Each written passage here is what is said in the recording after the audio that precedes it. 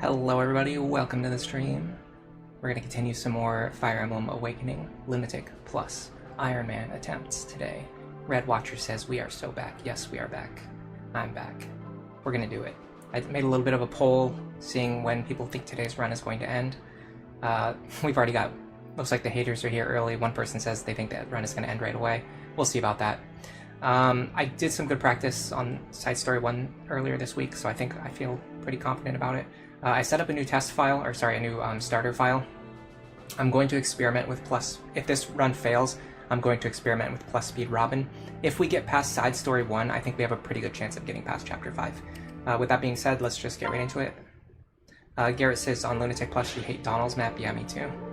Skywing says hello. Hello, Skywing. How are you doing today? And how's everyone else doing? Yeah, this map has taken me by far the longest to solve of any map. Didn't get anything good, just got a guy showing up to block our shop, okay. What about barracks? Anything nice in the barracks?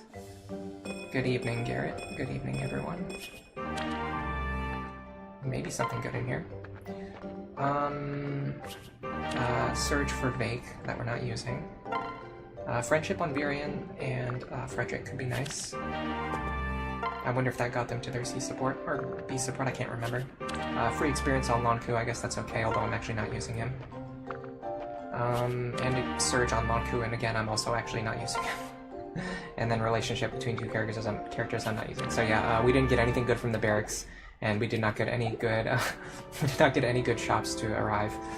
Alright, so I'm going to go into the chapter and do a little bit of scouting. I want to see what my benchmarks look like. I'm pretty sure Robin is fast enough now, but if I change their, based on last week, the reason I didn't change their class yet is because if I change their class, they're not going to be fast enough to double these enemies anymore, which is very important. Yeah, so we have exactly enough speed to double these enemies. Now the question is, can we two-shot them? Hello Aid, welcome to the stream. How are you doing today, Aid117? Hope you're having a great day. Alright, so I want to give Robin maybe, what's our strongest tome? Now we won't be able to use the Flux tome anytime soon. That's a little bit of a problem. Also, don't let me forget to use the Seed of Trust either. That's extremely important today. And I think, yeah, I gave Northern Hatchet to Frederick. Alright, so if I have my strongest tome, which I guess is just a regular old Thunder Tome, I'm gonna have 19 attack. Robin will have 19 attack. These guys have 39, and these guys have 36 effective bulk. Let me just map that out just to be 100% sure though. So 19 minus 1 is 18, 18 times 2 is 36. So we're actually 1 point short. And the problem is there is no magic tonics this early on, so we can't just give Robin a temporary boost to their magic either. What about this guy? It's 19 minus 2, 17 times 2 is 34. Okay, we do one round the archers, but we don't one round the barbarians, and we really need to be able to do that. So we're either gonna have to forge some might onto the Thunder Tome,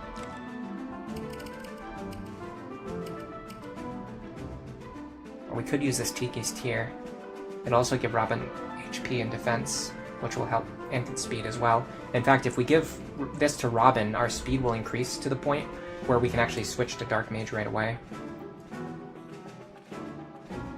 Then we're gambling on the fact that we're gonna, that's a little bit of a gamble, because then we have to hope that we get 2 more points of speed over the course of this chapter, because then if we don't, then we're gonna lose the 2 points that we're getting from the Tiki's Tier. And that'll put us, so we're not on our speed benchmark anymore. Let me check the magic and speed growth rates in these classes. You can't wait to see Donald get sacrificed on turn 1. We might sacrifice him on turn 2 or turn 3.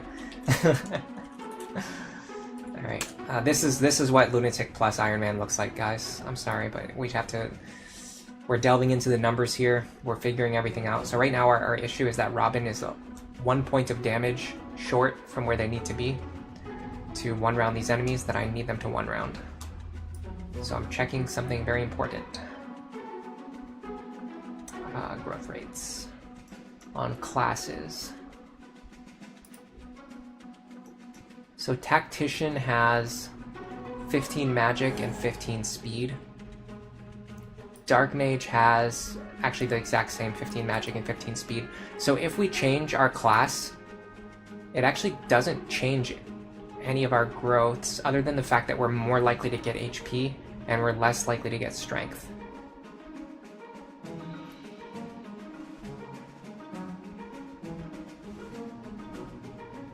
Yeah. All that happens is we get some HP growth and we lose some strength growth, which is great for me because I don't need strength at all, and I would love to have more HP. So I think I'm going to use the Tiki's Tear. Let me second seal first. So we're going to second seal into Dark Mage, and you're going to see what's going to happen. When we do this, our speed is going to go down to 9. Now we no longer double these enemies. Tiki's Tear was an awesome grab. Yeah, the Tiki's Tear is going to end up being clutch here, because it's going to allow us the flexibility to do what we want to do with Robin. But this is also the reason why I'm considering experimenting with the plus speed Robin. My only concern is that I think the plus speed Robin won't be able to one-shot enemies that we need to one-shot later on. Because we're not going to have as much magic. So it's the reason why I prefer the plus magic Robin. Anyway, so now we don't have enough speed to double these enemies, but we use this Tiki's Tear. Now we have enough speed to double these enemies, which is great. And we also have more magic, and we also have more skill, we have more defense, we have more HP. I love all of those things. I'm happy about all of those things. And we can also use the Flux Tome now if we need to. I'm actually going to just put the Seed of Trust away. I'll remember to use it. I'd rather have a Vulnerary in case I need it. Even though I'm going to be paired up with Chrom. Which reminds me, let's sort Chrom's inventory. So he's going to need his Falchion. I wonder if the Eloit's Blade is actually better than the Killing Edge.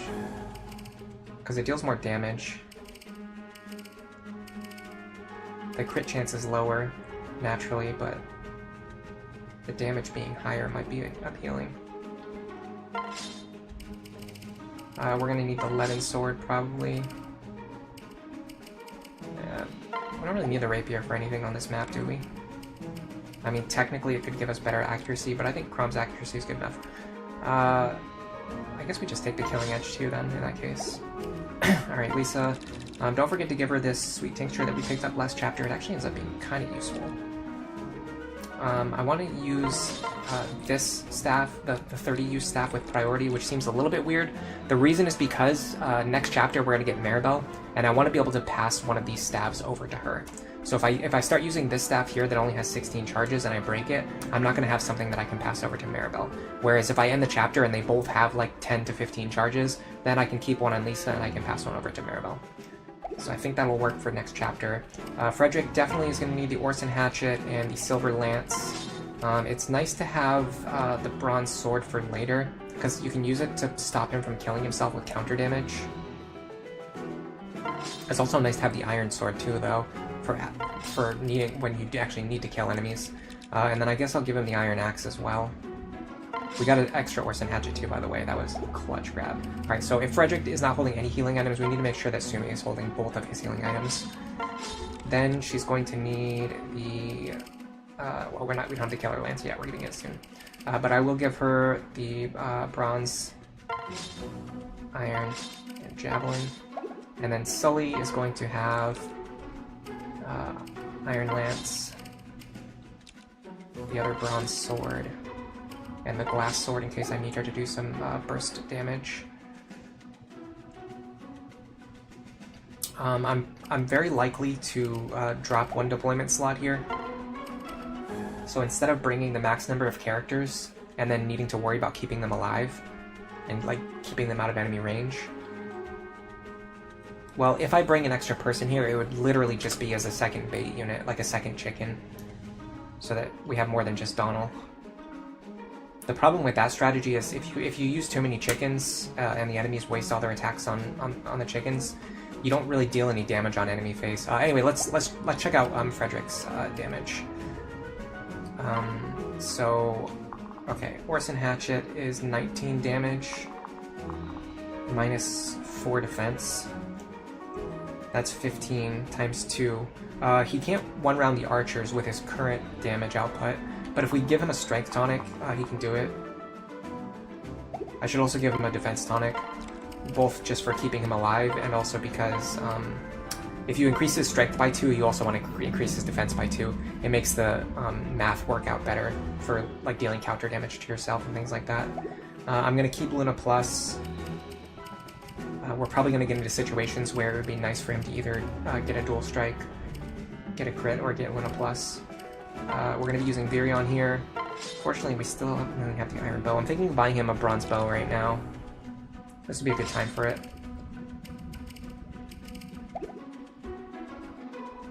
I gotta be careful about my money, though. Do I have anything in the convoy that I can sell later? Like, if I'm in desperate need of money?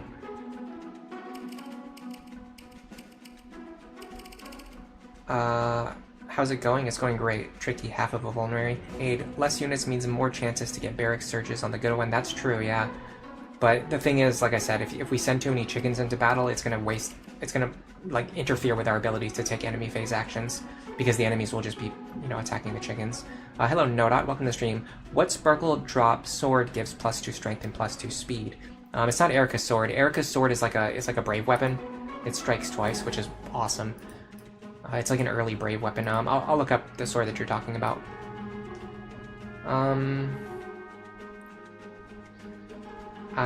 Let's see. I don't see anything like that. I see swords that give res, speed, and skill. I don't see one that gives... Oh, here we go. There's one that gives speed and res. That is the Selif's Blade. Selif's Blade gives speed and res. That might be what you're thinking of. Oh, yeah, Ephraim's Lance gives speed and strength. Yeah, that's probably what you're thinking of, too.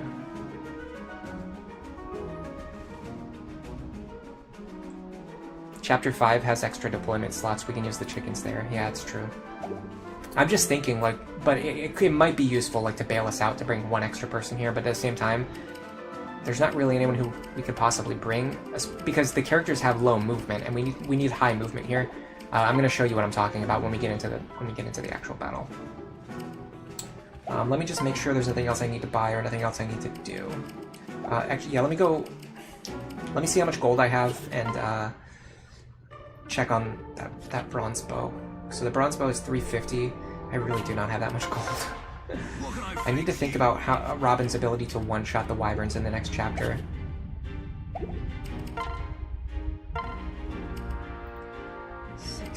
I mean, I'd have to put 2 extra might on here, which I can just barely afford in order to get more damage than I'm already getting with the Flux Tome. But it might be necessary, because that would be 12 damage, which is kind of a lot. How much would I have left over? Only 50 gold. So I would need a way. I would need a way to get 100 gold somehow. So what do I have in my convoy or in characters' inventories that's worth 100 gold that I'm willing to sell?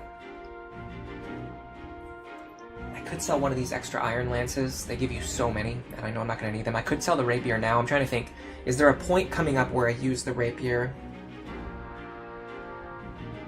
Or is it fine to sell it now? I'm pretty sure I'm done with the rapier. I just want to make 100% sure. I can't remember if there's enemies coming up. There are cavaliers in chapter 6 that I might want to use it against. I'm not going to sell this hammer. I could sell this imposing axe. I don't think I'm ever going to use it. Turn that into a bronze bow that I will use. And then if I end up not needing the Seed of Trust, that saves me 250 gold as well. Alright, so let's go to Virion. Yeah, I want to buy him the bronze bow now.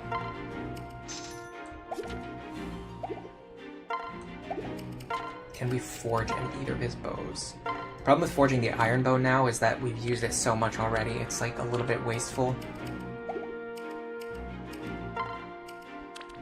The bronze bow is a lot cheaper to forge. Honestly, if we use the bronze bow, it's just going to be for accuracy and to save weapon charges on the more valuable bow. I think I feel okay about this. I don't think there's anything else we need to do. Robin technically has a defense tonic active already. Sully and Crom. Honestly, Virion, a defense tonic on Virion would actually be kind of clutch here, because he's a little bit squishy. I have a feeling enemies with Luna Plus can probably one-shot him. Let's find out. Yeah, we sold the imposing axe. Finn's lance gives defense and luck. Dude, I love Finn. He's my favorite character in FE4 so far. I haven't played the whole game yet. I'm like halfway through. Imposing axe plus gamble. Oh boy. Yeah, LeBron. Whenever I say the bronze and like the bronze bow or like the bronze sword or anything like that, it always sounds like I'm saying LeBron's bow. Somebody already recommended that we if we forge any bronze weapons, we name them that. Which it might happen. It's not going to happen right now, but it might happen later. I could see a bronze axe getting forged at some point. All right, let me check something here about these guys with Luna Plus.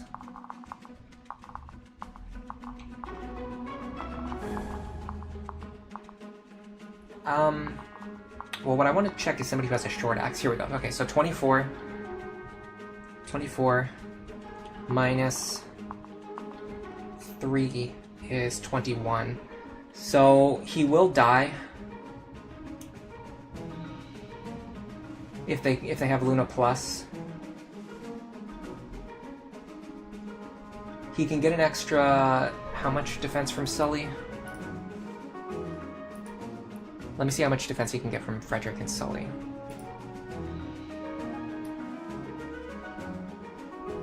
Sully will be 2 defense, so that the enemy will still have exact lethal on him. Frederick would be Great Knight, 4.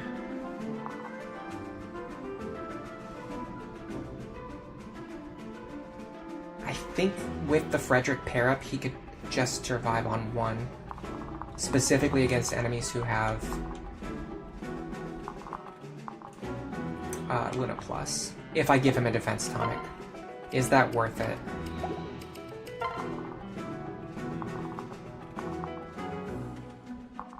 It actually doesn't seem to be the case because none of them have Luna Plus. None of the ones that I'm scared of. So it's actually not, it's not worth it. I don't need to give him a tonic to survive against an enemy that literally does not exist. There's no enemies here who have short axes and Luna Plus. As for enemy skill configurations, this is pretty gross. Like pretty much every single one of them has counter. But I'm gonna fight this guy with Robin, and I'm gonna fight this guy with a 2-range weapon. Although the fact that he has Pavis will cause problems. But this configuration over here is really nice. Robin can definitely kill this guy. Frederick can kill him. Robin can enemy phase him. Then this guy moves forward. Robin kills him, guaranteed. Frederick fights him on player phase. The problem is he has the combination of exactly counter and Pavis, which means Frederick's damage is going to be cut in half, which means Frederick can't get rid of him, but then also whoever he attacks is going to deal counter damage to themselves. I don't like that. Let me see what the damage is going to actually be. So it would be 21. Oops, I opened up the wrong window on my calculator. 21.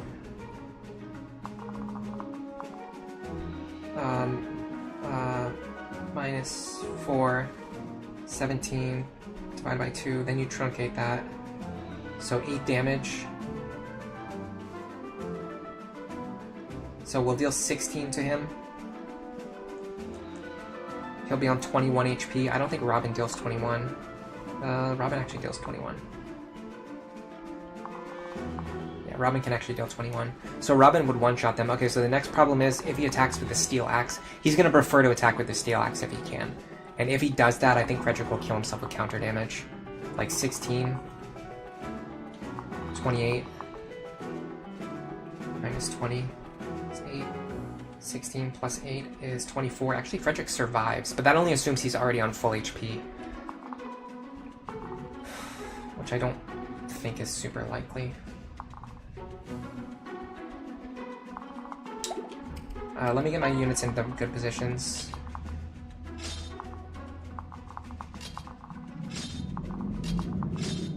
I want Sully here. Is that true? Yes. I want Sully here.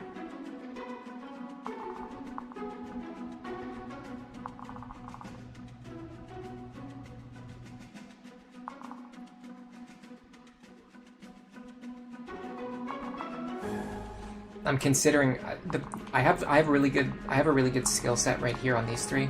I'm sure that I can get rid of them. The problem is all three of these guys having counter. It's going to make things pretty difficult, and then this guy also has counter Aegis, which is going to make him tough to get rid of.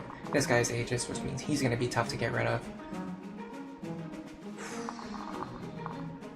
I'm going to go based on what chat says. Let me know if you want me to do this attempt, or if you want me to start doing resetting for better skills. LeBron's emblem.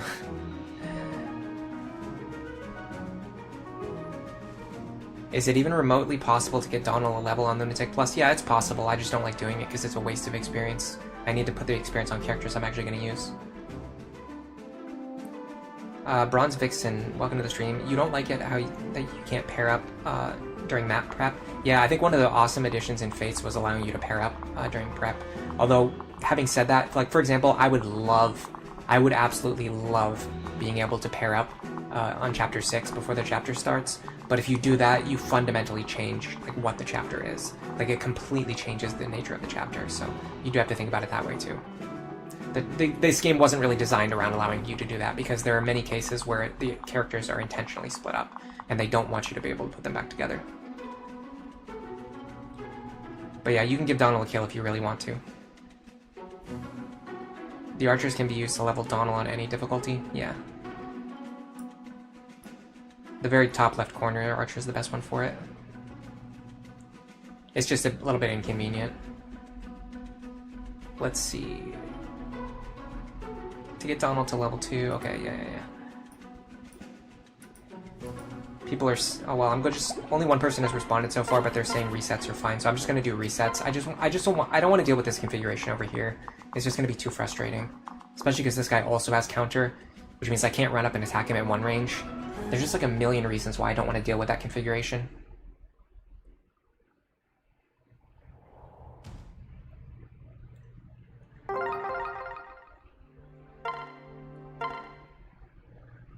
The main thing you need to look for is, I want this guy and this guy to be killable by Robin, which they both are, and then this guy is killable by Frederick, which he is. So that's a good start. This guy does have counter, but like I said, Robin's going to kill him, so that doesn't matter. This guy has Luna, doesn't matter. Okay, I feel pretty good about this. The enemies have a lot of firepower. All of them have Luna, which is kind of scary, but none of them have counter, and none of them have defensive skills. I think I can deal with that. I feel good about this. I'm going to send this one. Let me just triple check everything's okay. Make sure everyone's holding the items I need. I want to make sure I don't forget the Orson Hatchet this time. The Silver Lance, I've got my Silver Lance. Virion's gonna vulnerary. I'm pretty sure I can give one to Sully as well. Who's holding the other one? Robin. I don't think she needs to hold one. I can't think of any situation where she'd need to use it, where she's not already paired up with Chrom. Okay, I think this works. You're gonna go over here. No, actually we need you here. For a very specific reason that I'm gonna show off in a second. Alright, let's send it. This is it. This officially counts. As it says on the marker, when I start the battle, the save is locked in. The Iron Man begins now. I can leave and enter the map if I need to, yeah. It's actually less efficient than resetting because, like Snow Warning mentioned, when you reset, like if you save the game and then just reset a bunch of times, it saves the position of your units. But if you leave the chapter and come back in, you have to redo all of your positions, which is annoying. Which also reminds me, let me make sure everyone's in a good position. Okay, I think this is fine. We're gonna start. All right. So the reason I put Sully here is actually because of Donald. I'm gonna stand right here. I'm going to trade my items over to Sully, so she ends up with a vulnerary anyway. Then I'm gonna wait. What this does, it forces this enemy to always move to this tile. The reason is because he wants to attack Donald, because Donald's gonna be the only person in his range, and he wants to attack from a forest whenever he can. And so what happens is it forces him to move to this tile, which is great, because we don't want him moving to 1, 2, 3, 4, 5. We don't want him moving to this tile or this tile. That's gonna have him closer to our units, where if he's here, he's actually one tile further away. So we're kind of just using Donald as a bait to keep him a little bit slightly further away. If I wanted to, I could actually put Sully here and then Donald here, but I think Actually, don't really see any problems with that. I don't know, I'll consider that for the future. Alright, this guy does not have underdog, so we should have nearly guaranteed accuracy against him. 95%. The thing is, we don't really need to gamble on it. So we can do this. We can move this guy out of the way. Falchion is fine here. Do not misclick for your life. Do not misclick. We should be able to guarantee a kill with the Wind Tome. Or the Fire Tome. The Fire Tome is less valuable, so we're going to use the Fire Tome. 19 times 2 is 38. That's exact lethal. No, it's not. It's 1 extra damage. If Crom dual strikes, he gets free experience. He didn't dual strike, he doesn't get any free experience. We need these two to fight together 5 times, and we want them to get +1 from the shiny spot. If they do not get +1 from the shiny spot, we must use the Seed of Trust. I have to remember that. It's extremely important for next chapter. We also need to make sure that Robin levels up speed twice. So we need to give them a lot of experience until at least they hit the speed benchmark. Then we can worry about training other characters if we need to. Now, because this path is free, and also I could have just paired up with Sumia anyway, we can go like this, go here. Now with Sumia's pair up, we have 100% accuracy. We don't need to worry about changing Frederick's weapon, because the archer is going to prefer to attack Robin anyway. Now the only enemy in his range is Robin. He's going to attack Robin, and then Robin's just going to kill him on enemy phase. Then, next turn, Robin's going to kill this guy. Frederick's going to fight and hopefully kill this guy, especially because he has Luna Plus. We're going to get our units into position to start moving them forward.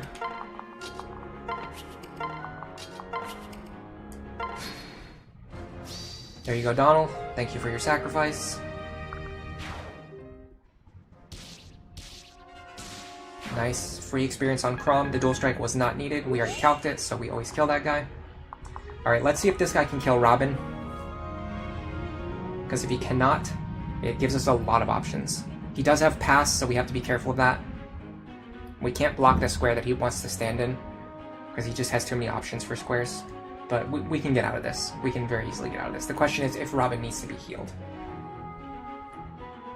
And if Frederick can potentially go first. It doesn't look like it, because that will put him in range of this guy. Okay. So let me calculate if Robin can survive against this guy. 28.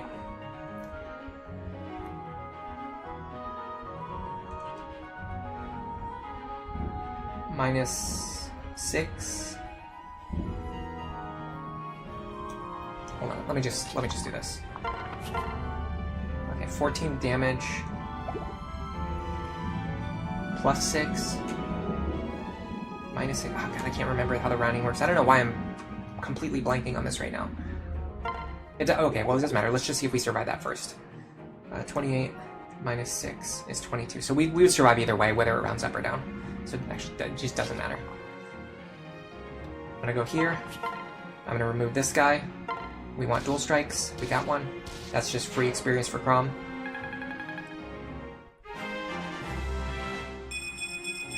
Did not get the speed level up. It's looking grim. Now, if Frederick could survive all 3 of these, what I would do is move him here and have him attack this guy.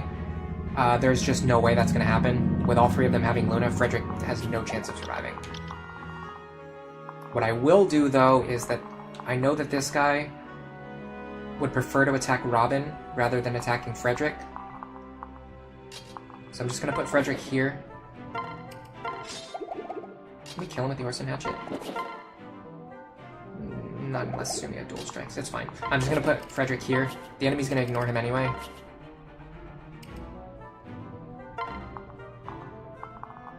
Yeah.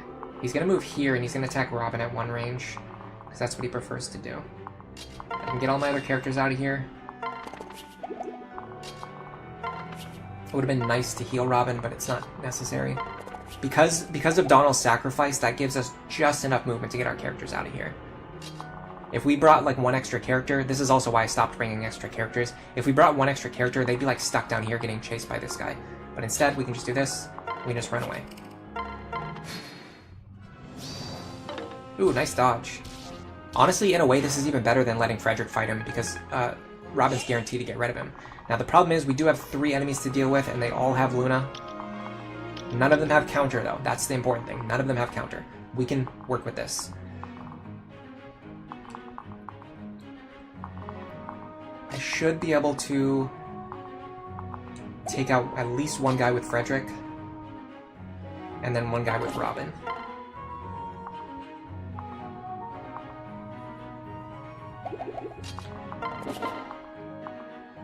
Iron Sword. Yeah, so if we use the Iron Sword, we will one-round these guys. Oh, this is actually perfect. This is actually perfect, guys. So we hit Iron Sword here.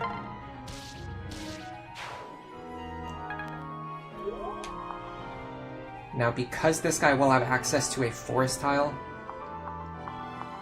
we cannot kill Robin, but that's okay. Robin's not going to be threatened. Because this guy will have access to a forest tile... No, he's not going to attack us from the forest, so we don't need to increase our damage. Yeah, this should be fine.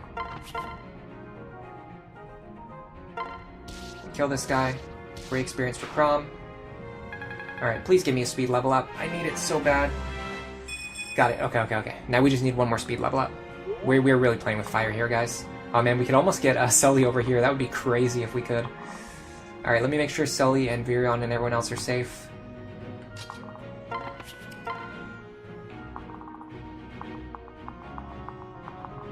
You go here, and then Virion, you just step over one tile. If this guy somehow survives... Oh, nice guard. I was going to say if this guy somehow survives, I would consider giving the kill to Virion, but it's not even needed. Alright, we're going to heal Robin up. We're going to start moving this pair. That was really clean. We got out of there way easier than I expected. Don't need to worry about this. These enemies will only attack if you move into this range. These two specifically have linked AI with each other. So they'll only attack if you move into this guy's range. Alright, this is a real attempt. I'm going to highlight all the enemies on the map now. And I'm going to see what skills these guys have. Okay, this guy having exactly counter Pavis is like the worst possible thing that could ever happen.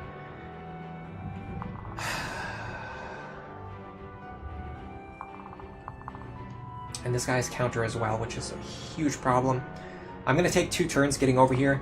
I'm going to set up in such a way that's going to allow me to kill this guy, and then block this guy with Frederick. We're gonna have to take some extra turns, and if the Killer Lance gets away, then that's just what's gonna have to happen. I'm not gonna reset until all of these guys have the perfect skills, and all of these guys have the perfect skills, and all of these guys have the perfect skills. It's just not worth it. I can win under these conditions. 2, 3, 4, 5. This is not good.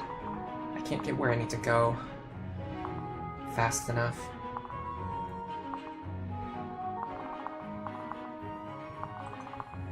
I need Robin to be down here, but I need Frederick to get in front of him. Maybe, hold on, I've got an idea. Frederick... Yes, yeah, okay. I'm visualizing what I need to do. It's a very, very complicated movement tech, so give me a second to figure this out. So Robin pairs up with Sumia. Sumia goes here. No, Sumia goes here. She drops Robin here. Then Crom pairs up with Frederick. Frederick goes here. He transfers, and then Crom goes into the lead and then transfers Frederick over to Sumia. I think this works. This will get my units in a position where they need to be next turn. So Sumia here. Nope. Sumia here. Robin here. Robin is now close enough to fight the thief next turn.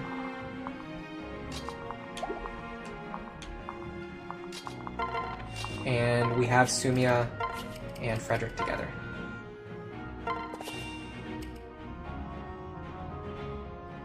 Okay. I think this is fine. Everyone else is just going to play catch-up.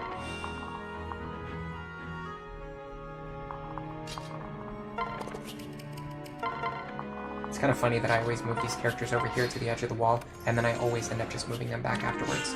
Okay, I'm like half a turn behind where I normally am. Normally, right now, Frederick would have already attacked this thief, or maybe he'd be getting ready to do it right now. Oh, God. He has a lot of speed, too. I'm not super likely to hit him either. With the Crom pair-up, I should have a better chance of hitting. Okay, this is significantly better. Okay, I'm guaranteed to hit him for at least 20 damage.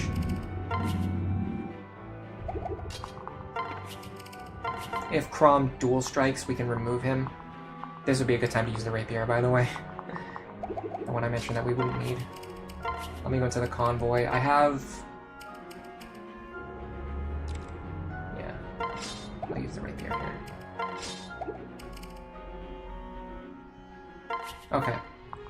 I'm going to use the Wind Tome. It's more valuable, but the damage is guaranteed. Now we need Frederick to kill this guy in such a way that he won't kill himself with counter damage when fighting this guy on the next turn.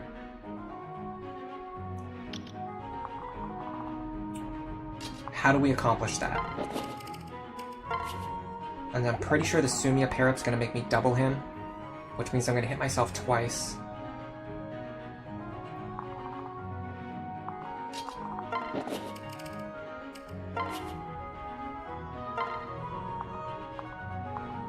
I can at least get him with the Bronze Sword.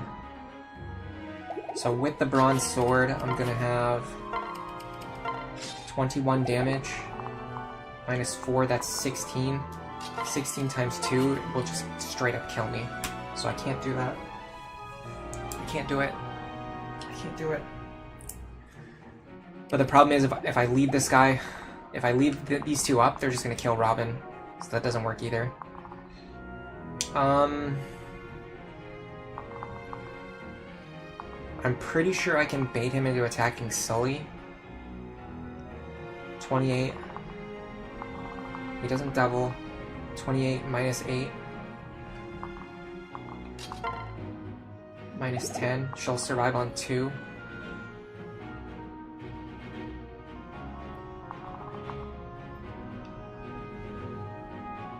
She's gonna have no weapon equipped, so she doesn't deal counter damage to herself.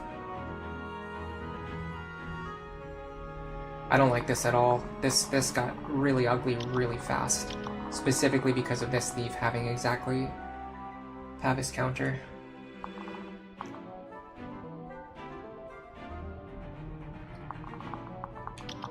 What if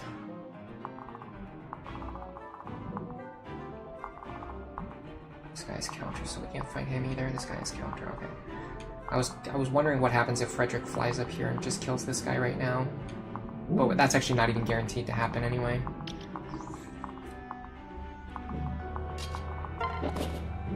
Okay, so what is there a way for us to double him then? Or is there a way for us to kill him in 2 hits? That's a good question. Iron Sword is 23. Minus 4 is 19. Times 2 is 38. That will kill. That will kill. Will we kill ourselves with counter damage though? 20, sorry. It's 19. 28. I need to look up the weapon triangle thing. I'm gonna make 100% sure that I'm calculating this correctly. We need to have C-rank swords to get the -1. But we do have C-rank swords. Is that true though, or is it B-rank?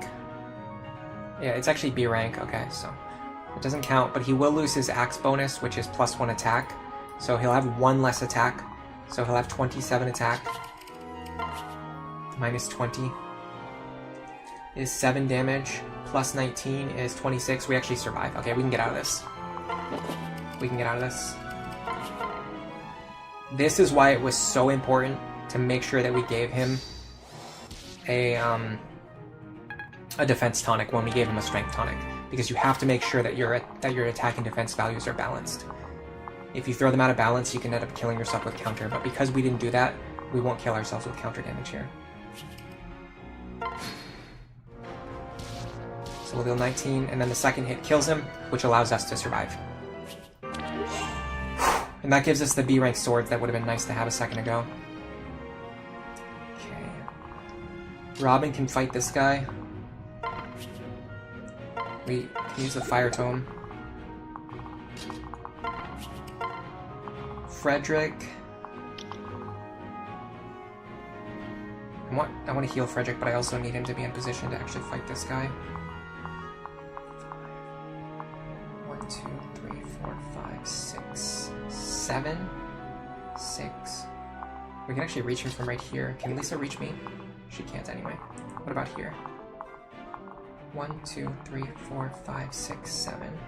So here, lining up with the wall. 1, 2, 3, 4, 5. Actually, if I go back to get healed right now,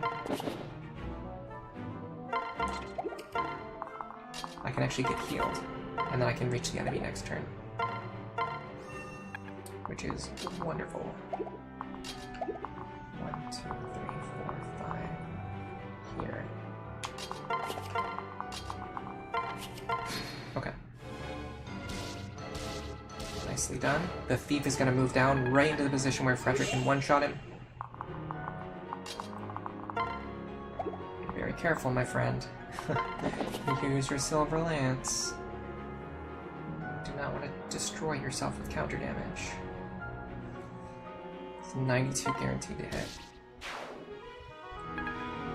Okay, we got our killer lance. I feel very good about the current situation. This guy is of no concern to me whatsoever.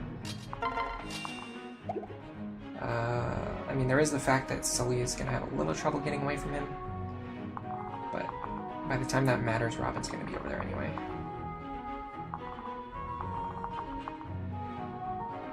So we can just go over here.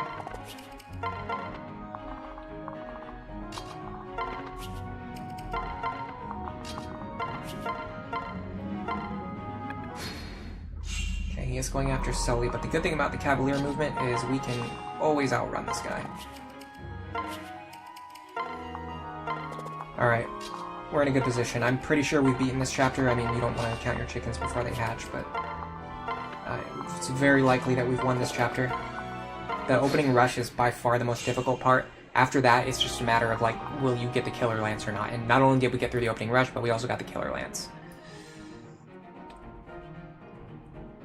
Hello, Asius. Welcome to the stream. It's your first time coming to the stream, but you do watch through the Lunatic gameplay highlights, and you're watching the No Frederick run. I want to continue the No Frederick run soon. I do have the save files for my Stall Emblem and my No Frederick run saved on my hard drive, so I just have to swap them in when I'm ready to go back to those runs. But I just got caught up doing other things, you know how it is.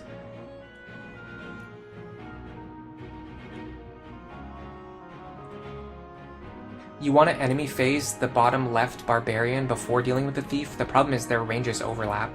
All of these enemies over here have linked AI and their ranges overlap. So if you try to fight just one of them, you end up fighting like 3 of them. Joseph G. I didn't see a message from Joseph G. Where is that? Oh, here we go. Are games to play suggestions allowed, or is this stream very strictly no backseating? I mean, you can make suggestions if you want, but it's very unlikely that I'm going to change what I'm doing. I mean, I've had good callouts on stream before. When someone makes a good callout, I always give them credit, but it just comes up very rarely because we're playing at literally the highest level at this point. There's like, it's just not very likely that like a random person showing up in chat is going to point out something that I've never noticed before on an extremely difficult run, arguably the hardest difficulty mode in the history of Fire Emblem. A run that I've been planning for, at this point, more than 2 years. Like, it's just very unlikely that someone's going to show up and just offer a suggestion. It's going to blow my mind. But I don't mind it either way. You're curious when Sully is going to get her training to hit the thresholds for Chapter 12. So the thing is, I kind of offloaded Sully's training onto Chrom. So it's more the case that that I'm going to be training Chrom rather than training Sully. She will get experience when I'm able to, but it's not a priority anymore. Like for example here, we can give some chip experience to Virion, and potentially Sully as well. Sully didn't get it, but either way, that got him to C-rank bows. Oh, I should have used the bronze bow there. I bought it for specifically this reason, so I wouldn't waste iron bow charges, but it's okay. It's 1 charge.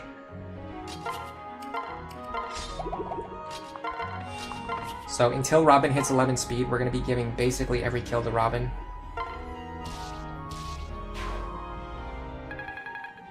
Once Robin hits 11 speed, we can start thinking about training other characters. Did not get it?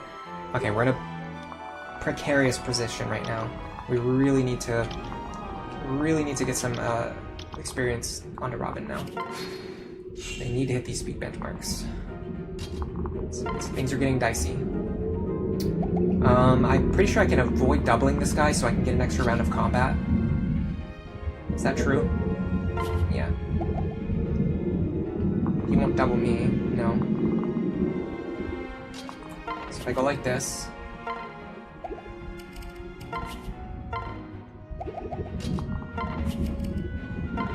Oh, I only have one Fire Tome equipped anyway, so I don't even need to do that.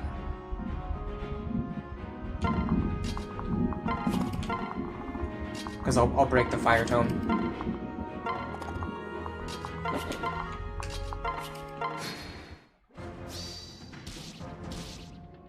Yeah, so now the Fire Tome breaks, which means we get an extra round of combat against this guy, which is just a little extra chip experience.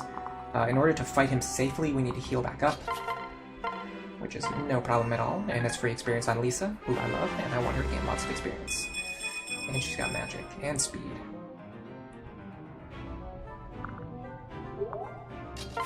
Because of Vantage, it might not be possible for Virion to fight this guy. Actually, I think we can do it with the Frederick para, but then if we do that, we might just one-shot him. Well, hold on, let me check something. Okay, so we can always just guaranteed kill this guy anyway. So let me see if I can get some chip experience onto Virion again. I'm gonna take 13 damage. I'm gonna take 24 minus 5. Which is... Wait, hold on a second. 19 damage? Oh no, we still die. So no, we can't. Okay. Unfortunately, because he has Luna Plus, we can't get chip experience here. My defense just isn't quite high enough. That's fine. I'd like to conserve Wind Tome charges, though. That kind of means I have to use Thunder charges. I don't have a cheap tome to use. I guess I could use the Flux Tome, but it's not that accurate. I'll just use the Thunder Tome, I don't care. The good thing is, because we reset our level, we're actually gaining experience kind of fast now. Alright, let's avoid doubling this guy so we can get 2 rounds of combat against him.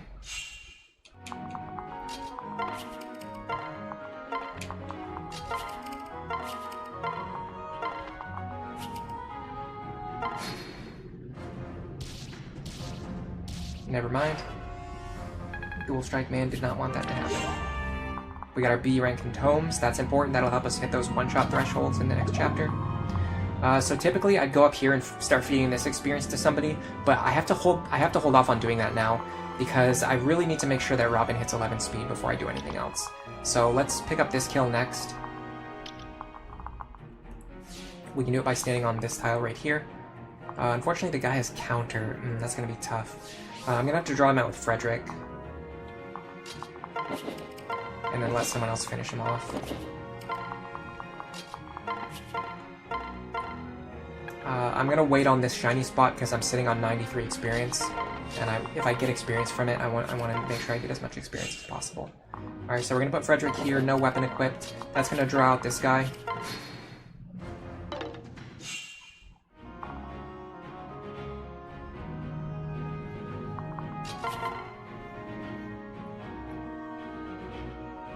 I probably should have set up a situation where Virion can get some chip experience again. Oh, he still can. Because, no, he can move here, right? Yeah. Okay. Let me go like this. Transfer you over. It usually doesn't come to this because typically Robin, Robin's not really usually this far behind on speed.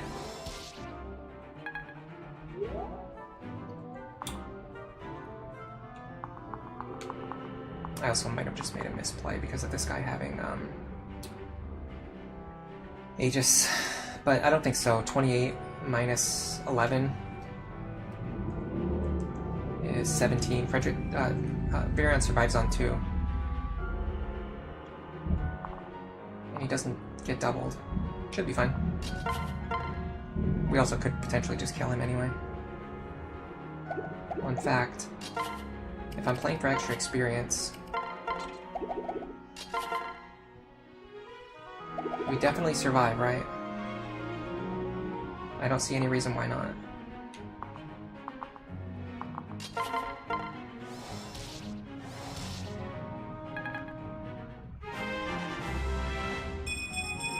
Oh my god, I really need speed, please!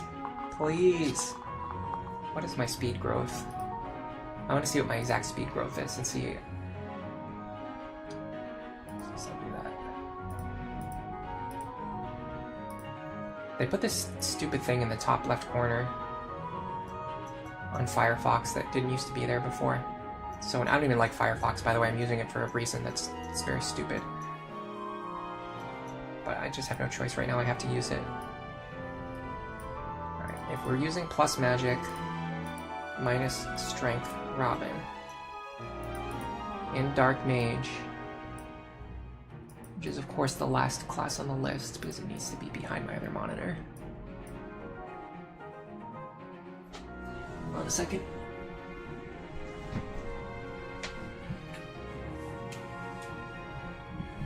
Let me just move that out of the way.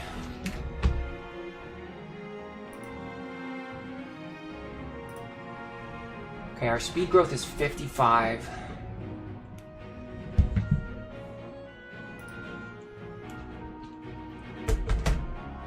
Hello, hi pal, welcome to the stream. Haven't seen you in a while. I was just thinking about you the other day though. Someone made a thread about like who are your favorite Fire Emblem YouTubers, and I went to check out your channel to see like, because I was like I really like this one specific video that you made, but I don't think you've actually uploaded a lot of videos in total.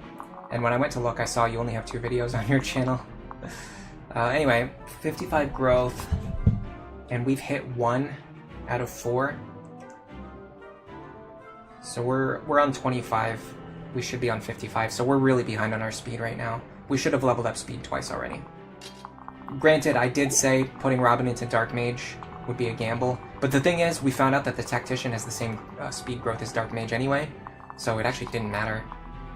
All it did was reset our level so that we could gain a little bit more experience, so we could level up faster, and then hopefully hit these speed growths, which we're just still not hitting anyway, because the game really hates me.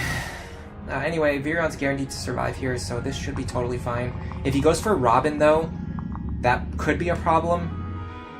28 minus 15 is 13 plus 10. No, we survive anyway. We won't even kill ourselves with counter damage. This is totally fine.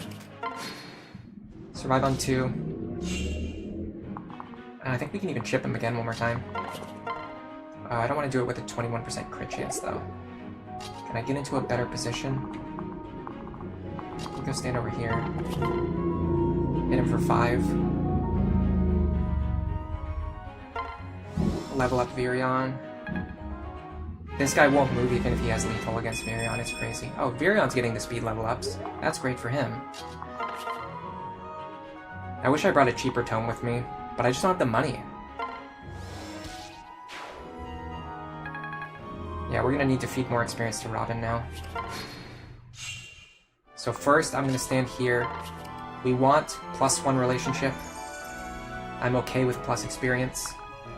I'm not okay with weapon rank. That annoys me very much.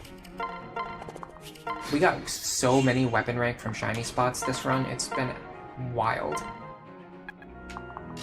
I feel like probably more than half of our shiny spots this run have been weapon rank increases. Every single time it keeps being the one thing that I don't want it to be. I kind of explained this before during I think it was either the last stream or the one before. But the reason I don't like getting weapon rank on shiny spots when I'm doing the Iron Man is because I've specifically planned the Iron Man run around the fact that I'm always going to get the weapon ranks that I need no matter what. So getting a little bit of extra weapon rank from these really doesn't help me at all.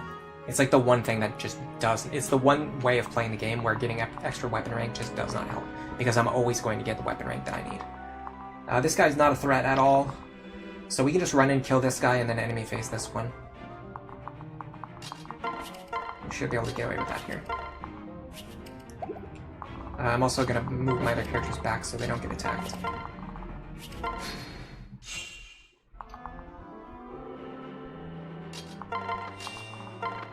I might even be able to use the Flux Tome here. I mean, the Thunder Tome's less valuable though, right? And if I miss here, it's not even a big deal. Okay. So now we're going to enemy phase this one, and we're really hoping to get +1 speed. I don't know what is happening, why it's so hard to just get +1 speed. We got an extra combat out of that though, so that's good.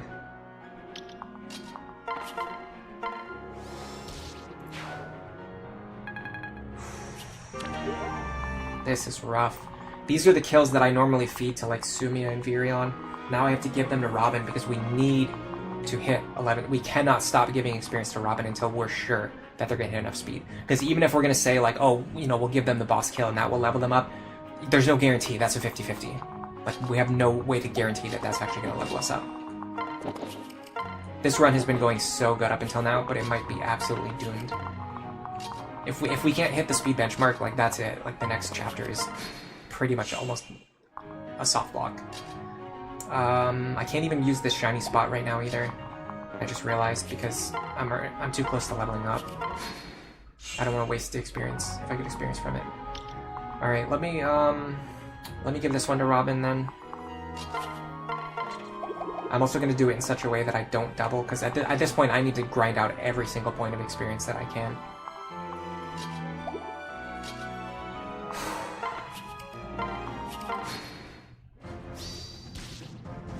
I just realized, though, I have to be paired up to get 1.5 experience. Speed, please. Okay, we're fine, we're fine. We recovered. We can work with this. We have just barely enough speed to make it through the next chapter. What is our magic looking like? Magic looks okay. I think with the, with this Forged Wind Tome...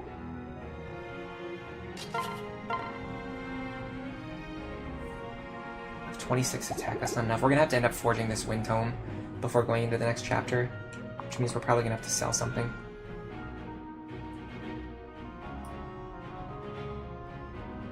No, it's not the sidebar. There's like a new thing. It's just in the top left. It's view recent browsing across windows and devices. It's stupid. It's not useful for anything. There's already like a tab you can use to view your recent history. They just added like a second button to do it, and whenever I'm trying to click on like the very first tab, like whichever tab I have furthest to the left, I keep accidentally clicking on that button. You can probably get rid of it. I'm sure there's a way to get rid of it. In fact, I just got rid of it right now, so yeah, it's gone. Problem solved. Alpha C says, thank you, Robin, for deciding to be fast today. No, it's the opposite. Robin decided to be slow as crap. We're basically on 33% speed growth. We should be on 55. So we're almost half of our speed. What we should be at. We should be at like 12 or 13 speed right now. We're effectively on -2 speed. We can account for that, but it's not going to be fun. And that means we can give this to Chrom. We want +1 relationship here. Didn't get it. That's fine. We planned for this. This is why we planned everything out before starting the Iron Man. So we're going to go here. We're going to go into the convoy. We're going to grab this Seed of Trust. You get 1 Seed of Trust at the start of the game. We're going to use it to guarantee the A rank support between Robin and Chrom. That's going to give us +6 speed in the next chapter.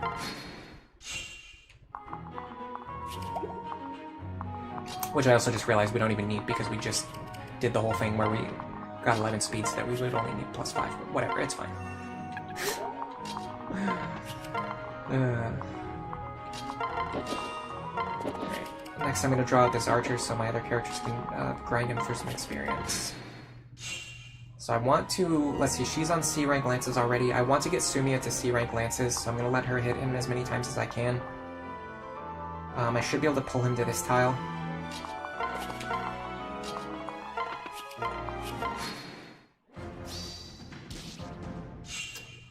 Does this guy actually reach over here? No.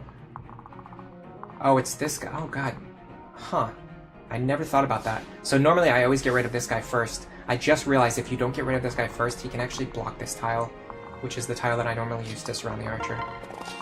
I've just never done this configuration before, because I never have to have Robin fight that guy to get 10 experience. It's just not something that happens. Alright, hold on a second. Let's just sandbag for one more turn. We'll just pull him back one more tile.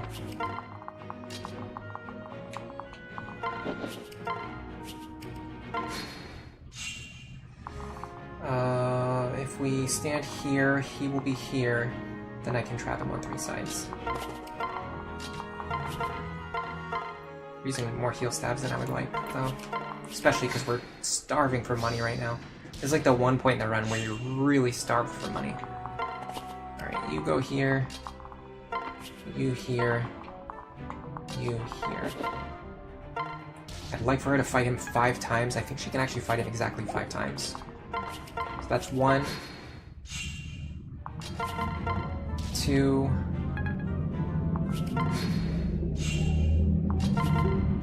3,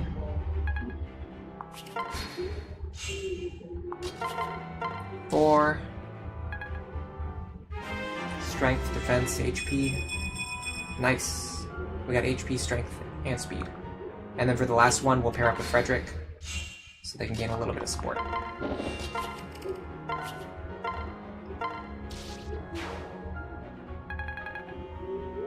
How does the Seed of Trust work? Does one unit eat it, or do they have to share? I guess, given the nature of the item, I would assume they probably share it. A little bit of bonding moment. When do we get gold next? I mean, technically, you could sell an item from this chapter, or you could, I think, there's either a bullion or there's like an item that you can... I'm pretty sure there's a bullion in the next chapter. Or there's an item that I always sell, I can't remember. Donald is going back to his farm. Okay, this is actually really good, because we can just... He doesn't have pass or counter, so we can just fly in and hit him as many times as we want. Which is going to be 5 more times. This should give us enough weapon experience to use the Killer Lance next chapter. You can get 5 points from each, or 10 points from each enemy, technically, from fighting them 5 times each. I want to drink water, but I can't do it with one hand. Hold on. It's 3.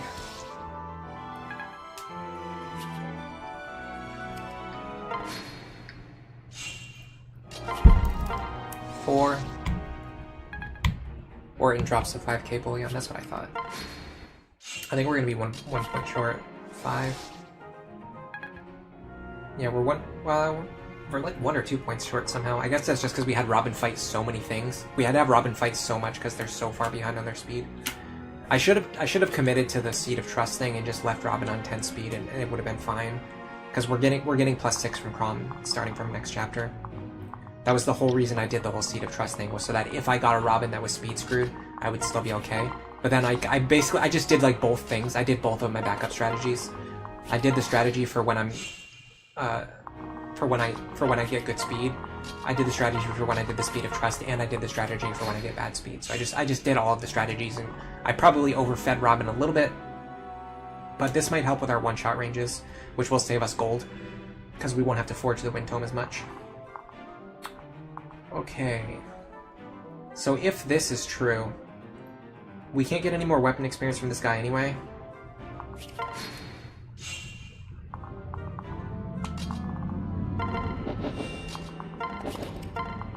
I'm going to use Sully and Crom.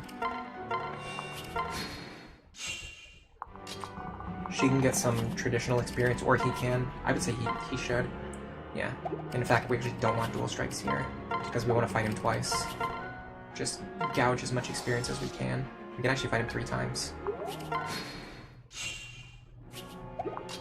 Oh, we can get to C rank lances from the other archer. We'll be fine. Can we watch the Donald dialogue at the end? You know what? Sure. Ooh, nice. Strength and defense. Make sure we get this chest. Alright, so this last archer has pass, which means we're not going to be able to sandbag against him. But we can at least let Sumia fight him 1 time, I guess. Get a tiny little bit of experience. It should be possible for Virion to fight him too. Let me do it. I have an idea for how I'm going to do it. So I'm going to have Virion and Frederick paired up together. Virion will shoot him, get some chip experience. 22. Minus 11. Virion will definitely survive. In fact, we can actually draw him out with Virion. And then what we can do is we can transfer Frederick and Sumia together. so that Sumiya can fight the enemy at 1 range. Look, alright, I can do one of two things. I can either speak properly, or I can play the game properly. And I've decided that I'm going to play the game properly. Alright, so Virion here. And then we'll put our other characters here. Oh, actually, this is kind of a bad spot, because it puts him into a tile where I can't fight him with as many characters. We'll be fine. You know what, then? I have some ideas.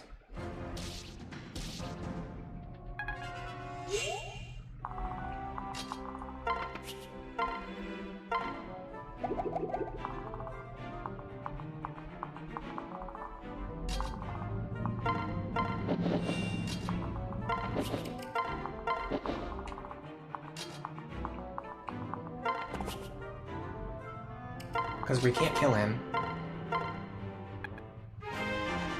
We might as well just fight him one more turn. Because I would train, like, I would use this guy to train someone like Virion anyway. Okay, just get a little bit of chip experience there, and then Sumiya, with Frederick's pair up, she should be able to get the kill. Yeah.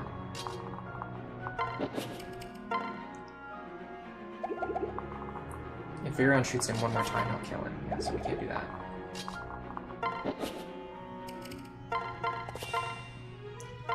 There you go. Probably not C rank still, but we're close enough. By the time we need it, we should be able to get C rank. We don't need to heal Virion because we're pretty low on stabs, and he's not going to fight the boss. Or if he does, it'll be in a situation where the boss can't do anything to him. So we're just going to start moving everyone up here.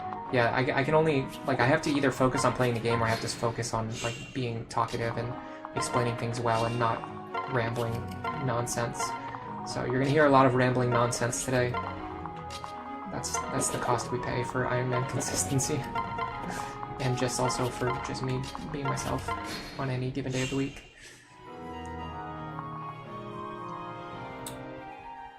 People are talking about Sumiya, whether she's worth deploying for the flyer movement or whether she's bad because you have to train her. I think it's I think the truth is a little bit of both. Yeah, I think the flyer movement is great. I think the high cost of training her is a pretty big investment. It's why for this run, for this route, I'm using her, but I'm not really training her. I want her to be able to use the Killer Lance, but that's it. Other than that, I just need her to get to I just need her to get to C rank lances, so that she can pair it with Frederick and just give Frederick a bunch of speed. You hate Sumiya as much as Ellery hates Donald. I didn't think that was possible. Okay, this guy has Vantage Luna.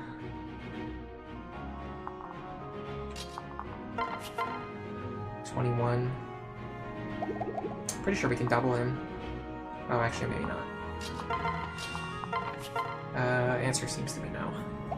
Okay, well, if that's the case, let's fight him one time to get his HP low, and then we'll let someone else get some... Oh, no, because if we do that, then he's going to switch over to the short axe, and then other people won't be able to chip him safely. Okay, we can deal 21 damage pretty consistently. How much can this duo deal? 10 or 13. That's not enough combined damage to get the kill. What does he deal? 30? Wow, no, there's no way. There's no way Virion survives that. Absolutely no way. Okay, what about... Okay, so what about the other plan then? What about lowering his HP first? Well, no, same problem. That equips him with the short axe. But not if we fight him at 1 range, though. He doesn't have counter, so we can just fight him at 1 range. So 35 minus... It doesn't matter because we have more than 30. We have 35 HP, so... I talked about this during the last stream, but if an enemy has Luna Plus and their attack is equal to or less than your HP, you don't even need to bother calculating the damage, because you're always going to reduce it by even if your defense is only 2 and you reduce it by 1 damage, that would be 35 minus 1, which would be 34, which we would always survive. So as long as his attack his listed attack is less than our defense, we're virtually guaranteed to survive. Let me see if I want dual strikes here or not. 21 plus 12. We can actually like Crom fight him, can we? This one is a little bit more tricky to calculate. So 35 minus 7 is 28. No, so Crom can't fight him safely. So let me calculate the other thing. 21 plus 12 is 33. Also, we'd have to contend with having a crit chance, so I'm not going to do that. So if we do this, if we fight him at 1 range, he will keep the short axe equipped, or sorry, he'll keep the silver axe equipped, so Virion can attack him next turn. And Robin is guaranteed to survive. Dodged anyway. Boss move. Actually do that. No, we can't do that one more time. Because then Virion would get the kill, which we don't want. Okay, so we're gonna do this. This good use of the bronze bow. Just to get free 11 experience on Virion whenever we feel like it. Then we're gonna go here. And we are going to kill this gentleman. And because we dodged that last attack, we can fight here. Get some support points with Virion. And we dodged another attack. I like giving the boss kills to Robin because the boss experience bonus gets multiplied by 1.5, which is very efficient. It's a very good use of experience.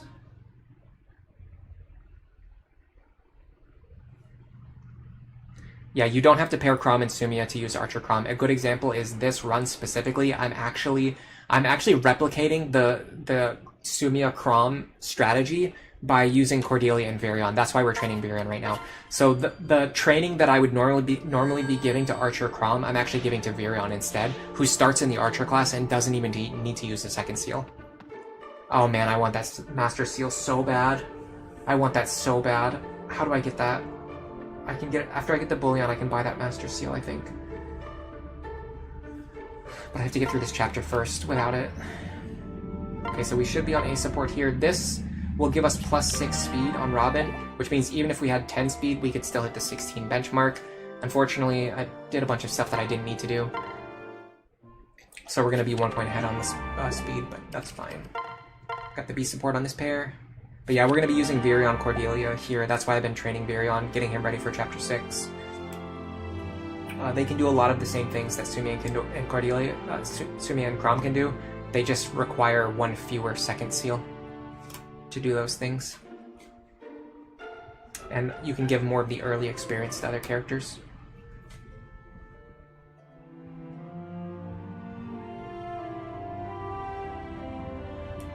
Yeah, I like Sumia and Frederick. I think like because Sumia has a very limited number of characters she can support with, I think it artificially inflates the value of her pair-ups. Or you just don't like, or if you don't use her at all, then it doesn't matter. But if you're going to use her, like, you have to pair her with Crom, or you have to pair her with Frederick. Like Gaius and Henry aren't real options, and then Sumia Robin is pretty good, but there's just like Robin is like probably the best partner in the game for everyone. So giving them to Sumia is like a little bit of a waste. You want to find like a pairing where you get something really good out of it. Alright, I really want this Master Seal, guys. I want it so bad. I know if I get this Master Seal, it's going to elevate this run. Like this could be a serious attempt. Like we would be moving out of the practice attempts into like this run could actually succeed.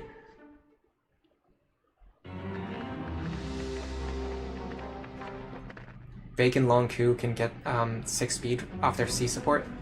Is that true? Let me check on that. I don't doubt it, but I just want to see. It's probably because Myrmidon gives 1 more than Lord. Yeah. And then Long Ku's also going to have 10 speed, and then the C support gives 1 extra. Wow, that's awesome. Yeah, I'm going to buy that Master Seal if I can. It's going to depend on if it's still there by the time we get through this chapter, or if we even succeed at this attempt. If we do fail, oh, that reminds me. I'm going to make a clone of this file. That means I'm going to save over the. It's fine. If I save over this, it doesn't matter. We'll make a new starter file. If I do fail on this chapter, I want to come back to this because I want to practice a strategy where you go into the bottom right corner that I've never really used, but I've seen other people use it, and I want to try incorporating it into my Iron Man route because I'm not going to do it the way other people were doing it. they used it for very specific reasons. But what I noticed, like when I was watching Kuroi's run from literally 9 years ago, they were using the bottom right corner strategy, and I was like, I can't really use that for my Iron Man, but I can actually adapt it in a way that works, where I can use it to train the character standing in these two positions, letting them get kills against the Wyverns, and then letting them get the kills against these characters over here. I could, like, you could train Virion by having him just hide in this corner, and then he's getting body blocked by characters who are capable of surviving a bunch of combats.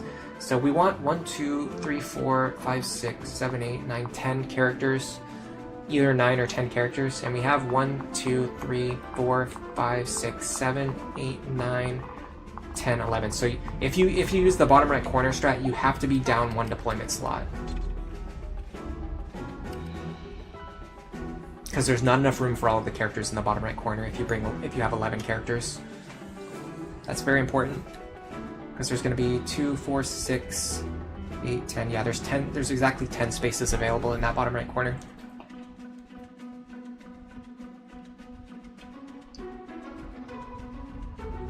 If Sumia had the same magic as strength growth, she would be more unique. Yeah, that'd be pretty cool. You're really happy to see someone use, Simone says, they're really happy to see someone use Virion. You like him as a character. I like Virion too. I think he's a great unit as well. I think he's very interesting. I mean, great is like, I'm not using great in the sense that I think he's like one of the best, like the strongest units in the game, but I think he has a lot of potential. I think like he's great in the terms of like how interesting he is. Like I think he's a very interesting unit to use. I really enjoy figuring out ways to use him, and I like all of the different things that he can do. And one of the special things about Virion, we talked about this 2 weeks ago, I think, is that his growth rates are actually pretty good. So if you look at his base growths, hold on a second, I actually have a sheet for this that's better than the one on Seren's Forest. I'm gonna go into my Fire Emblem drive. It might be the sheet that I've already linked in public. If it is, I'll show it to you guys as well. If it's more of like a private sheet, then I might not be able to share it, just because sometimes I have like other things written down on there. Secret information, secret plans. But if it's the public sheet, I'll link it, because I'm looking at it while I'm loading it right now. I'm going to be looking at it in a second. It has to do with Virion's growth rates. His bases aren't very good, but his growths are actually good. Okay, yeah, I do have it on here. Okay, so averages, Virion. He's on like 280, which is like fine. The average is actually 293, so he's a little below the total average, but he has high growths in speed.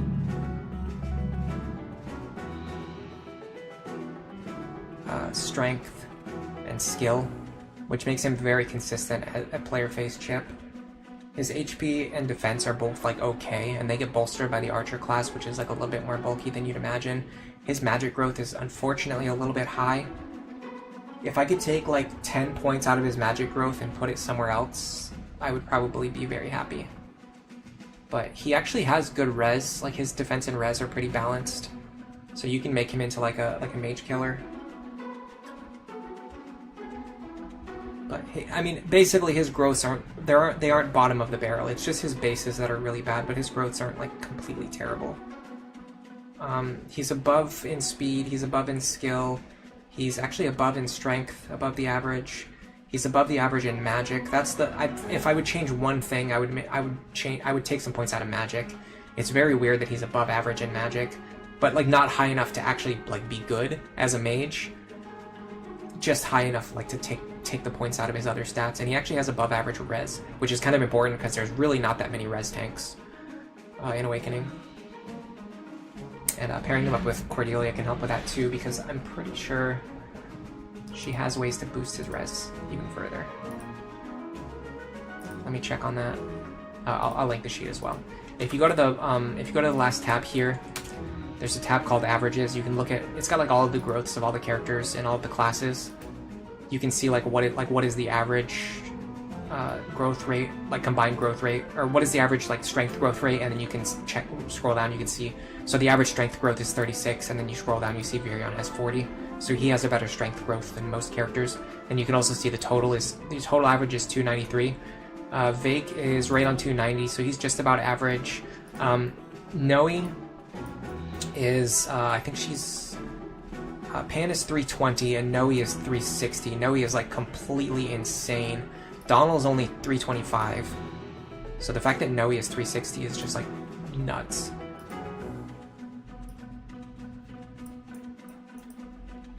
I didn't do the Gen 2 characters. You've never used Ricken to know if you hate him or not. I think Ricken's actually pretty valuable. We're going to be using him as well. Most likely. Garrett, you hate using Ricken? I'm going to use him for this. I'm using Ricken and Virion. I'm basically going all in on this chip strategy, which is going to help me. Because when you're fielding this many units, you really need characters who can like effectively chip down the most dangerous enemies.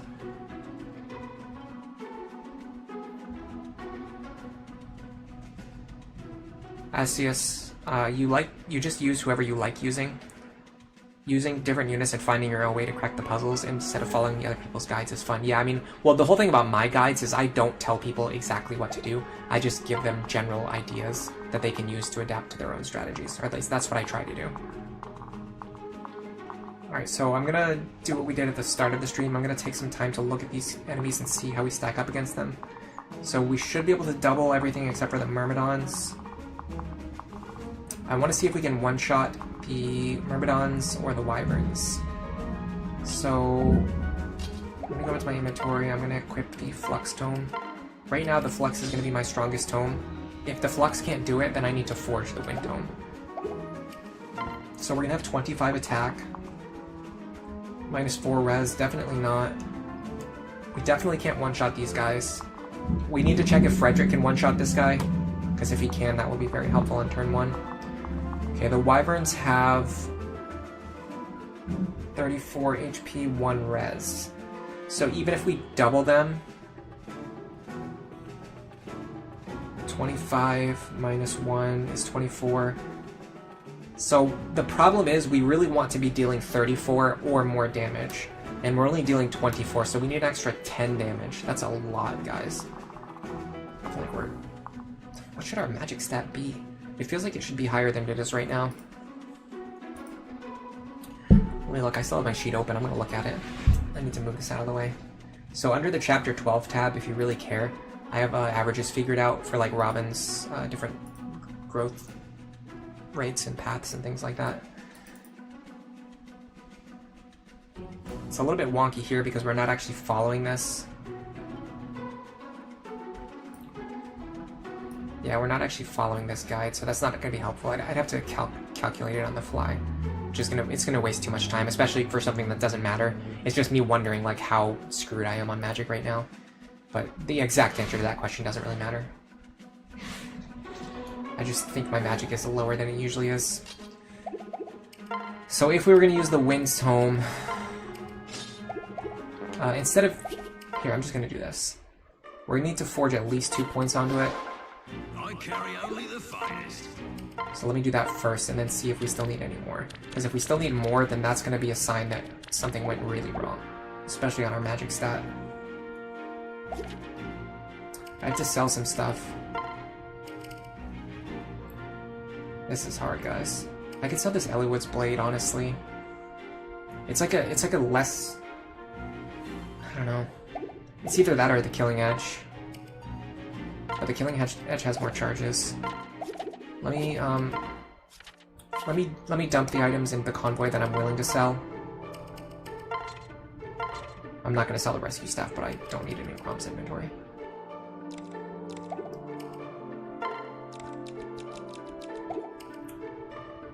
We already calculated the sweet tincture is not worth anything. We have a second Orson Hatchet, so we can sell one of them if we need to. Did we really not use the Orson Hatchet at all in that last chapter? Wow, that's insane. Typically I get out of that chapter and I use so many Orson Hatchet charges. I can't believe I didn't use any. Oh, it's because we had to use Robin so much. That's crazy though, that's unbelievable almost. Okay, I would definitely consider selling one of these extra Orson Hatchets. I would maybe consider selling the hammer, but having one in your inventory later on can be very useful because you can forge it before going into Chapter 12, as opposed to the hammer you pick up in Chapter 12, which you cannot forge. I would definitely consider selling one of these Iron Lances. We don't need this many.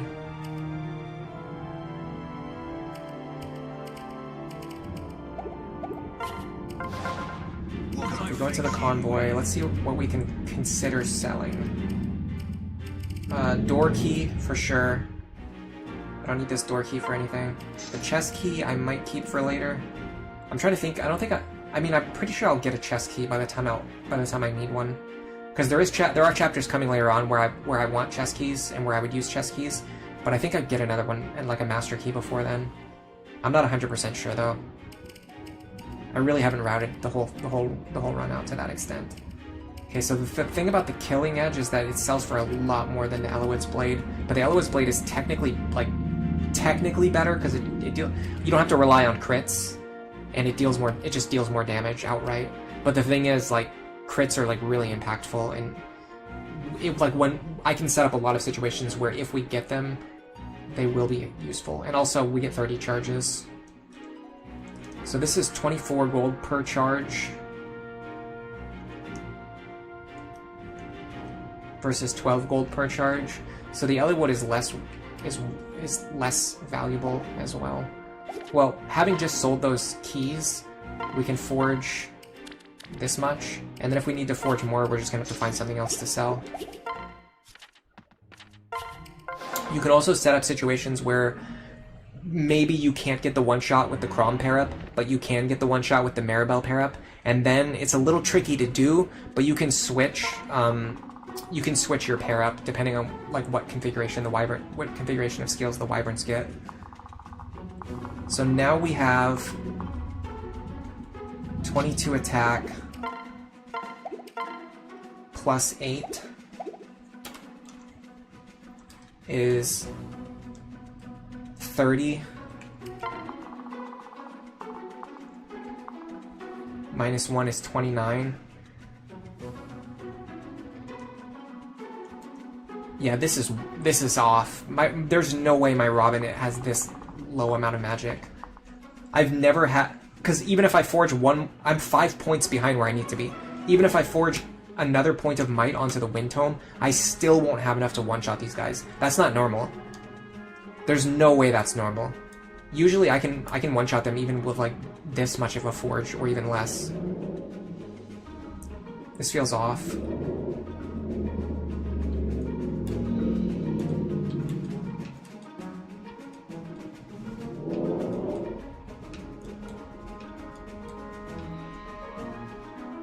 I second sealed around 13, I think, 12 or 13, I'm not sure. I feel like my magic is usually on the practice runs. My magic was higher though. I know you need a lot of extra might with only 17 magic, but the thing is on my practice runs I just had more magic. Because keep in mind I'm playing plus magic Robin for specifically to make these one shots easier, so I can save money. I can't afford to max forge the Wind Tome, so that's not going to happen. So I'm going to have to do it with the Maribel pair-up, or the Lisa pair-up, or the Ricken pair-up. So let me look at my options for that. So Cleric is 2 magic, Troubadour is 2 magic, Mage is 4. I mean, that's not even really that much, because we're 5 points behind. So if we forged another 3 points of attack onto the tome, we'd be 2 points behind. Then we could get those 2 points from Maribel. So that would work. Just barely.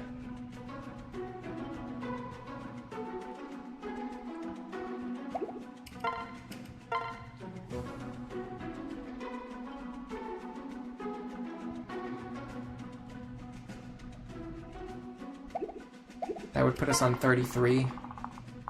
Plus 2 is 35. Which would get reduced to 34. So we would have just enough damage for it. So if for the ones that have counter, we could use the Maribel pair up to one-shot them. For the ones that have Aegis, we could use the Chrom pair up to double them. Although we wouldn't be able to double one-shot them. So that the ones that have Aegis would actually survive. Not the end of the world. I don't think. But then again, my whole strategy revolves around being able to remove them. This kind of makes me want to try the bottom right corner strat. But I've never done it myself. I didn't get this far in my... like, by the time I found out that strategy, I'd already done like a bunch of testing runs not using that strategy yet. So I don't want to try to pivot to a strategy that I've never done before, but I think it would be one way to keep everyone alive without having to forge a bunch of might onto this Wind Tome, which would save me a lot of money. Particularly the fact that I don't have the money, so I'd have to sell things that I don't want to sell. And then still, like, not really be happy with the outcome.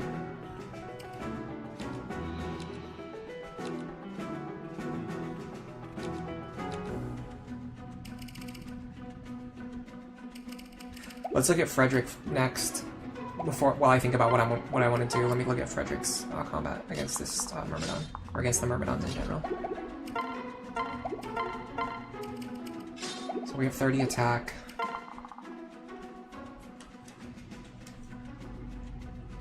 We're gonna get some kind of weapon triangle advantage. We'll get +1 from weapon triangle advantage, so we'll have 31. -4, so we're gonna have to use the energy drop here to make up that 4 damage.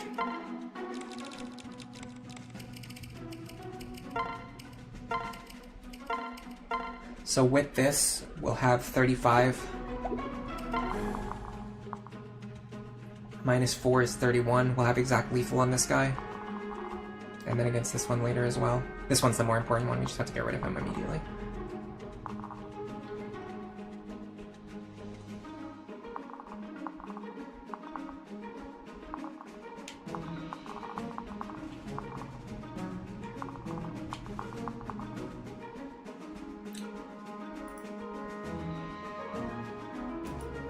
I'm -1 magic. I guess maybe in my test runs I was like +1 or +2 usually. Or I was, honestly the other thing is I was probably a higher level in my test runs. Because I'm not really following the experience routing as strictly as I should be. Lisa's B rank support doesn't really matter that much because Maribel just gives enough damage anyway. It would matter if like we needed 1 extra point though. Yeah, I mean -1 is like within expectations, and the thing is we can also use Ricken. Like I'm calculating this like in a situation where we would need to use Maribel, but the thing is we can just use Ricken to get the damage, which would guarantee the one shots without having to forge any extra might onto the tome.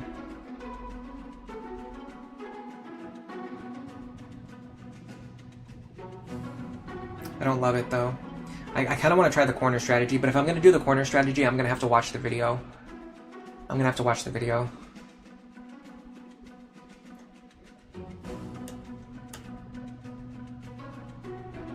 I'm looking up the vid right now.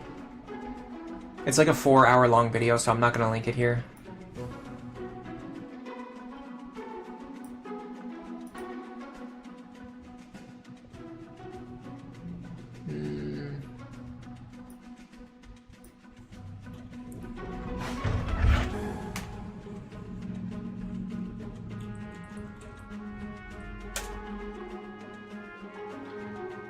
This is the one.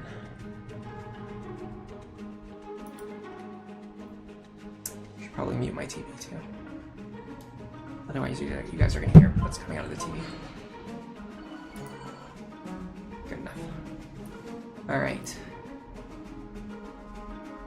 Because it's not just about executing the strategy, but you also have to get into the right position in order to execute the strategy. And the part that I'm not sure about is how do you get into the formation fast enough, and what do you have to accomplish before you get into formation? Because I'm pretty sure killing the mages before you get into formation is like somewhat important. They won't break formation. The enemies won't rearrange their formation unless they see lethal on you. But it just makes it a lot easier because you don't have to be constantly playing around lethal. Let me get caught up on chat before I do this. Yeah, the magic boon does give us small speed growth. That's why I like it. It would be nice if you could forge the Elwind Tome before this map. Yeah, that would be nice. So yeah, I think a combination of like my Robin, I think I could get like more levels onto them before this point, so their magic is a bit higher. If I do that, that means I'm taking experience away from like Ricken, Virion, and Sumia, who I care about less, Frederick, who I do care about, Crom, who I kind of care about, Sully, who I don't care about that much. How much of this experience could really get onto Robin though, like realistically? Like 1 or 2 extra levels.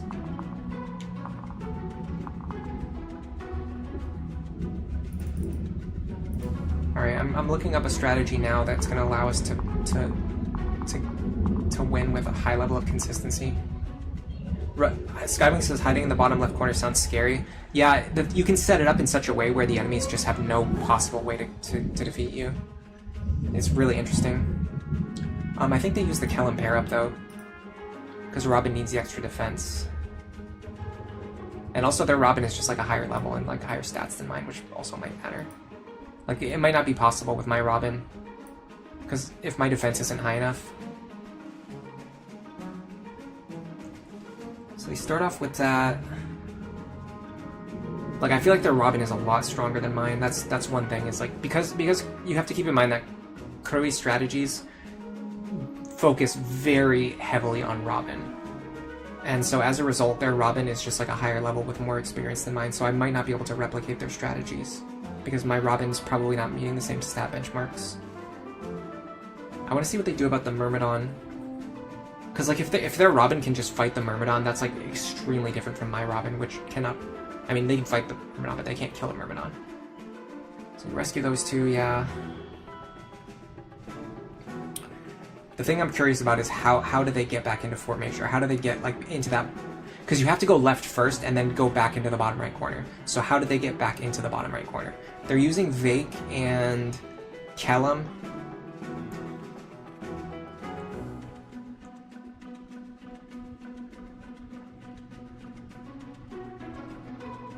Yeah, so Frederick goes up top. This is different from what I do. I don't think it matters though, because the footlocked units aren't the ones you're really scared about.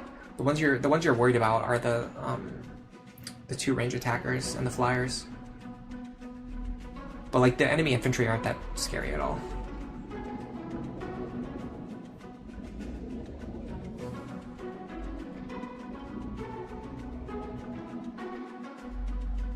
I just need them to highlight their Robin for more than a fraction of a second so I can see what their stats are.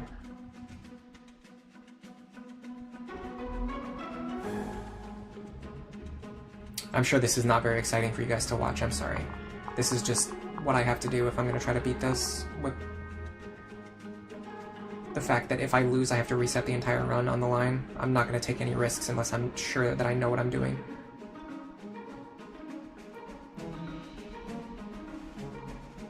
Let me move this out of the way, so I can skip around on this video. I'm just trying to see what they did with Frederick. I skipped right over what I wanted to see. Okay, so they parked Frederick at the end of the range of those 2 melee enemies with the Kellum pair up. So then Robin is supposed to fight everything on the left-hand side. You have to dodge an attack. They got a dual strike against the Myrmidon. Like, I can't guarantee that I'm going to dodge an attack. I can't guarantee that I'm going to dual strike against the Myrmidon. They got a dual guard against the Dark Mage. Like, that's... Like, I can't guarantee any of those things are going to happen.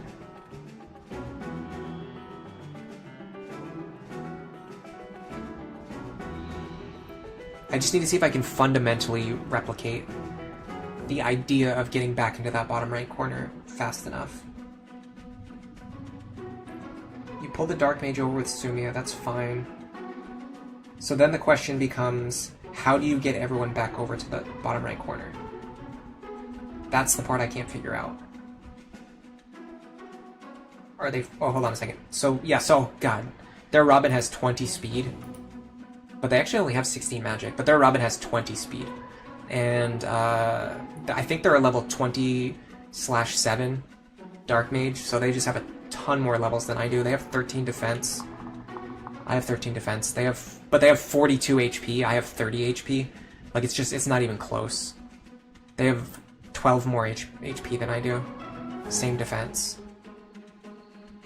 9 more speed.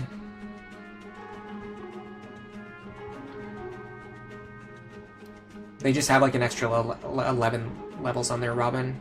And they've got good HP level ups too. It's actually kind of crazy. Even if that is... Hold on a second. Robin's base HP.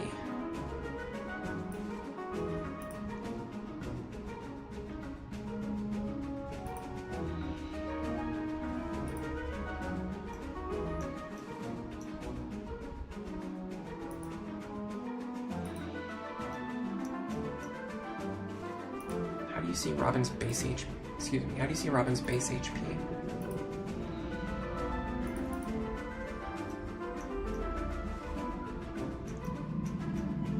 Robin's base HP is 19, right? 19. Their HP growth rate... Keep in mind, I don't know exactly which Robin they're using.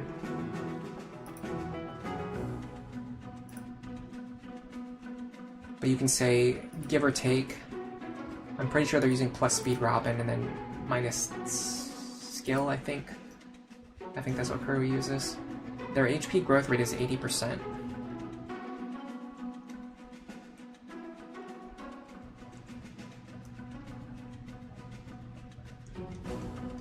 So they'd be on 35 HP before they promote to Dark Mage.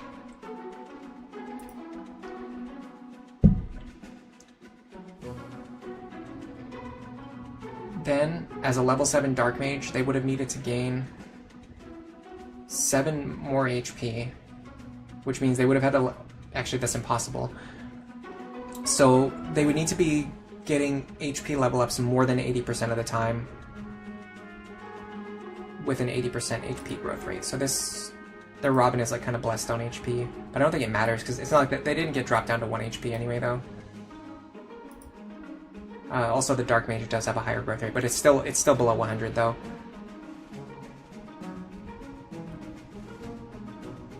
Let's do 26 times 0.9. That would be 23 plus 19, which would be 42. Yeah. So if they hit like 90% of their HP level ups, they would be on 42 HP. So I guess that's fine. They're like a little bit ahead on HP. Because they should be closer to like 80% than 90%. Okay, what do we do about this, guys? What do we do? I don't have the speed. And also, let me just see how they get back into the corner now. Well, let me get caught up on chat, because I'm sure you guys are getting bored of me doing this.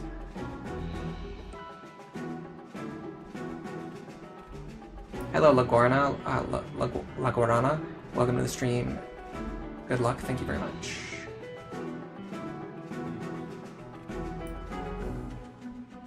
Yeah, like, my Robin is just not that good. I'm around 7 levels behind, and I have not been hitting all of the level ups like they did. If I gave the energy drop to Frederick, it's because I'm going to use him as a long term. Yeah, I'm going to use him for a while, at least chapter 12, and probably even beyond that. Routing things and checking all the potential outcomes is part of doing Iron Man runs. Yeah, I agree. I'm worried that people might not find it as exciting to just sit here and look at the cursor bouncing on Robin for 10 or 15 or 20 minutes while I talk to myself.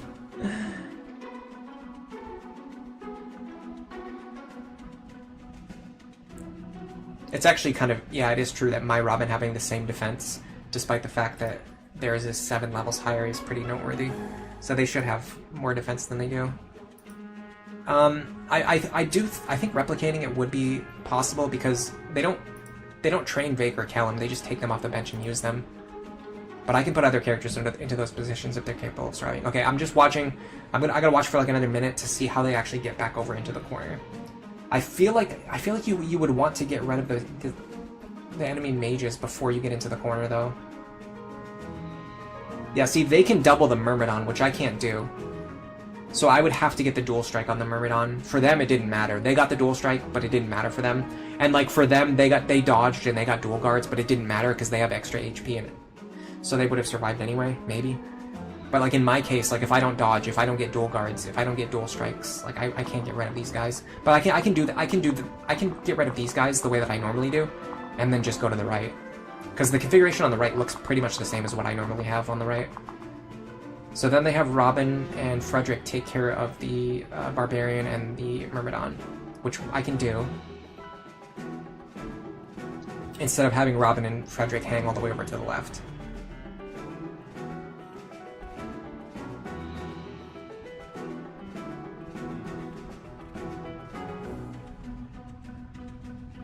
I'd really like to get rid of the mage, though. Because then I don't have to worry about him later. I think there is a dark mage, or yeah, there's a dark mage and a mage up there. I can get rid of one of them, so I can get rid of this guy, but I won't be able to get rid of this one. So he'll constantly be a threat, and then later a dark mage comes out of this fort, I think, and he'll constantly be a threat as well. But if you block all of these tiles with melee units, the melee units actually won't move out of the way to create openings for the magic units to attack unless they see lethal, which is very important. Now for some reason he had Sumiya go to the bottom left. That might be to control enemy movement, to get the enemies to move straight down instead of down right. No, it didn't seem to matter. Because then Sumiya just immediately moves back over to the right. So Vake has the Sumiya pair up, because I'm assuming because he needs the speed to not get doubled by anything. Robin moves into a forest. Okay. Yeah, this isn't what I expected. Robin's not doing what I expected. Oh, I think this is to get rid of the... This might be to get rid of the mage that comes out of the fort.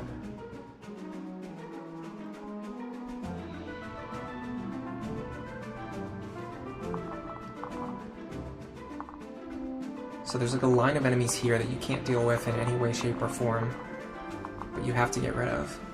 So their Robin moves down here, which I think is in range of the wyverns. Oh, right, yeah, because the trees block the foot units, but it leaves Robin just in range of the wyverns. But again, their Robin can fight the wyverns. My Robin, we can't guarantee that my Robin can fight the wyverns. So that's a problem. We don't have enough HP, and we don't have enough magic. And funny enough, their Robin doesn't have enough magic either, but... In fairness, I'm specifically playing a plus magic Robin for this. Okay, so everyone else just moves over to the bottom right and starts getting into position already. So they're already in the bottom right by this turn. By turn 3. So they fight the mage on enemy phase, and then they get rid of the wyverns as well.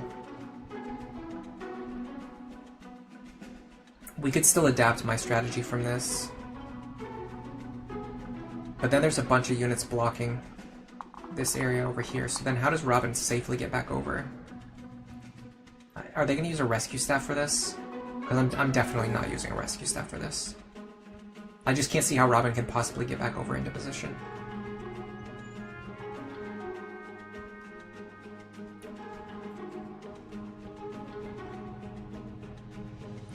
It looks like they're going to use a rescue staff. Yeah, so then Robin goes here. They kill the mage that's standing here.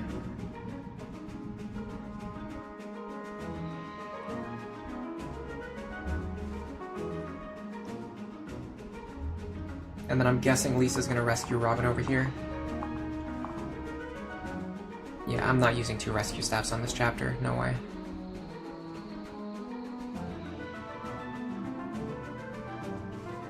I might be able to adjust my normal strategy, though, and do something similar to what's going on here. what I'm gonna do is I'm gonna get set up for what my normal strategy looks like, and then if things are looking really bad, I'm gonna pivot over to the. I'm gonna start moving into the bottom right corner. That's what we're gonna do. Oh hey KuroiTTV, welcome to the stream. Does bringing Muriel do nothing in this case? Yeah, I wouldn't use Muriel in this case. I might use her to as a chicken. Because I actually have to leave one deployment slot empty, but I could just bring her as a chicken instead. I'll bring the Kellen pair up, in case I end up needing it. Who did they have Kellen pair? I closed out of the window too soon. I'm kind of wondering who they had Kellen paired up with, though. It was probably one of the clerics to keep them alive. Maybe. No, because they're not threatened by anything, just mages. I don't know. Maybe they switched over here. Yeah, because their Robin has a ton of speed, so they would trade Kellum into Robin's backpack to give Robin defense, but I can't do that because my Robin doesn't have enough speed, so I need the Grom backpack.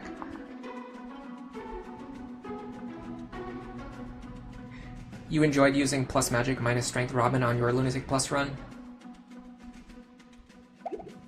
Yeah, I think plus magic minus strength is the best Robin. The only thing is that plus speed just gives you more consistency early on. But over time, plus magic becomes better, and it's better at hitting one-shot thresholds. There's a lot where you're like just on the wire, and starting with plus magic like makes it way more likely for you to hit those benchmarks.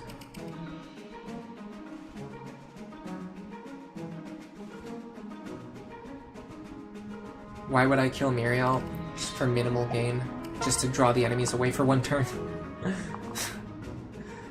Honestly.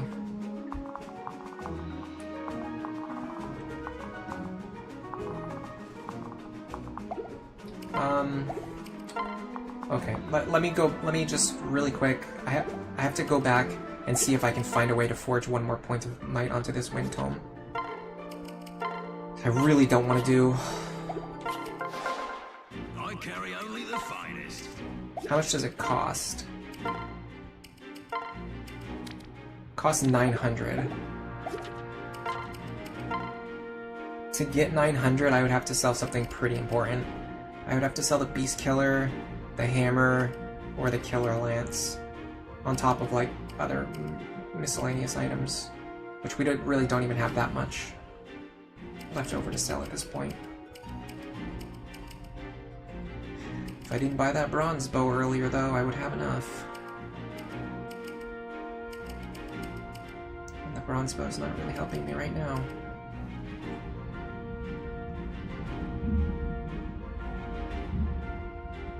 You've done plus strength minus magic. Plus strength minus magic isn't quite as good because magic, when you do minus magic, it takes away from your speed. When you do minus strength, it doesn't take away from your speed. It only takes away from your defense and your skill. But it localizes most of the penalty into your strength stat, which if you never use the strength stat, like I never use the strength stat, it's very valuable to just to basically you localize all of the penalty into the strength stat that you're not using, and then you only get secondary penalties into defense and skill, which are less important stats, as opposed to magic, where like even if you're never going to use magic, you still get a small penalty on your speed, which does hurt you in the long run.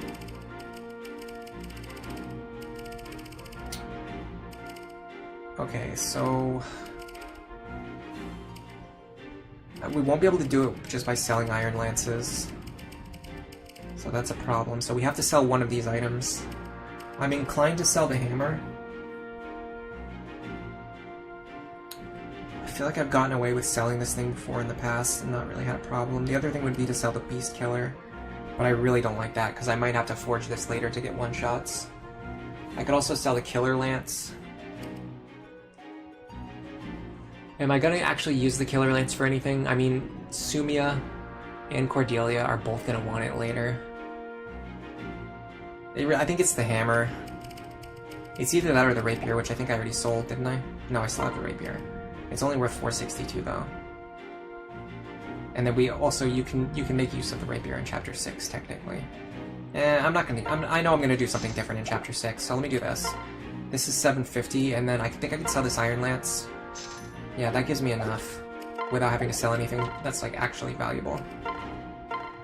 So then we go here, go like this, Now this should give us just enough might to do it with Maribel's pair up. To one-shot these guys with Maribel's pair up. Why is the Prince of the Nation so broke? I mean, I think Chrom like wanders around just like doing odd jobs. Like for fun. So as a result, he's not usually like hanging around the palace where all of his money is. And so when this war started, he didn't have time to go back to the palace to get money. I guess that's the logic. Okay, let's do this. We need Frederick to be able to reach that Myrmidon, which I think we can do from here. Yeah, and then I think if Sully is here, she can reach Frederick. Yeah. So Sully will be here. Robin and Chrom will be here. Sumia, she can just be here, I think. Technically, if I want to draw the mage further left, I would have to have her over one, but I don't actually need to draw the mage further left. Yeah, this is fine. This tile works. She's here. I almost don't want to field either of these units just so I don't have to worry about keeping them alive later. I guess I'll send Muriel. Ugh, god. I just don't have any tome to give her. And I don't have a lance to give him either. I mean, I have a crummy iron lance. Well, we're not going to use it. Like, I'm not going to use him. If I use him for anything, it would be as a pair-up. Whereas, at least with Muriel, like, if I need her to, she can shoot something with this Thunder Tome that I really don't want her to be holding. Oh, let me trade these. There you go. That's a little better. We're also going to save here. Although I guess it doesn't matter at this point. I don't think I'm gonna be able to use. I don't think I'm gonna be able to use the corner strat unless I fundamentally change my route to make my Robin a lot stronger. Let me also make sure I get my items back in my inventory because I took some items out. Yeah.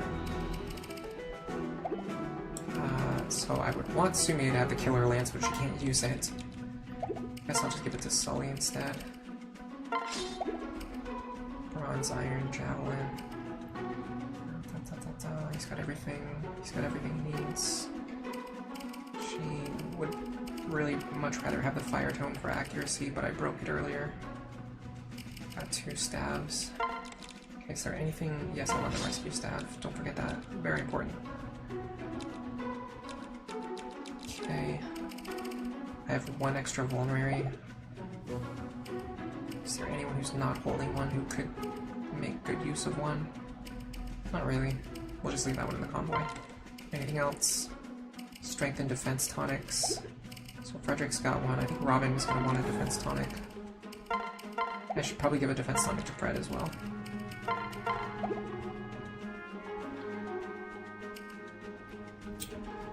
Let me see if there's a way to set up a situation where a Robin attack plus a Chrom dual strike kills either of these guys. Like if we're 2 points off, we can use a strength tonic to make up the difference.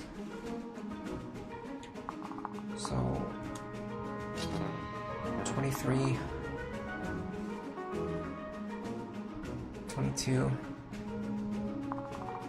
17, 13. We need 3 extra damage. We actually just get that from the killing edge though. So we don't need a strength tonic. This is 21. Minus 4. 17. Plus 22. That's 39. Yeah, so we just get the kill with the killing edge. Okay. So we can use that to conserve wind tome charges. If Chrom gets dual strikes, granted it's at the cost of killing edge charges, but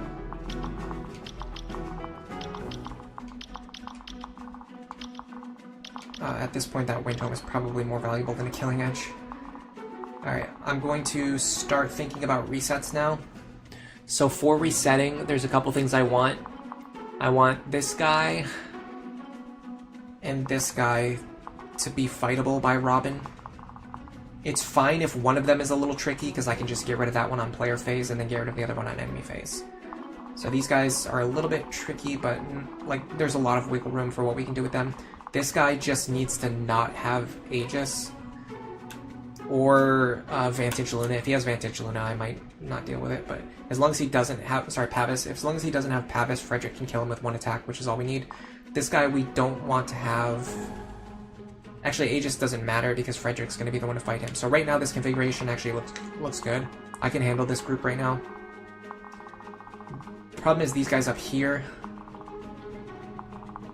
This setup is okay, but it's not great. And then this one is not good because we won't be able to fight him because we don't have the ability to double and one round them. We only have the ability to double them or one-shot them. We don't have the ability to double and one-shot them, so we can't fight one that has, we can't fight the ones that have Aegis. So I'm going to start resetting.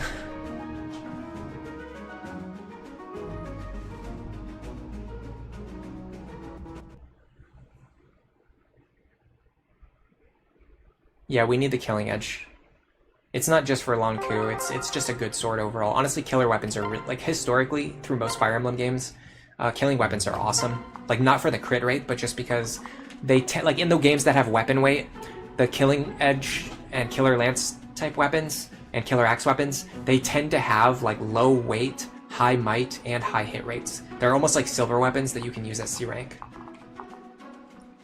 But they're very expensive, that's the trade-off. I don't like this right here. I'm not happy with that. I'll probably reset. Plus, Frederick can't kill this guy anyway. So we have to reset. So we're going to go until I find a good configuration on the bottom, and then once I do, I'm going to check the guys on the top just to make sure that they're not going to, like, immediately force a game over.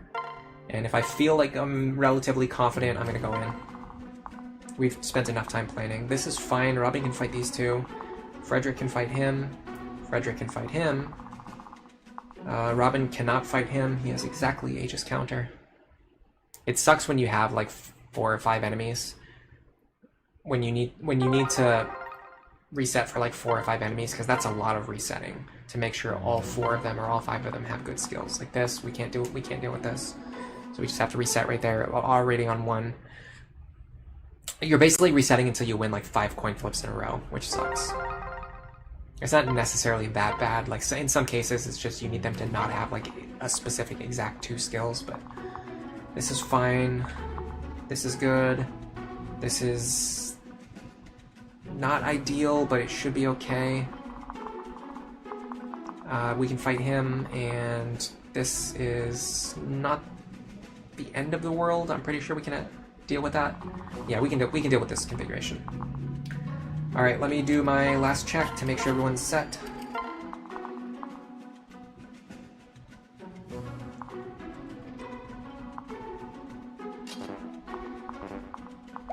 Does he really need to be here?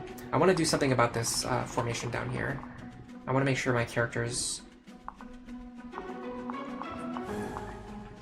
Yeah, because I'm actually gonna want the Muriel pair up. Because I want Ricken to be standing here. Which means I need to get +1 magic from Muriel. So let me move her here. In fact, let me do this. Yeah. This allows me to pair her up here. And then Virion's out of their way. In fact, let me do this.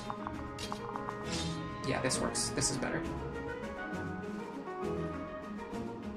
I'm wondering if I should bring an extra unit though. Because I'm not doing the corner strat. Right? Like, I'm not going to do the corner strat. And even if I do, I'll just use a chicken anyway to help me get into the corner. What do I have in my inventory? Problem is I had to sell like everything. I have 1 iron lance, so I can bring Kellum. That's basically it. I could bring Kellum, or I could bring someone else who's solely used for plus... What is it? +5 defense? +4 defense, or +5 speed, +4 speed, something like that. +5 speed, +5 defense, +5 speed. Which of those things is more valuable?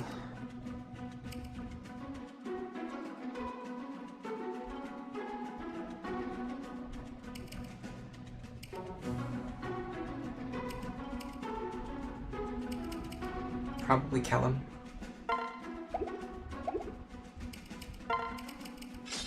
But then he's really slow moving, so it's going to be hard to get him out. No, I'm going to stick with this.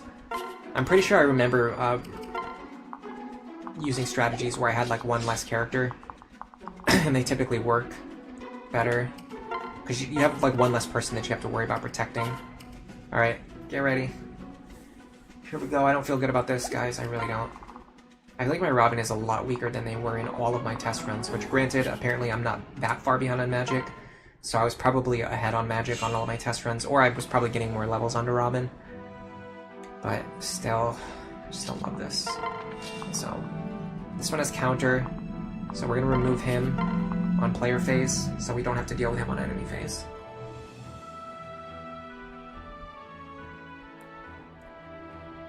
In fact, we don't really need to get killing edge attacks here, because we're guaranteed to kill this guy anyway.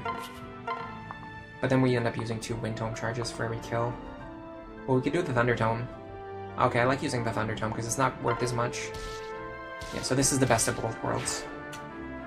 We save Killing Edge and forged Wind Tome charges. We want magic and speed. We got magic, that's nice, I guess. Okay, next, Frederick is going to try to one-shot this guy. Wow, the accuracy is not very good. I probably should have noticed the fact that he had evade plus 10. What do I do in this situation? Do I just send it, or do I try to adapt? The problem is there's no way Robin can take all these attacks. It just won't happen. So I've essentially got 2 options. I can bank on the 86 hit rate, or I can bank on the fact that this guy's going to be alive next turn. If this guy's alive next turn, I can't deal with him. So I have to bet on the 86% hit rate. This sucks. This is it, guys. This is where the run ends. I'm not looking, by the way. My eyes are closed. Okay, he's gone. Oh my god. That could have gone so much worse. I had my eyes closed. I didn't even want to look. Okay, so next we run over here. We trade you over.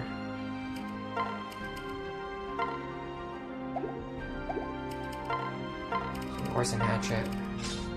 Then we pair up with you. Yeah, it was a 1 in 20 chance of missing, but the thing is, if you're going for Iron Man consistency, you cannot keep taking 1 in 20 chances unless it's absolutely necessary. Because eventually, you know, after doing that 20 times, the run just ends. The good thing is most of the situations like what just happened right there are typically like early on in the run. Okay, so the next thing I'm going to do is this. I'm going to hit this guy, so he's easier to get rid of next turn. Then I'm going to pair these 2 up. Then I'm going to rescue. Let me just make sure. Hold on a second. Just quadruple check. Okay. We're going to rescue you down here. Then we can take Maribel and drop her over here, so that she doesn't have to move through the woods next turn. She can just move this way, which will also let her transport anyone that we would like to transport. Then we're going to make sure that Sumia can fight this guy.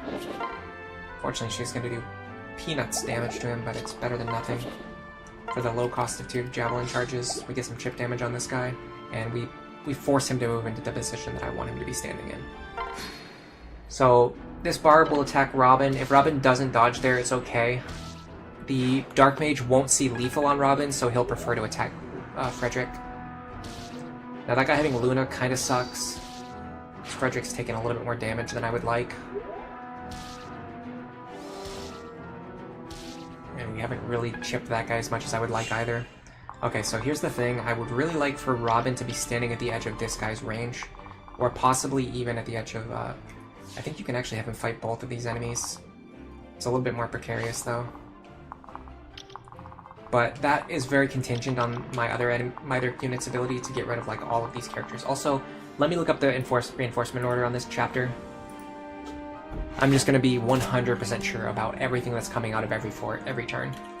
I have a I know, like, I pretty much know it from memory, but this is a situation where like we're going to be looking, we're going to be checking, we're going to be triple checking, making 100% sure that I know exactly what turn and exactly which enemies are coming out. Here's the data if you guys want it yourselves. Hello, Winnie the Pooh. Hello, Gato Coca-Cola. Welcome to the stream. Hello, Joshua. Welcome to the stream. How in the world do people play Lunatic Plus? You can't even do Lunatic on Classic. Honestly, I just love it. It's just so fun for me. It's so dynamic. And what's really funny is that after playing Lunatic Plus, when I go back and try to play Lunatic now, like, it just feels so easy. It just feels like it. I'm not even bragging. It literally feels so easy. All right, let me see how much damage this guy does to Fred. He deals 18 minus 3. We survive on 1. 15. Yeah, we survive on 1. All right, let's do it. So Frederick's gonna kill this guy.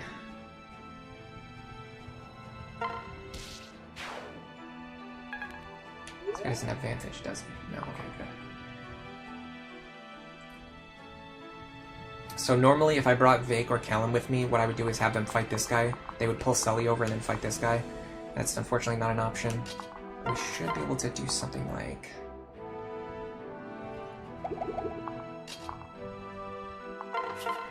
we can do 13. And then 9. Yeah...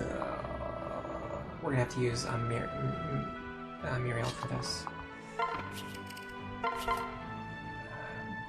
Accuracy's not great. Can we get better accuracy here? No. I can get better accuracy by having other characters stand near her, though, I think.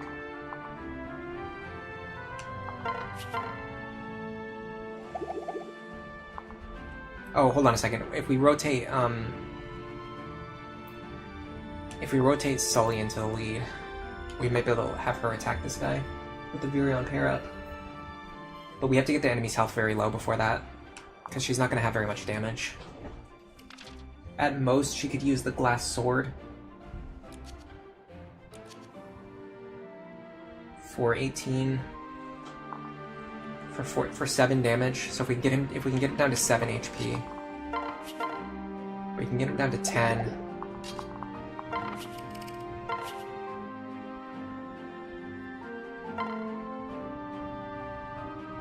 Let's start with this. Okay.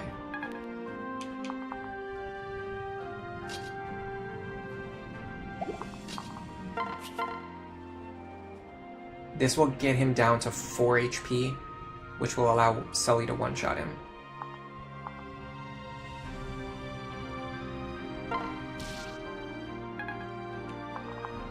And what's important about this is that it also frees up Frederick.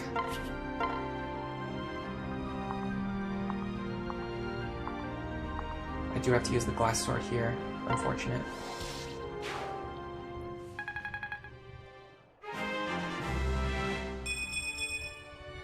Now, there's 2 ways to go about this. You can either leave these two, you can either pair these 2 up, or you can leave them unpaired, which gives Sumia more flexibility next turn. If we can double this guy without Sumia pair up, I would leave them unpaired, but because we can't double him without the Sumia pair up, I want to make sure they're paired up. This is a situation where her ability to use the Killer Lance would be extremely good, but unfortunately she does not have it. We did not get her weapon rank high enough, so that's going to be a problem. We have to use the Iron Lance. We're going to trade the Orson Hatchet into his hands, I think. Yeah, it has more might and more accuracy. Then we're going to pair up with him. He should survive on 1 HP. 18. In fact, with the res bonus, he'll survive very comfortably.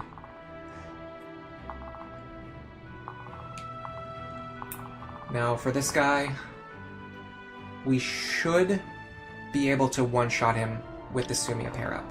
Sorry, with the Maribel pair-up. And in order to do that, I just want to make sure. So we're going to have 24 plus 10 attack, so we're going to have 34 attack. We're going to get plus 2 res from her. Or sorry, plus 2 magic from her, that's correct. So if we go like this, we drop Crom here, she runs over. This is why dropping her on the force was important, so she could run all the way over here. She pairs up with Robin. Now he has exactly enough damage to one-shot this guy, so even if this guy rolled counter, god, that damage is pathetic. Oh my god, this guy, this Dark Mage is going to be a huge problem. Typically, I remove this guy on this turn. Anyway, yeah, so assuming we didn't crit there, you would always one-shot that guy, even if he has counter, which is nice. Then you can set up a situation where you can kind of deal with this guy. We won't be able to double him. Like I mentioned before, we can't double and one-shot him, so we might need to figure something else out, but we can at least set up a situation where we double him. There's also going to be a guy coming out of here who's going to be able to attack us if we stand here. Which we don't want to do anyway, because this guy has Vantage Hawkeye. But I kind of want to, because I want to stand in this guy's range. It also puts us, I think, in this guy's range. 1, 2, 3, 4, 5. Here, yeah, it does. Well, what if just Rob... Well, no, because we're not going to be able to heal them. This might be fine, actually. So what if Frederick kills this guy? Is that possible? Yes. But then there's no guarantee that he can survive against this guy. Especially on 5 HP. We can do it from this position. We could kill this guy. And then leave Robin to fight these two.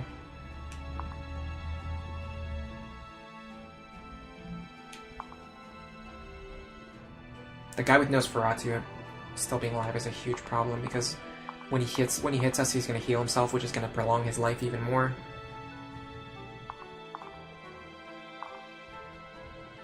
I just don't see any way to get my units into the bottom right corner from this position anyway, even if I wanted to, but I don't think I even want to.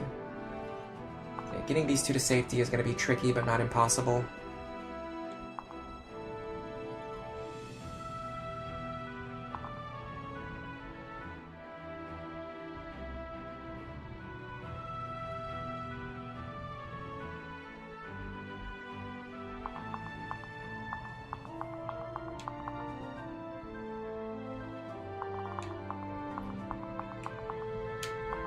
So the problem is, I want Robin to fight 2 enemies this turn, but any position I move them into, which allows them to fight 2 enemies, also makes it impossible to heal them. Because there's always an enemy that can reach the healer. It's quite frustrating. It's the same thing with Frederick. The enemies just have perfect coverage over all the healing tiles. Let's start with this, because this is like kind of forced.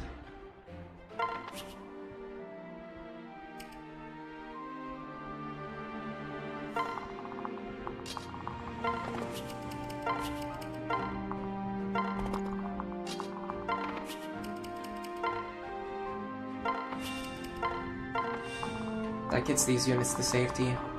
Now I need to think about what to do on the right-hand side, especially in the sense that I need to get rid of these. Like, I need to remove these guys sooner rather than later. I can't just sit here and just, like, fight them forever.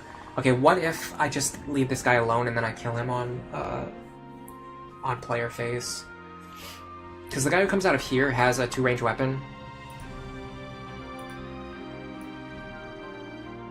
It is a barbarian with a hand axe from the Western Fort. He will be equipped with a short axe, but he'll drop a hand axe. He's not going to have as much damage as that guy because he's going to have a short axe equipped. I think it's 4 less might. I'm going to have to look up the damage difference on them. So if you look at axes, the steel axe has 11 might, the short axe has 7, so yeah, it's 4 less. So he'll have 24 attack.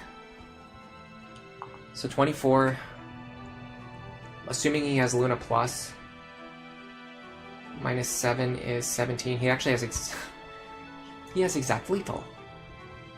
He has exact lethal. What do you know? He has exact lethal.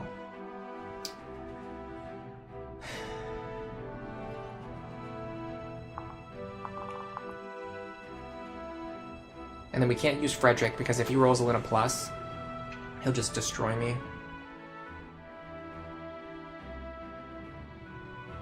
Okay, so what if instead I set up a situation where Robin or Frederick fights these two? 30 plus 18 minus 15 minus 13 is 20 damage. Robin survives. Will he kill both of them? No, he's not going to kill this guy because of stupid Aegis Plus. I could do it if I could get the Crom pair up. It would help. But that's actually that's complicated for reasons that are not immediately obvious. It's actually impossible for me to pass Robin over to Crom because then I block the tile where Frederick needs to be standing. So what about Frederick? Can Frederick kill both of them? So this guy's, well, first of all, can he survive against both? So 30 plus 18 is 48, minus 20, minus 7 is 21. So if I can heal to full, I can fight both of them. I can double both of them, which is good. With the Orson Hatchet, I'm going to be dealing 24 damage. So 24 minus 10 is 14, times 2 is 28. I won't kill this guy, but I will weaken him pretty significantly. This guy is the big concern for me. So he's going to heal himself for half of 11 damage, I think. Yeah, half of 11 damage. He's going to heal himself for 5, so he'll go back up to 11. Then he's going to cut my damage in half. So he's going to be on 11 HP. I'm going to deal 24 minus 5, which is 19, over 2, which is 9 damage. So I'll be able to kill him with 2 attacks, although ideally I would want some kind of dual strike.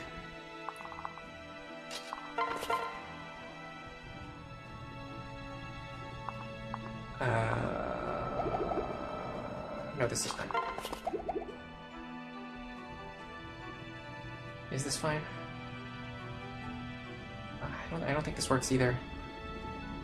Frederick needs to be the one to kill this guy, because Robin can't do it. Robin cannot do it. Robin can't do it. Again, if I pass Robin over here, it blocks the tile that I need Robin to be standing in to fight from.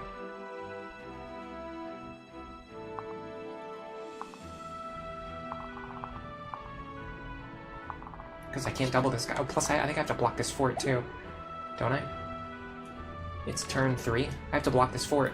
There's like a million things that I need to do that I can't do. I have to block this fort. I have to kill this guy.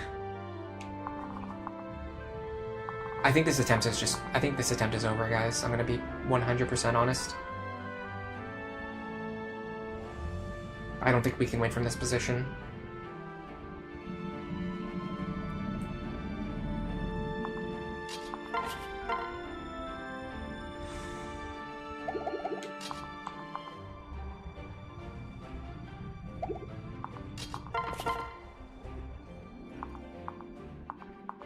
We could play for a 14% crit.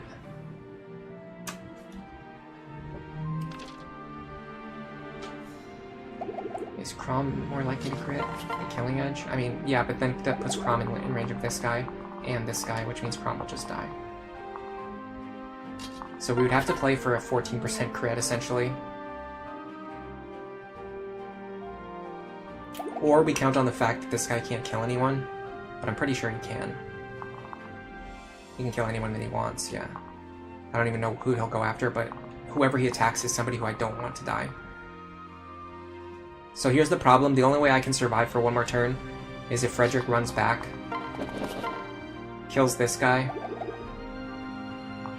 Crom Crom moves onto the fort, and then Robin fights these two.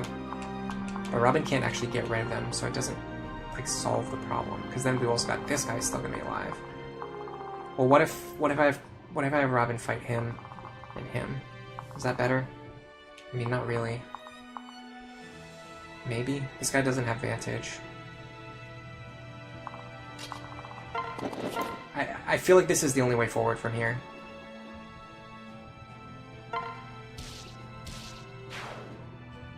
So we go here. Crom has to block the fort.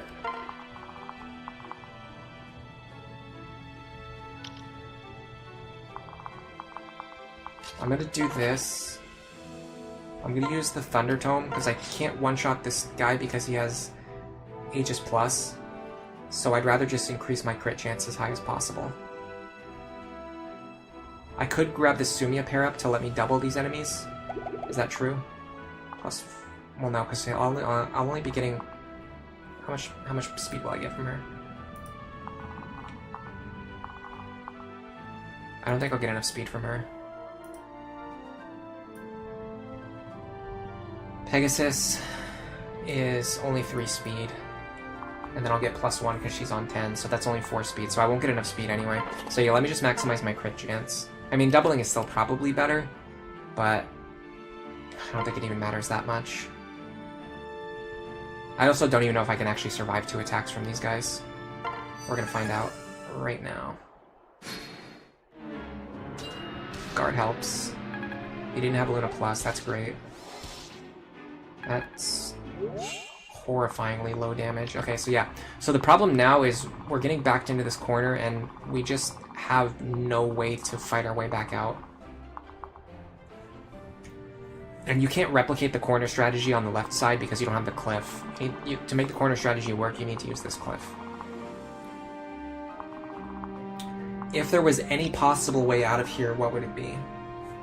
So this turn, the only reinforcements are going to be wyverns coming from here. So we don't have to worry about reinforcements.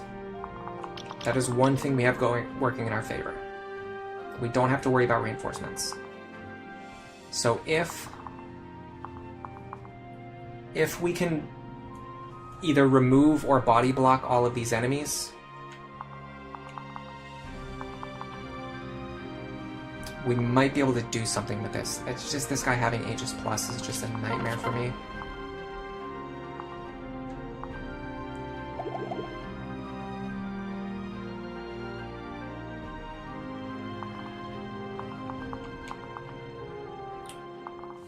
I think Maribel will be safe in this position. Assuming that I actually get rid of everything. 17. I need 6 extra damage. I'm not going to get that anywhere. I doubt the Killing Edge does more. No, it does less. I can get 3 extra damage. I can't get 6 extra damage. It's probably better to do something like this anyway. Or not. Okay, then what about this? Problem is Frederick and Robin are both still on extremely low HP too, because we couldn't heal them last turn. Just forced us into an even worse position. 17. Guarantee the kill too. Okay, this might be a good start. We can get rid of 1 difficult enemy without using any of our most valuable characters.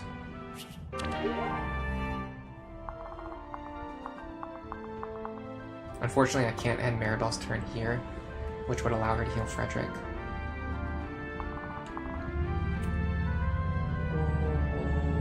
What if Virion can do something about this guy? I mean, he can't, but what if he could? Because, like, once we get rid of these 2, the only character we really need to worry about is the mage. Now, he does have pass, so we would want Virion to end his turn, like, right at the edge of that character's range. But other than that, it's not really that big of a deal. The big problem is this guy, honestly. We have to do something about him, while also keeping Frederick's health high enough, and Robin's health high enough.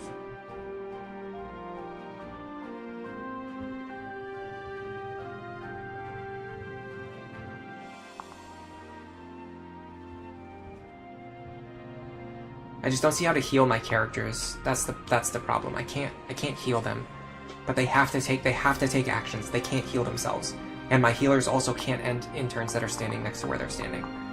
So there's no solution.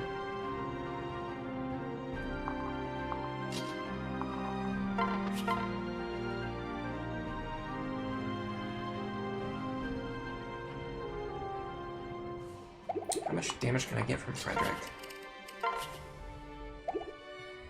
5.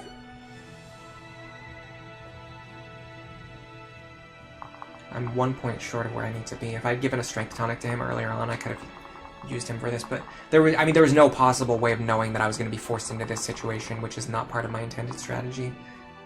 So I don't think that was really a misplay. necessarily.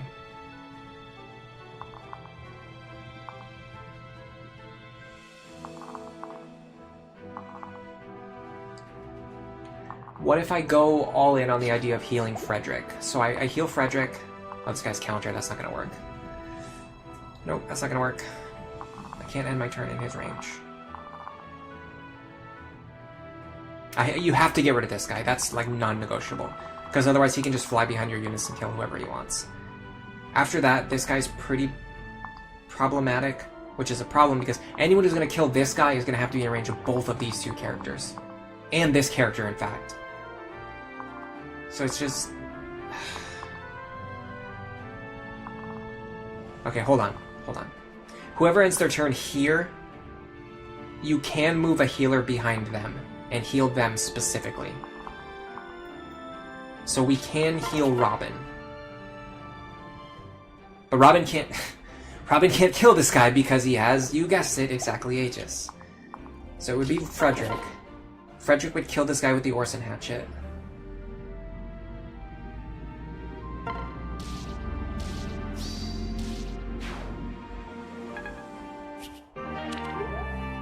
Then...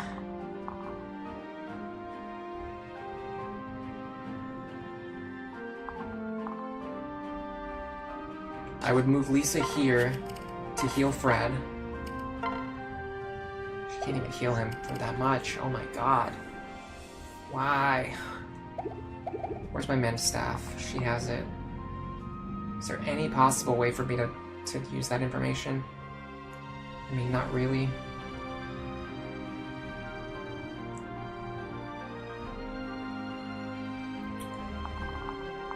If Robin ends his turn here, he's going to get murdered by 3 enemies. But if Maribel ends her turn here, I can't pull Robin out, so then Frederick has to fight all 3 enemies. Does the men's staff heat and heal into full? Nope. It just heals for the same amount, so it doesn't even matter. I would have to get the men's staff into Lisa's hands, which is like a whole other problem.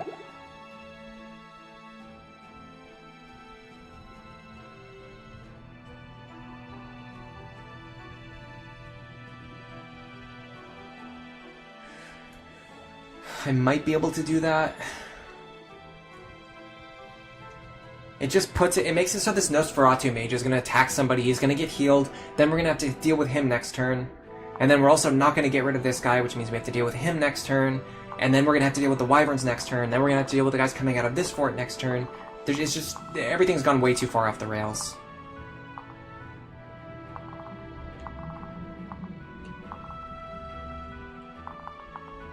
I don't usually get pushed this far into the bottom left corner. I don't think there's a way back out of here. I think every single time I've ever gotten pushed into this corner, it pretty much always results in a game over. Because, like, how? Like, how do you get out of this? What is their damage? 18, 23, 19? Well, the real question is 19 plus 23 is 42. Minus 18 minus 7 is 17. If we can get Frederick above 17, they won't see lethal on him within 2 attacks. So they might not necessarily all gang up on Frederick. So we might be able to work with this if we get him above 17 HP, which we can do. The next question is Robin.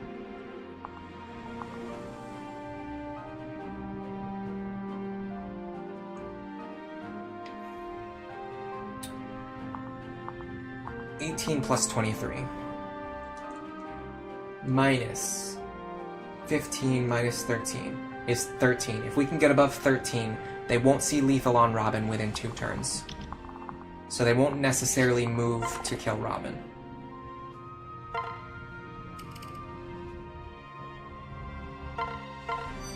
They won't necessarily move to gang up on Robin. That might cause this Dark Mage to attack either Lisa or Ricken. We would love it if he attacks Ricken. That would be phenomenal. I also wouldn't mind him attacking Crom.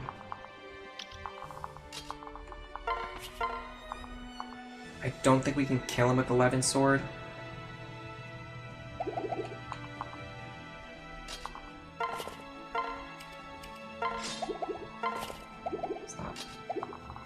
is he gonna hit me for? He's gonna heal himself for 7. So he's gonna be on 14 HP.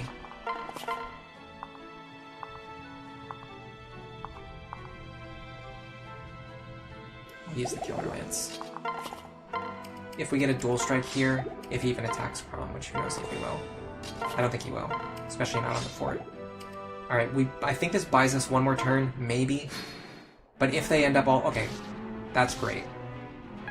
That is definitely the best possible target for him to attack. Robin getting doubled there is absolutely wild. That crit helps a lot too. That crit and the fact that this guy actually went after Ricken might have just bought us an extra turn.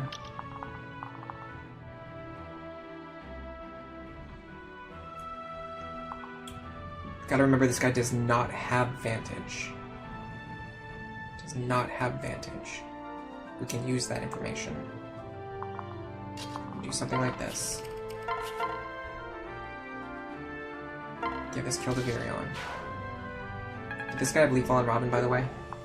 23. Minus 15. Is 8 damage. No, he would not have had lethal on Robin even if he doubled there.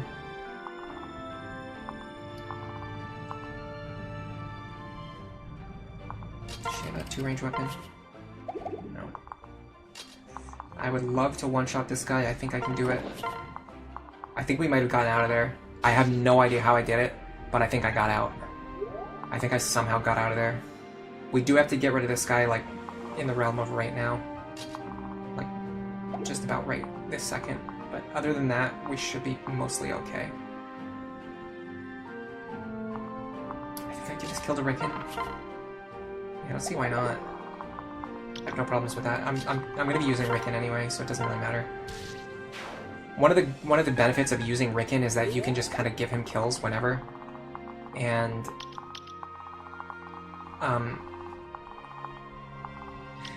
it's never wasted experience because like if you need him to perform, he can perform, and then when he does so, that also leads to, you know, just getting experience onto a unit that you're going to use anyway. Okay, I think, so typically, yeah, so this is turn 5. So typically my units are like all the way over here and there's no enemies left, but still, if I can just clean up this enemy on this turn, which I can do,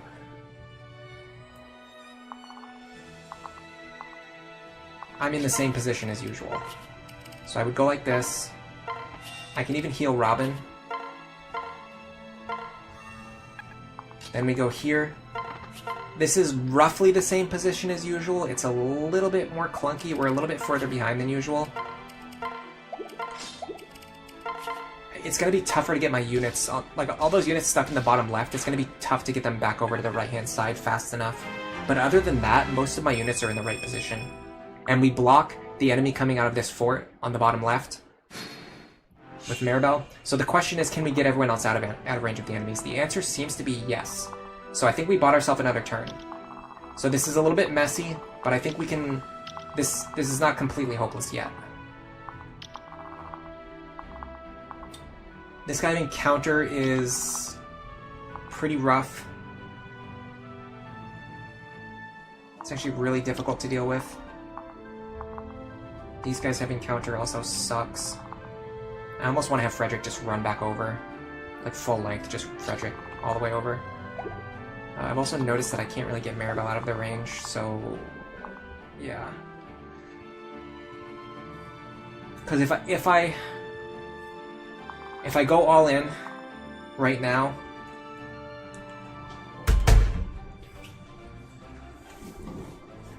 this guy has 28 minus 20.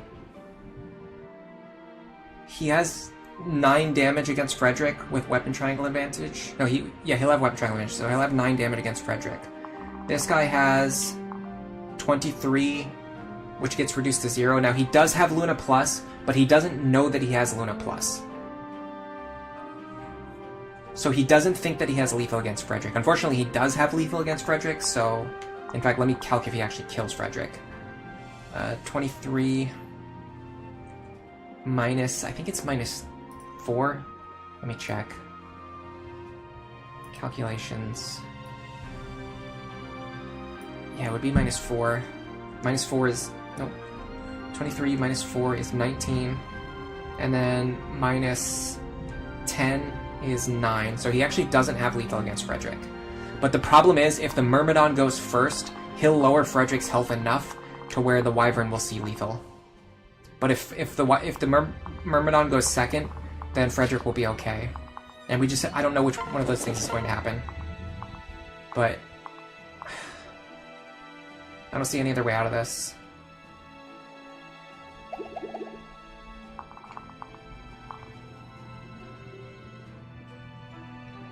I could also leave a chicken within range of one of these guys.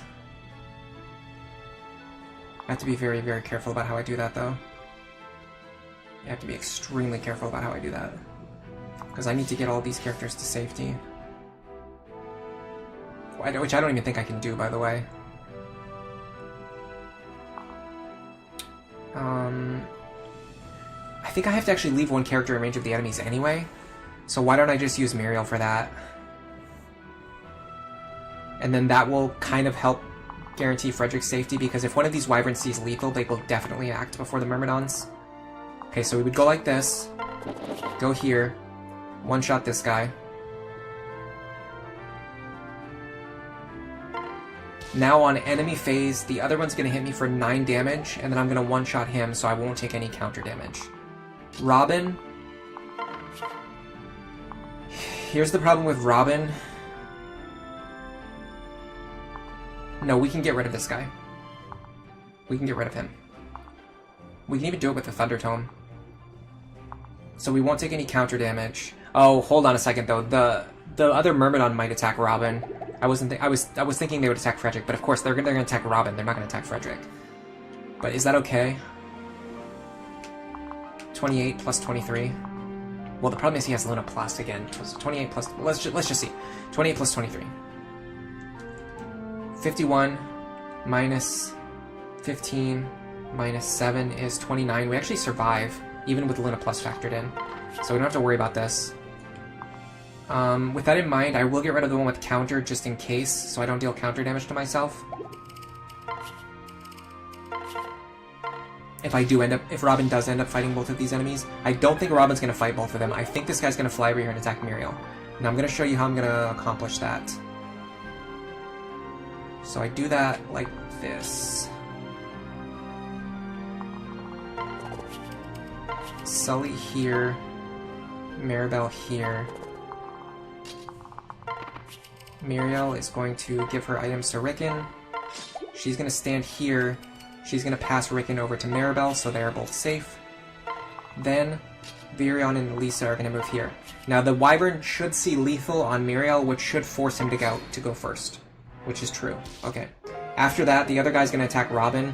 Actually, he's not going to double me because I have the Crom pair up, but he will hit me pretty hard. Even if he doubled me, I would have survived anyway, which is nuts. I did not anticipate that Frederick was still in range of one enemy. I got extremely lucky there. I did not realize that Frederick was still in range of one enemy. If that guy had counter, Frederick would have been dead there. He might have even just had lethal on me with that Luna Plus attack. If I didn't dodge it. So, you know what? We'll take what we can get.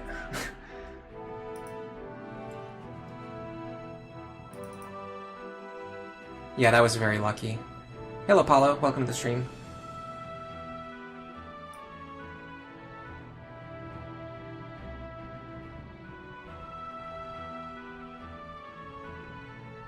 Skywing asked a little while ago. I didn't see the message at the time, but Skywing was asking if there was a way for rescue to bail me out. So the problem is I have to save my rescue staffs for chapter 12.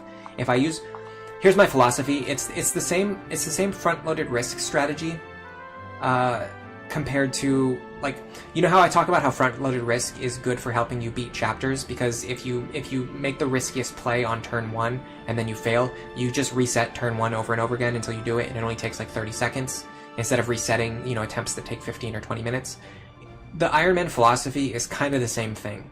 So, if I take more risky strategies now, and the run fails like 4 or 5 hours in, that's much better than using all of my rescue stabs right now just to get a little bit further, and then failing 10 hours in anyway because I don't have any rescue stabs. Because then I'm wasting 10 hours every attempt instead of only wasting 4 hours every attempt. That's going to allow me to get more attempts in. Getting more attempts in is going to allow me to win sooner. Alright, we can pick up some chip damage here.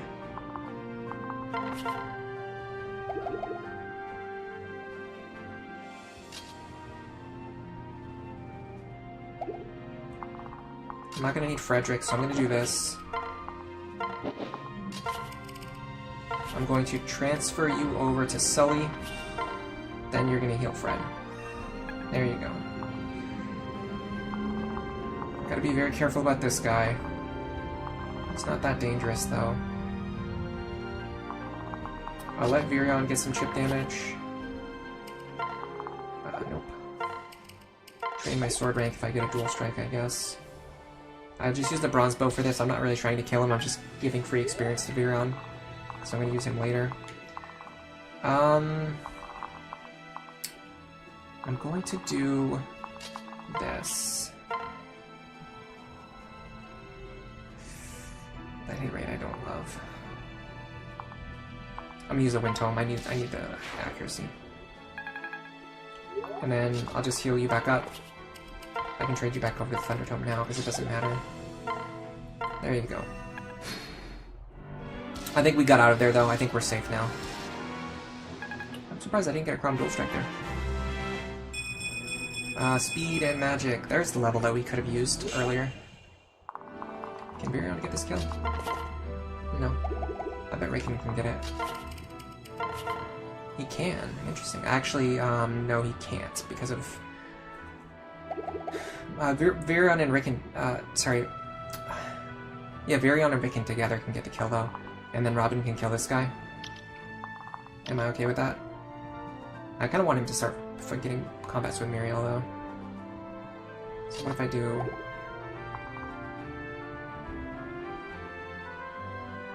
this?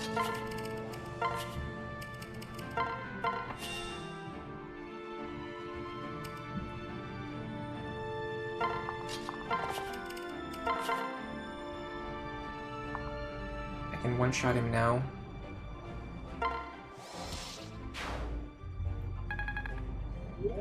Then I can... This guy does have pass, but he won't be able to move through me if I'm standing in this square, so I can go like this. I can transfer Sully over, so that Chrom and Sully can get some combat together.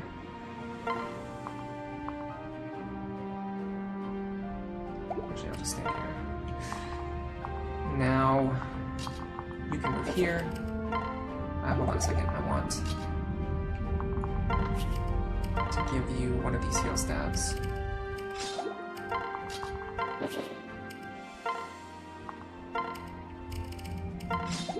Now you can go like this. There you go. Now we're no longer pressed for time, so we can take our time killing this guy, give the experience to whoever we want. Support points, weapon ranks, things like that.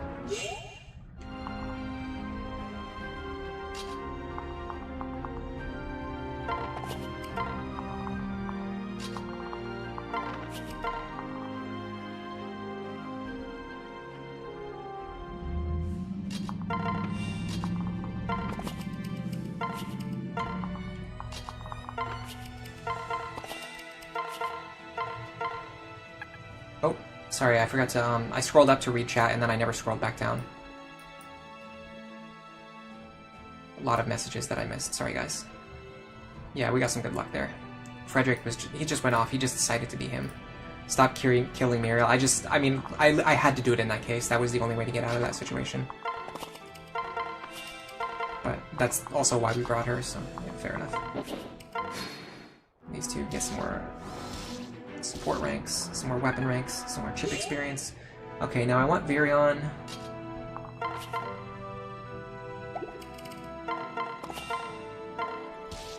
Let's do this. And then I should have just enough once I transfer her back over.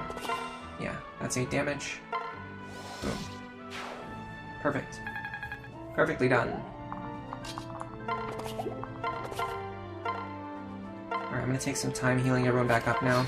also give myself a moment to mentally relax, because that was really stressful. Everything went horribly wrong. Like, nothing went the way that it was supposed to go. I might actually skip on fort healing. Now, granted, I need a lot of money. I'm kind of really behind on money. But I also need Maribel to gain experience, so it's kind of a lose-lose either way.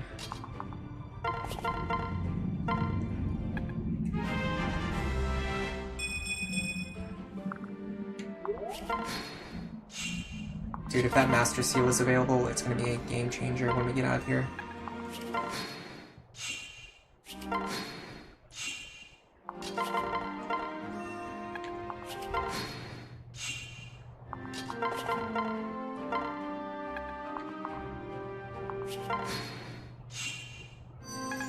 Robin is almost ready to promote again. I mean, I'm gonna grind them to 20 Dark Mage, probably.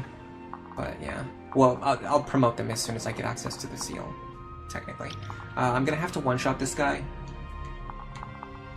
And I'm also gonna have to at least be able to one-round this guy. And then the boss I'm not super concerned about as long as I have a decent amount of HP preserved. So... and we can definitely set that up, but it's going to be a little bit wonky, so I have to make sure that I get the one-shot against that guy. I think I can do it with Maribel. I'm not sure if I can do it with Chrom, but I don't think it matters. So... it's going to be...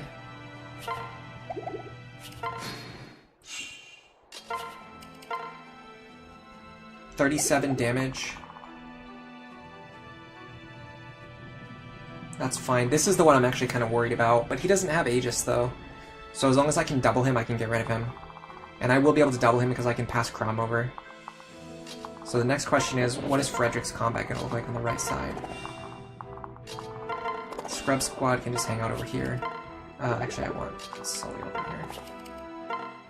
I want Sully... yeah. This should be fine. And then I want these two over here to support Frederick if needed. And I'll also put Virion on Frederick's side, because I don't think I'm going to need him on the left. Okay, so if this is done correctly, Robin is going to one-shot this guy. Then I'm going to... hold on a second.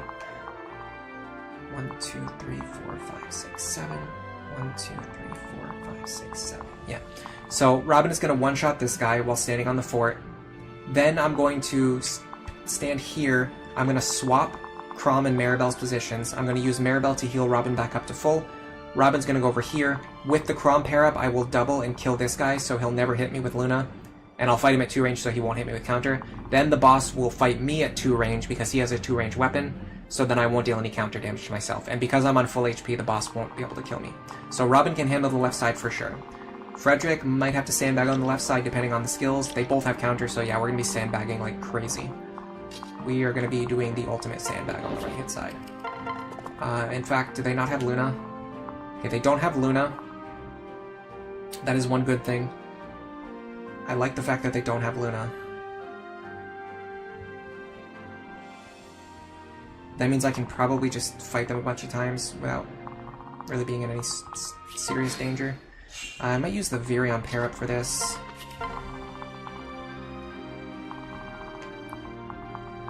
Just to give myself some extra defense. How much are they going to be doing to me?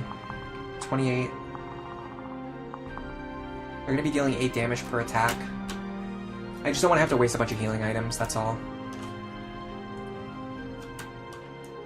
Because I feel like, because Frederick can't fight either one of these guys safely, I'm not going to be dealing with the Scrub Squad. Oh, you know what I should do?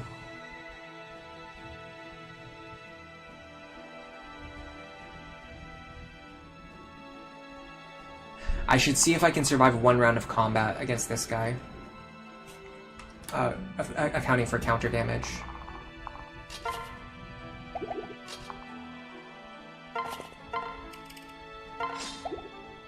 Without doubling him. So we're gonna have 25 minus 10. So 26 minus, I think 20. Do I have B rank swords already? Yeah. So 26 minus 10 is 16 damage. He's going to deal 28 minus 20 minus 1, which is 7. 16 plus 7 is 23. In fact, if I double him with Sumia and I use the Iron Sword, I might be able to kill him without taking a second point of counter damage for the second hit. There's actually a way I can test that too. Before I go any further, I can actually just test it.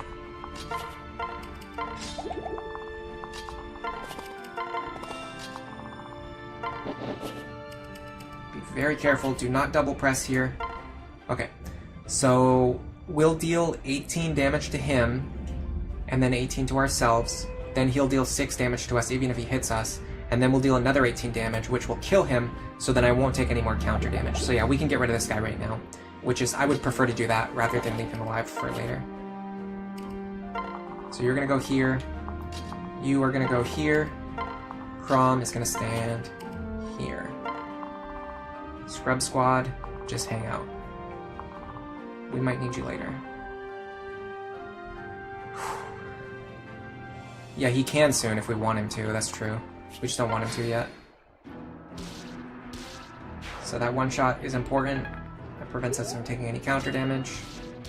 Here, we can take 1 counter damage and then the second hit kills him, so we don't take any counter damage. Now, if we can get our HP high enough, we can repeat the same thing here. Or we can just kind of leave him alive for 1 turn, it's not that big of a deal. We don't need to heal Robin, which is actually kind of sad, because well, actually we can heal Robin. So we can heal Robin to get some experience. Okay, so we're going to like this, we're going to be very careful. We're going to pass Chrom over. Maribel is going to heal you.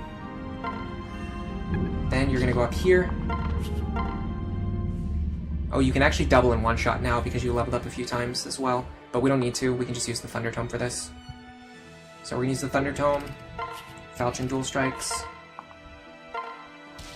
Now we can enemy phase the boss, and our healer is out of range of the boss, so we don't have to worry about that. Chrom getting a sick level up, more strength and defense. That's really good, that's going to help us in Chapter 12. Alright.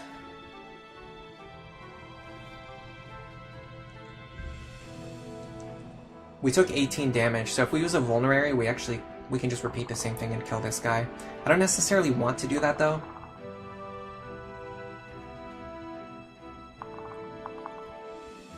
I'm thinking it might be better to just sandbag for a turn.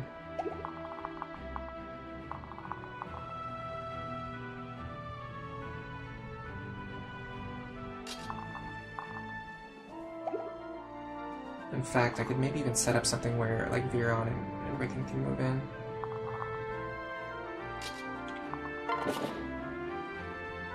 I don't want to be in range of the boss, because the boss will go after Frederick for sure.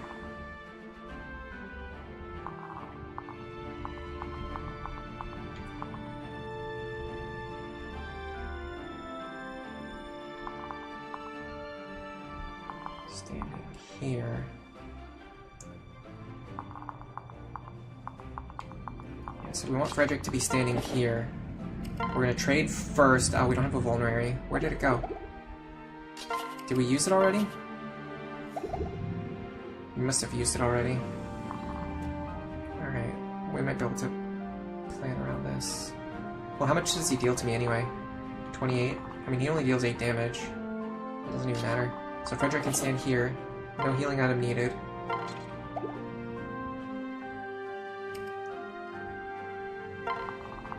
We might even just dodge. You two go here. Lisa here. Nice guard. Nice dual strike. Free experience for Chrom. Another multiplied 1.5 experience boss kill for Robin. Skill and defense, sure, why not? Okay. Now we can do something like this. 6 plus 21 or 15 plus 21. I mean, so the big problem here is going to be if both of our attacks miss. We really don't want that. Well, hold on one second. We can do this. We can equip his axe, and then stand here when we shoot. In fact, we can actually stand over here. This gives us better accuracy because we're standing next to our partner. And also, it gives Frederick a chance to dual strike. There you go. That's exactly why we did that. Marvelous. Marvelous. Can Sumi get this kill? Not in any way that looks even remotely safe. I have to be careful because if I block this square, I won't be able to heal Frederick up, which means he won't be able to fight. Well, he could use the Orson Hatchet. It'd be a waste of an Orson Hatchet, but yeah. I think we have to give this one to Frederick. There's just not a way to do it like with a high enough consistency that makes me comfortable.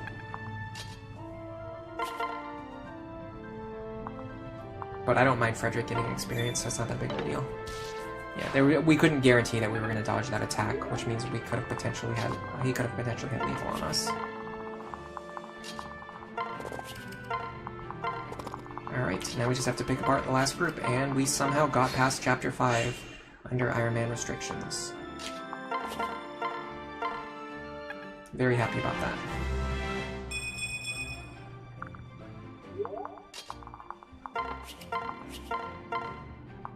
I don't think there's any possible way to get Maribel up to level 10 before the end of this. So unfortunately she's not going to be a candidate for a Master Seal. But if we give it to Robin before Chapter 6, it'll make Chapter 6 so much easier. It'll just make my whole life easier.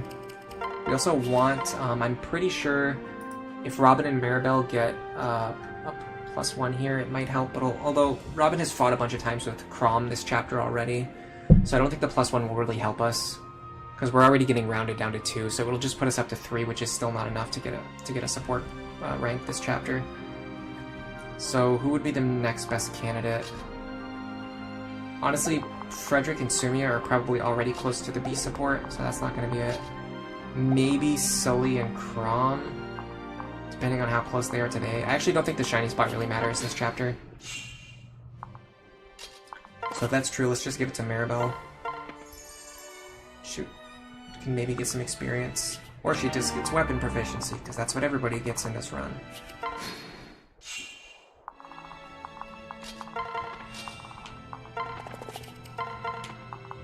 She's not going to get enough of that from just spamming the heal staff over and over again.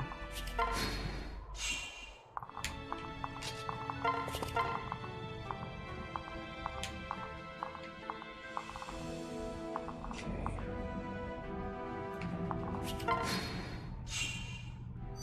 The thing is, we can also just use this money to buy like hand axes and javelins and stuff too.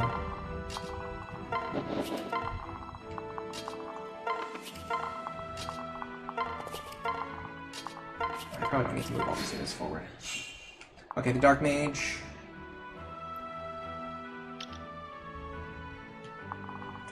I'm gonna have Robin Maribel fight him first. Maybe each one was worth like a little bit less money.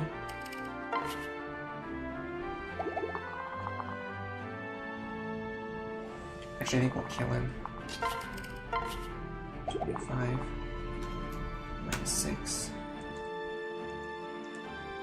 19 times 2 is 30. Yeah, we'll kill him. We don't want that. We can do it this way instead.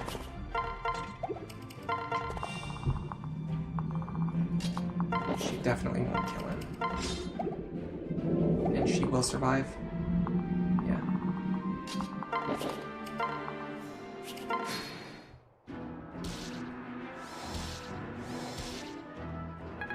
Now Robin can attack him,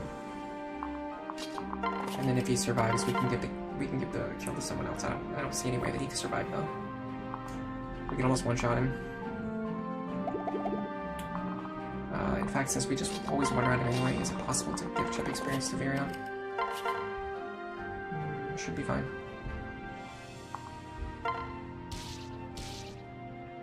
Yeah, that heals him up, but it doesn't matter if he gets healed. If I heal Sumia, she can actually fight him one more time too.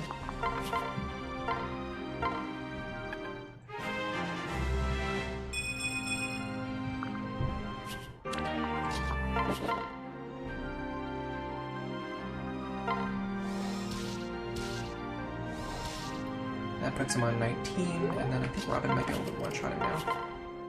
Exactly. So he's gone. We don't see him anymore. He's not a part of my life anymore. Now we just have to give the shiny spot to whoever we want, and then clean up the last two. I guess I'll give this one to maybe Frederick, honestly. Frederick is kind of a good candidate. Let me heal characters up first. I want Maribel to get some levels before moving into the next chapters.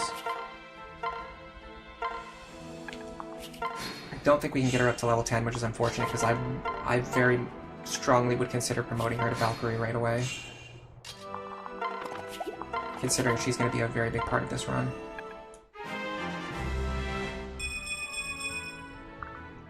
Might even be worth it to save that. I will buy the Master Seal, but then like save it until after Side Story 2, because then I can get Maribel up to level 10 and then use the Master Seal on her. Or maybe even just use it, like I said, use it early on Robin. If we get Robin up to like level 20 or something, that'll make the rest of the run so much more consistent. Okay. What do these guys have? They don't have Pass, that's really good for me. They do have Luna, unfortunately. One of them has Luna, but they have 28 plus 23 damage. 28 plus 23, minus 4, minus 20, minus 10 is 17 damage. Frederick always survives this.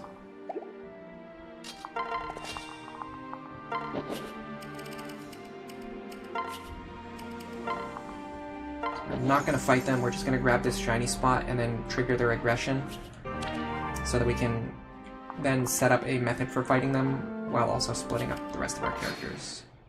Or training the rest of our characters. Dual guard. Oh, he doubles? Okay, that could have gone horribly wrong. Maybe not, though. That would have been 22 minus 8. Or, sorry, 22 plus 8.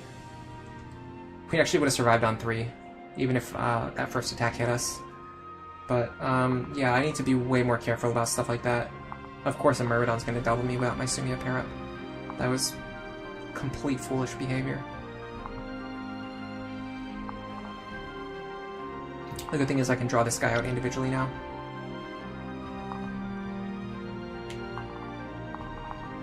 Problem is I don't think anyone is necessarily in a good position to fight him. But when the enemies move over the fort, it's going to separate them again.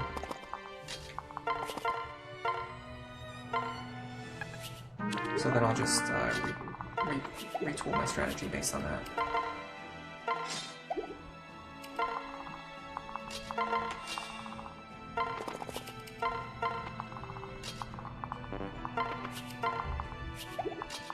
And because they don't have pass, I could even just pull them all the way down here and fight them through one of these choke points. Fighting them on the other fort seems smart because you're getting the defensive bonus of the fort. The problem is you get attacked from 2 angles. It's better to just get attacked from 1 angle, obviously. Chrom can fight this guy safely, so we're going to do that. I'd like for him to not be on the forest. So we're going to do this. We're going to get our Sully pair up.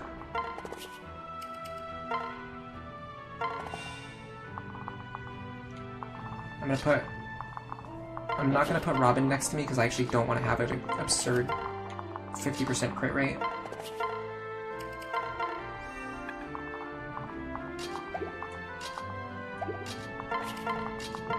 I will start moving my other characters towards the pass so I can go down there if I need to.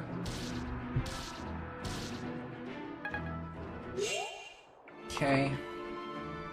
If I back up exactly 1, 2, 3, 4, 5, and then Maribel stands behind me and heals me, I can kill this guy on the next turn. Yeah. Can she reach? Yes, she can. Okay. Is that true? Yeah, she can reach. That's gonna allow Chrom to get the kill. Heal. More experience onto Maribel.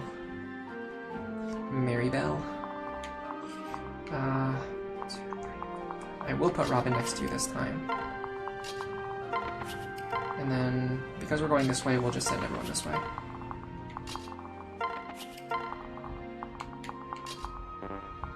Potentially even have Sumia fight this guy, although it's probably not safe because of Luna Plus.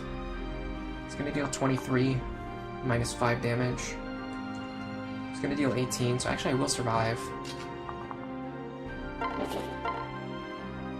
On 1 HP. It pulls him away from the rest of my units too. And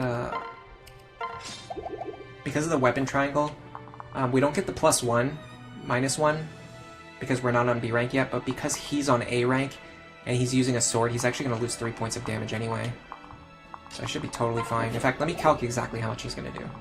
It's going to be 20 damage, minus 5. He's going to deal 15 damage. I'm going to survive on 4.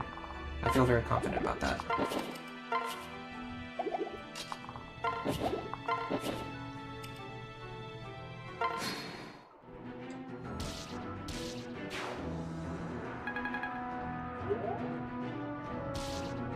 There you go.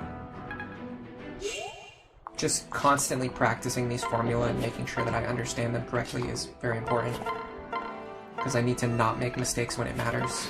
I need to be, like, when I'm checking, when I'm coming up with a strategy that I need to work, I need to be 100% sure that it's going to work. I'm gonna have Ricken go first. If he missed there, it would have been fine. I just would have gotten free weapon rank for nothing. The level up is good, and the level up is good. It was a good level up. Get a little bit more chip experience. And then I probably give this kill to Sumia. It's one of the few that she can pick up, and she's very close to this guy in level. Because of the HP, and because of him having exact lethal, I'm going to do one more heal here just in case, because we don't have 100% accuracy, although I think, now that I think about it, if I move Robin next to her, that should increase her accuracy to 100. Yeah. Sorry, Robin next to her, it should increase her accuracy to 100. But either way, we need experience on Maribel, so it's fine. And that's going to give her a level up. She's just, we're not going to be really training Sumia in a dedicated fashion. So in a situation like that, where it's like one of the few enemies that she can fight safely, I think it's fine to give it to her just so she'll have it for later. Anyway, somehow we got through Chapter 5. Iron Man. We did it. It only took like 20 hours of streaming. Alright, you do supports before barracks. Let me get caught up on chat now. I'm sorry guys, I was not reading chat for that whole time because I was just so locked in on the game. Is this the run? I think this might be the run, yeah. This is going very well, and at this point, there's, like... How do I want to say this? At this point, we're, like, a lot of the worst is behind us. Chapter 6 is going to be rough. Chapter 9, 10, and 12 are all pretty rough, but, like, we got through some pretty tough parts.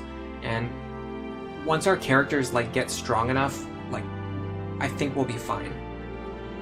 Hello, Kunai, welcome to the stream. R.I.P. Laurent. We weren't going to be using Laurent anyway. Laurent was only a desert mirage.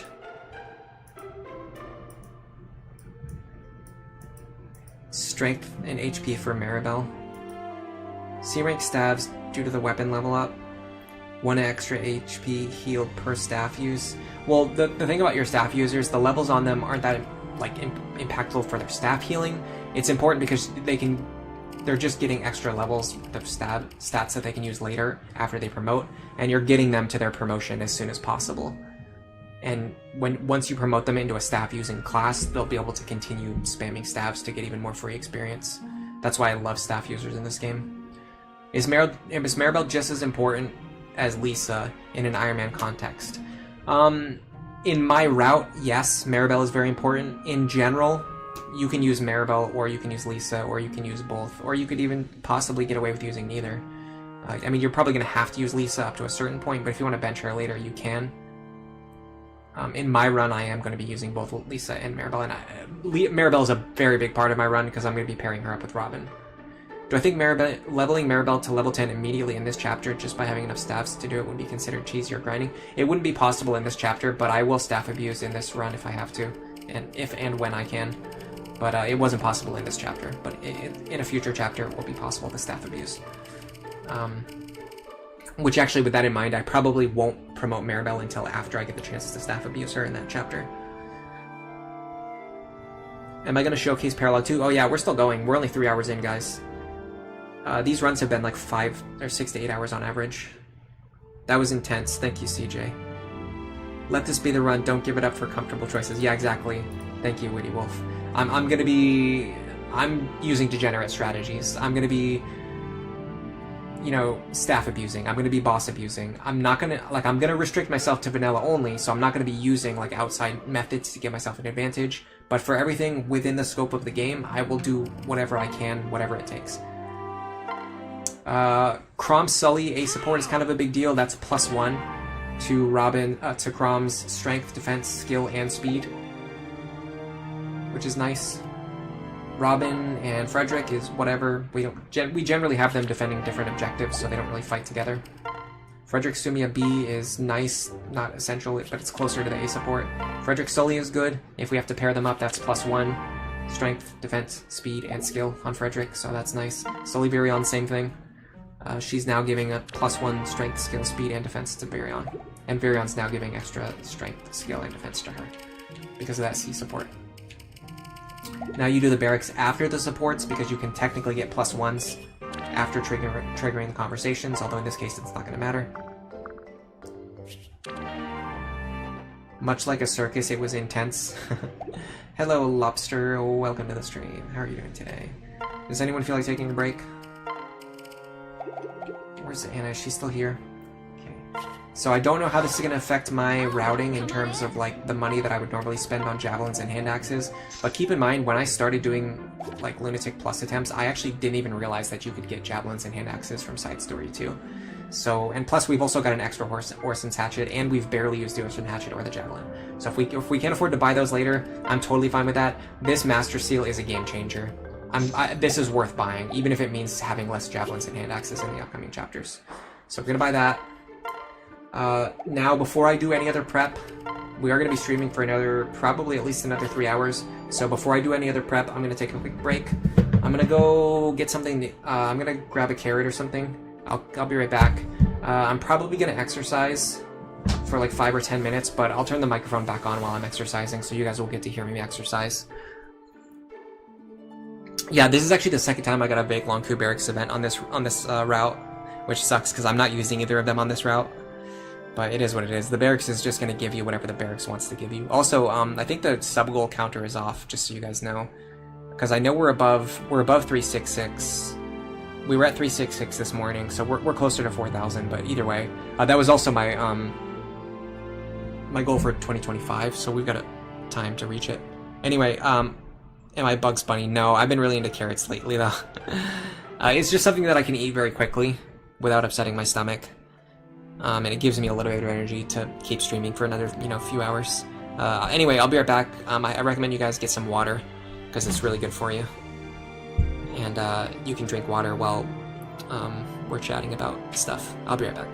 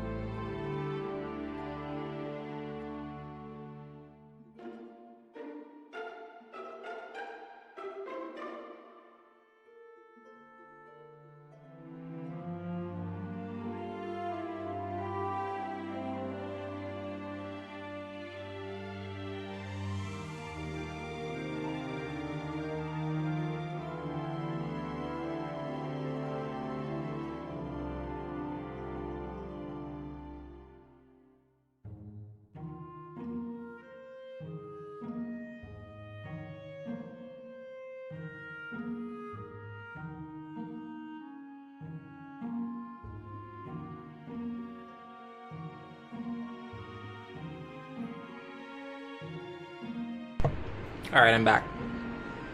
You guys are gonna have to put up with me, listening to me chew a carrot again. I'm sorry about that.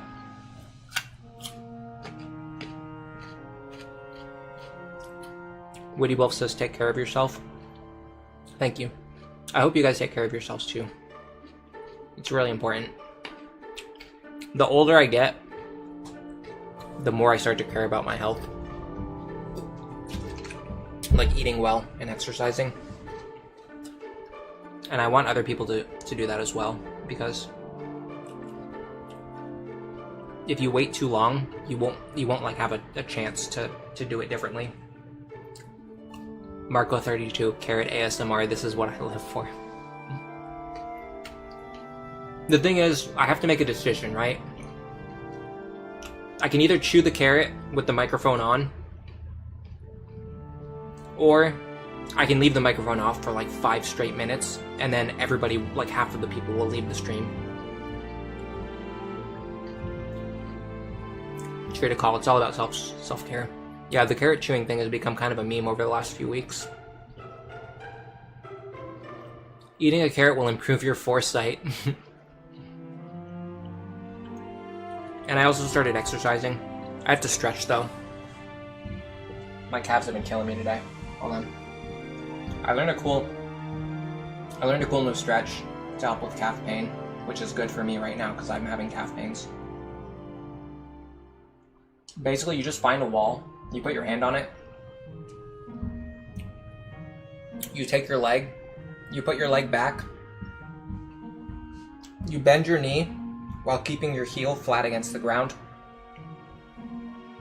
You don't need to do it like that hard, you just need to apply like a little bit of pressure. I'm doing it right now. You hold the position for like 10 or 15 seconds. Then you relax it. Then you can switch over to the other leg. Do the same thing. If you do this like a few times on each leg, it really helps remove, it just helps the calf pain go away faster if you're getting cramps in your calves. You're here for the Uma Musume streams. I want to stream more Uma Musume, honestly. I've learned so much about the game since the last time I streamed it. I want to just do one stream that's like gameplay focused. I like going through the story and stuff and like reading the story for people. People have fun with that. And like pulling on the gacha banners is something that people enjoy watching too. But I haven't done like a focused run that's like focused on the gameplay of the actual story mode, the career mode. And I've learned so much since the last time I actually did one of those runs, like on stream. I really want to show just like a quick run of like what I do now, like when I run through quickly, when I'm either farming for sparks or farming for skills.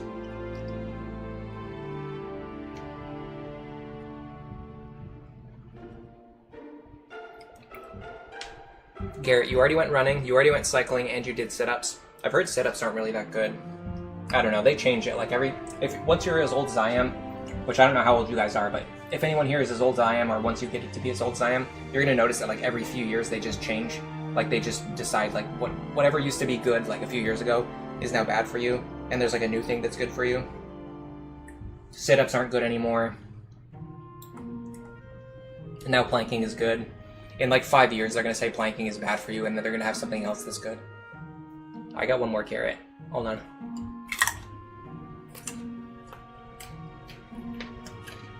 I still haven't finished my stretches, by the way, and my calves actually still hurt. This sucks. Someone asked, what is the best class, path, and build for Henry? It depends on his partner, basically. Henry is really one of the best support partners in the game. In Gen 1, I should say. Henry is one of the best Generation 1 support characters, if not the best Generation 1 support character.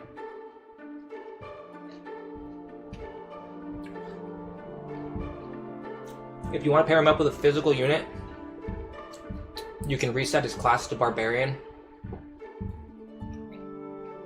I think he gives them... I don't have the sheet open right now, but I think he gives them 4 strength and 2 speed.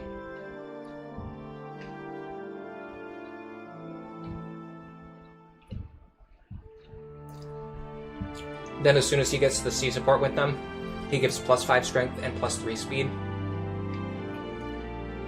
As the supports go up, as his stats go up, those bonuses get even higher. And then you promote him into Berserker to give even higher bonuses.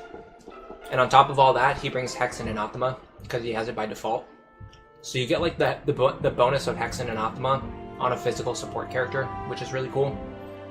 And then if he's supporting with a magic partner, you can either promote him into Dark Knight,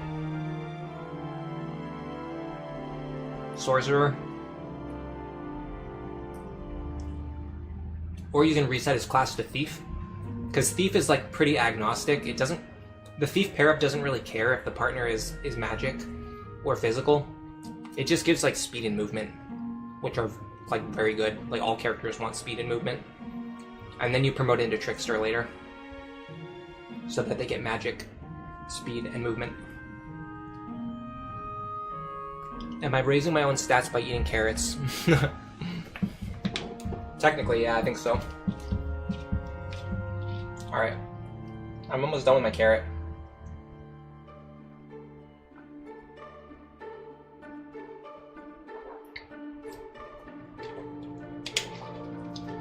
Garrett says that when you're exercising, if you find something that you're able to do every day, that's really what's best. Yeah, I actually agree with that.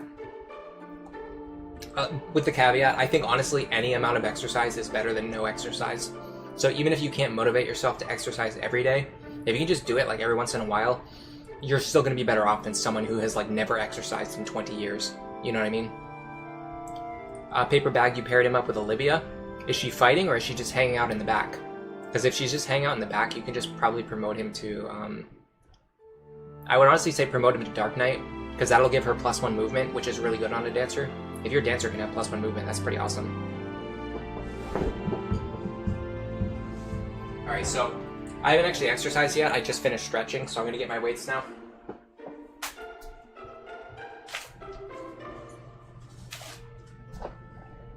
And now I'm lifting. Hiya Pow, you're on the gym grind because you want to eventually cosplay as Vake. No idea if that's a joke or not.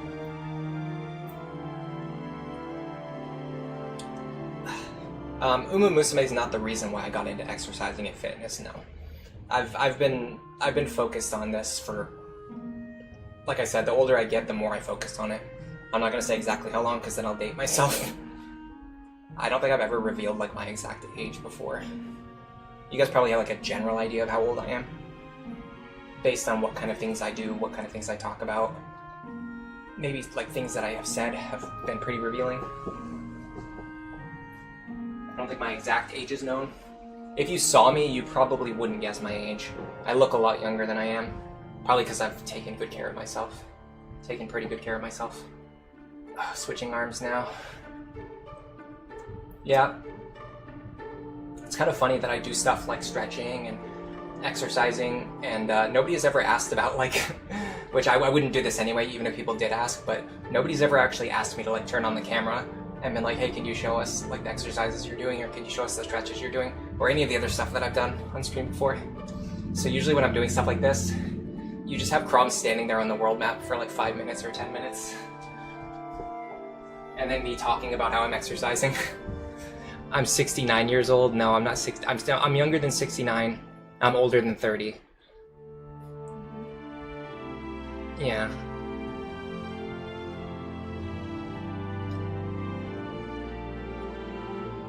Those are true facts. By the way, hello, Level 0 Maid. Welcome to the stream. Yeah, I would say go with Dark Knight Paper Bag, because you can get a +1 movement onto Olivia, and because she's the dancer, having +1 movement actually helps her a lot. It just gives you a lot more options with moving into position to dance for other characters. Marco, you're finally cracking, and you're doing your first Lunatic Plus run.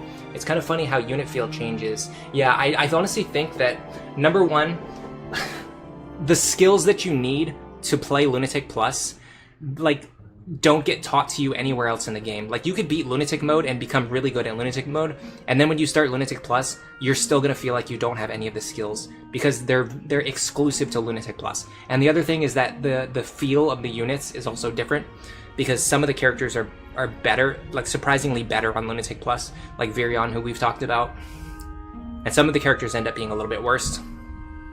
because it's harder to 1 to 2 range sweep on Lunatic Plus.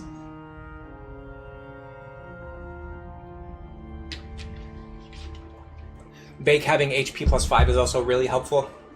It plays around counter a lot. Alright. I'm doing one more set. I don't care. You guys are just gonna have to wait. Yeah, we have a definite range. High up how you thought I was in my mid-20s. Yeah, people who see me think I'm in my mid-20s because I look younger. I look like a 20-ish year old.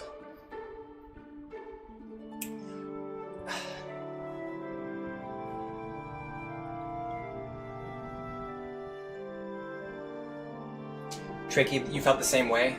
You had done enough Lunatic mode, but you also struggled initially with Lunatic Plus. It's just how it is. You just gotta learn. The good thing is there's a lot more resources now. I guess I'm kind of tooting my own horn here, but there's a lot more resources now for people who want to learn Lunatic Plus. Like, there are actually guides that tell them how to play the game. As opposed to before, where there was either just A, nothing. Like, before, if you searched, like, how do I play Lunatic Plus, you would probably either A, you would find nothing, B, you would find people complaining, saying it's impossible, telling you not to waste your time, which obviously that's going to make a lot, those two things alone are going to make a lot of people give up. And then, 1 second, I can put my weights down. Or number 3, if you were really lucky, you might have found like one of the old videos from like 9 or 10 years ago of somebody just like beating it, but not really telling you how to beat it, just like showing like how they beat it, which is cool, but it doesn't really help you figure out how to play the game yourself. Yeah, in Lunatic, a lot of the units feel like you don't really need them because you can just juggernaut the game with one character. I totally agree. That's why I like Lunatic Plus more than Lunatic. They're two different games. You're gonna look back at this stream as the one where you carbon dated me. I mean, I figure people always like had a general idea of what my age was. Especially the people who are here often, or people who are in the Discord, stuff like that. Which, by the way, I'll post the link. I haven't posted it yet today. I think it's technically in the description, but who looks at those? The answer is nobody. Oh. Here you go. If you want to come to the Discord. There it is. Alright. Options for Master Sealing right now, not really that good. I like putting Robin into... upgrading Robin from Dark Mage to Sorcerer right now won't really help us a lot. It'll actually just make them gain less experience in the upcoming chapters. Who else would be good? Actually, nobody else is actually technically ready other than Lisa. And Lisa can definitely still get more staff experience. Speaking of staff experience, we do need to buy another heal staff now. I carry only the finest. Okay, is there anything else we need to buy before going into the next chapter? We might need to mess with the clock to get this guy to move, because we're probably going to need strength and defense tonics at some point.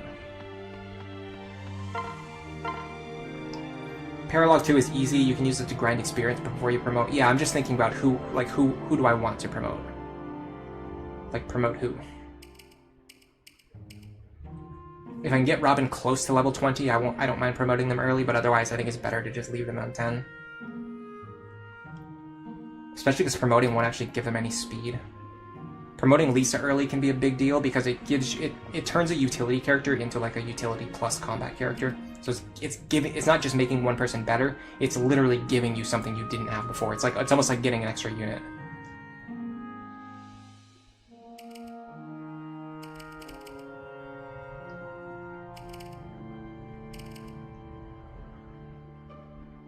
Frederick's inventory looks fine. Sully looks fine. Fine. Fine. We need cheaper tomes. Yes. We need cheaper tomes that we can spam. Cheaper and more accurate tomes, in fact. Which means, yeah, we're gonna have to move the clock forward. Because we need to get this guy, we need to get this idiot off the tile that's blocking the wind tome. No, we can buy one here. What can I fix? I'm very strongly considering buying one for both Robin and Ricken, but it's kind of a waste of money. I just don't have anything I can give Ricken that's more accurate, that's not like wasteful, because like this Elwyn tome, I cannot keep wasting Elwyn charges. So Ricken definitely needs one. I feel like Robin needs one too. This is the one downside of using Ricken, is you have to buy more tomes.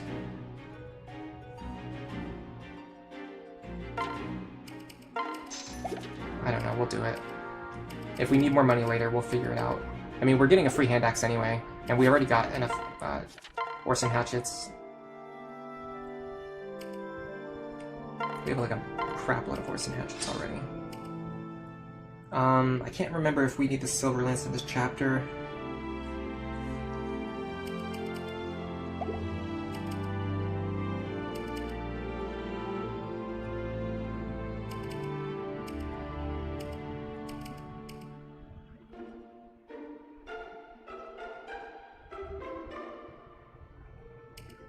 She's on C rank now, so we can give her the killer lance now.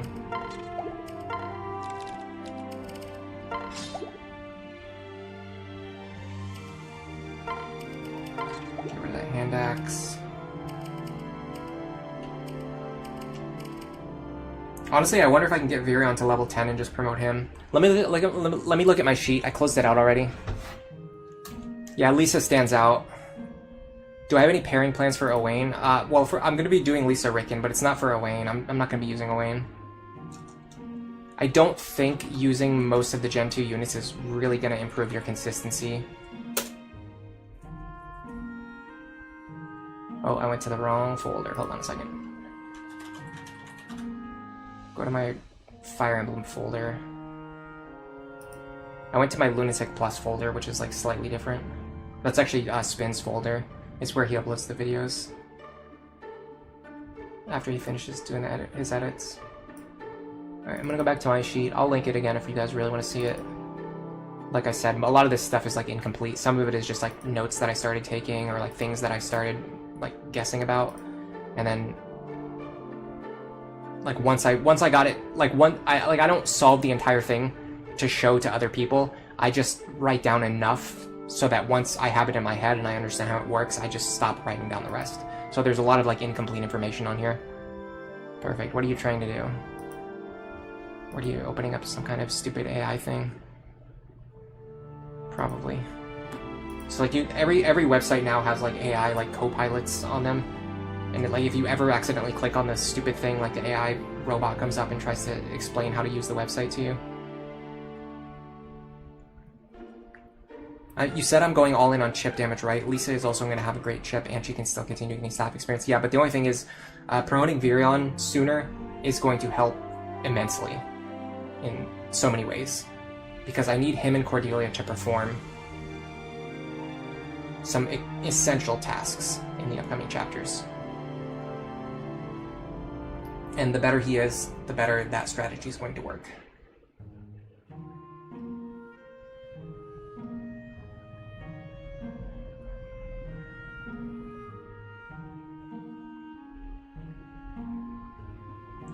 But first I need to look at this and see where are my accounted Master Seals, and where like can the other ones go? Because I think we were talking about it last week, and I think I sort of fixed the sheet because it was outdated, but then I updated it. Yeah, okay, so we have a guaranteed Master Seal for Chrom, Robin, and Cordelia. So the extra ones would go to Virion, Lisa, and Maribel. Now the thing about Lisa and Maribel, as good as it would be to get an extra chip unit, keeping them in like basic staff using classes, they can still contribute to the party just by using rescue stabs. They can still gain experience just by using heals and rescue stabs. Whereas with Virion, the earlier I promote him, the better it's going to be.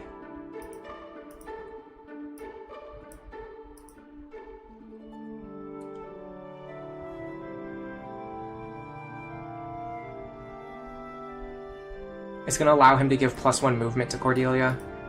It's going to make his dual strikes more consistent. They're going to hit harder. Sword access doesn't really matter.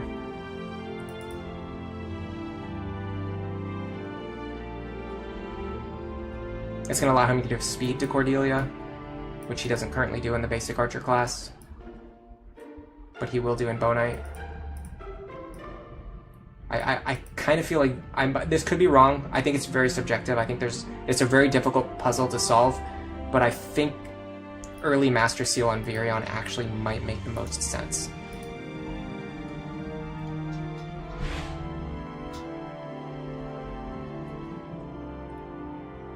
You block those elements in your browser. You uninstall the AI assistants. Yeah, I try to uninstall them and like remove them and turn them off wherever you can, but then it's like every time you go to a new website, oh, they just added a new one and they want you to try it out. And nobody wants this stuff. I don't know why they keep adding it. Like nobody wants it, and they like somehow they keep adding it. It's like they're just trying to force us to use something that we don't want.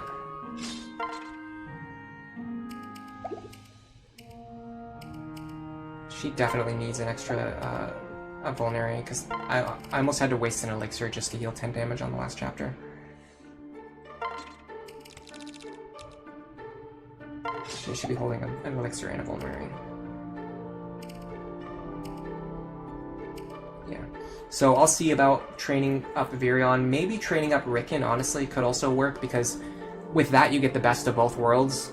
With that, you actually make a good combat mage even stronger, but then also you're gaining an extra staff user, which is arguably even better than gaining an extra combat user, because then we'll have 3 staff users, and one of them will be a solid combat mage. You're really excited to see how Virion and Cordelia perform? Me too, actually.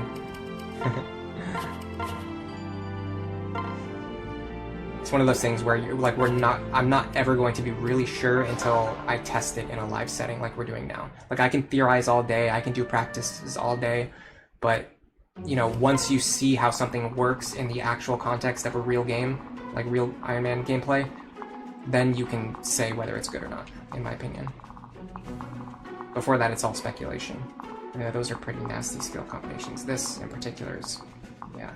Luna Hawkeye, that's disgusting. I do not like that at all. And the guy in front of him has counter too, which we might be able to deal with, but it depends on how exactly they move. And it also depends on Frederick's damage output. Okay, we're gonna... Oh, wow, like, every single enemy I've highlighted so far has Luna plus. Okay, we're gonna need Sumia to be able to kill this guy. More or less guaranteed with the javelin.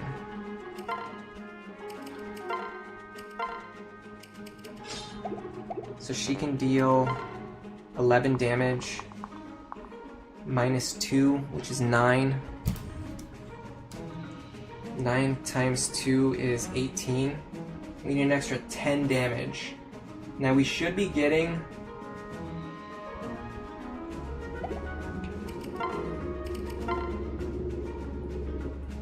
some amount of bonus from Frederick, and that amount is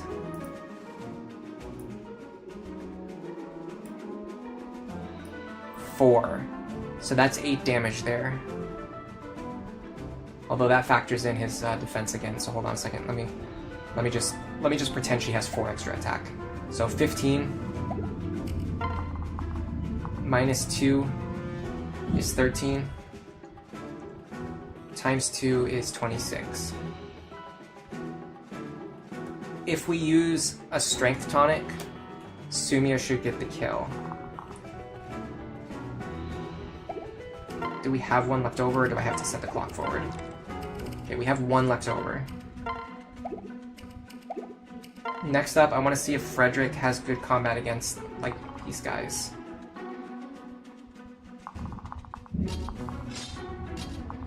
So, let's assume we're willing to use something like the bronze sword, or let's even assume we're going to use the iron sword. So that would be 25, 26, technically, minus 4 is 22. 22 times 2 is enough to kill. So Frederick can guarantee a kill against them as long as they don't have, like, the perfect combination of skills to block him.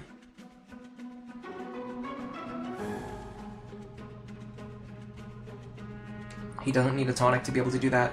They deal 28 minus 18. They deal 10 damage to him per hit, which is pretty intense. So I think he does want a defense tonic here.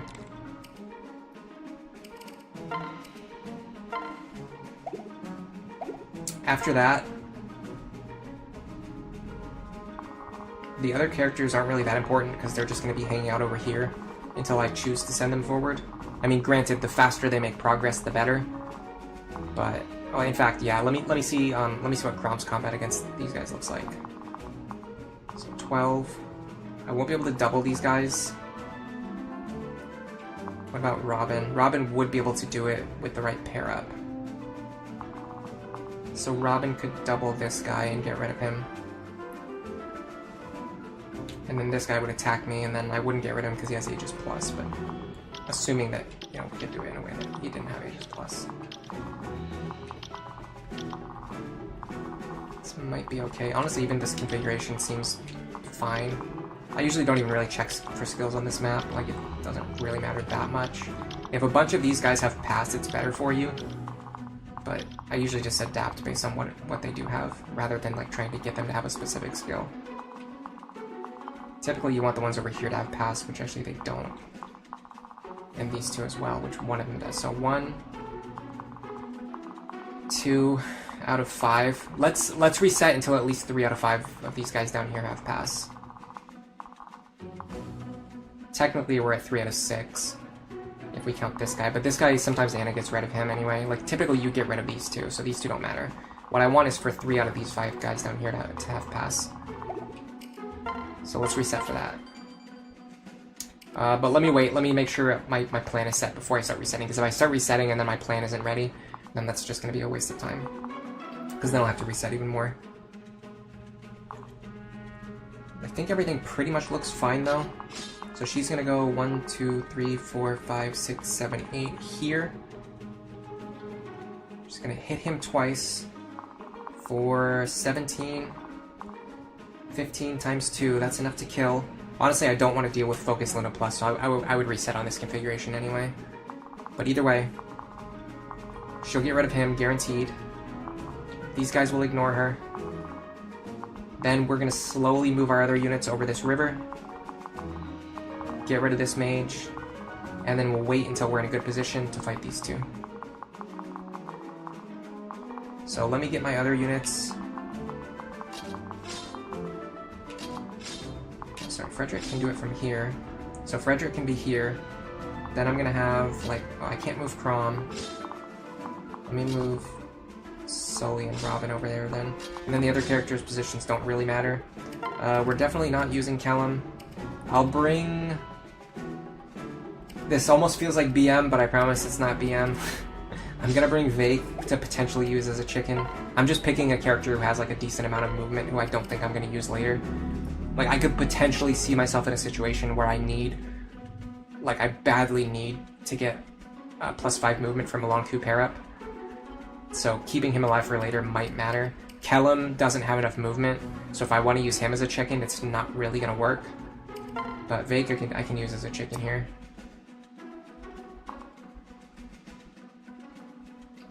Other than that, everything looks fine. The positioning of these characters doesn't matter because we're just kind of like be slowly moving them towards the river. Okay. I think I'm ready to start resetting. So here's going to be our goal. We're going to want to make sure that this guy doesn't damage Sumia too much, and ideally we can guarantee a kill from Sumia. We want 3 out of 5 guys down here to have pass, and probably I don't really care that much about these 2 guys. Anna's gonna fight them. Now, in the worst case scenario, these 2 guys, like, one of them can get past Anna and get up here and destroy the village, and there's just nothing you can do about it. I'm trying to remember how that happens, because I've seen it happen. It's rare, but I have seen it happen once before. So maybe we should think about how that happens and how to prevent that through resetting. It's just so rare, though. It's like it's almost like you can't even plan for it.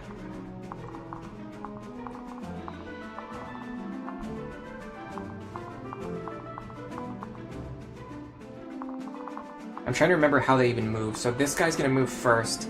He's going to shoot at her. Then these two guys are going to move up.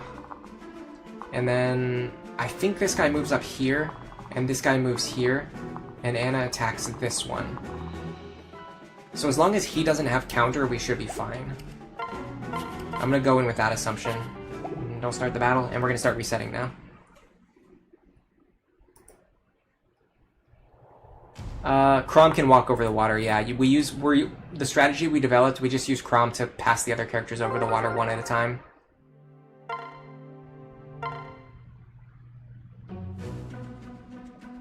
Is Vake more valuable for +4 strength? I value +4 speed way more than +4 strength, especially because my squad is so magical focused. I have 1, 2, 3, 4 characters who are all like magically inclined, as opposed to like 2-ish characters who are physical inclined. And speed is just more valuable than strength anyway. That's fine. Those skills don't matter. Well, we kind of don't want him to have counter.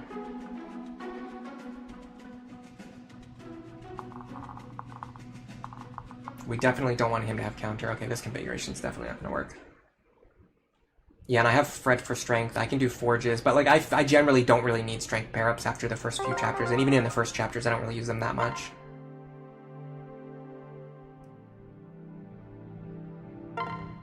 You convinced Gemini that Vake was better than Robin. I mean, you can basically convince AI to believe anything. It's very stupid. Pass, pass. We got 3 out of 5 down there. This guy doesn't have counter. This guy is fightable. I don't like the fact that he has Hawkeye because it means we're guaranteed to take damage. This guy having counter is probably untenable though. Yeah, I think mages are a little bit better than physical units in this game. I do think axes are the best weapon type, but just like in a general case, like it's usually better to have some kind of magical ability, whether that be staves or tomes. Bows are nice too. Like warrior's really good because it gets axes and bows. Counter there. I'm just gonna start here. I'm gonna start until this guy doesn't have counter, and then I'll work from there.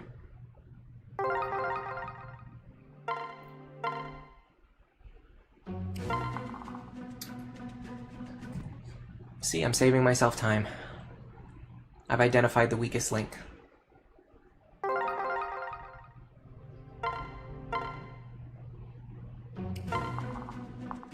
And like I said, I really think that Magic Robin is better than Physical Robin, or even better than Mixed Robin. There's just not really any, there's just no need to use like a sword.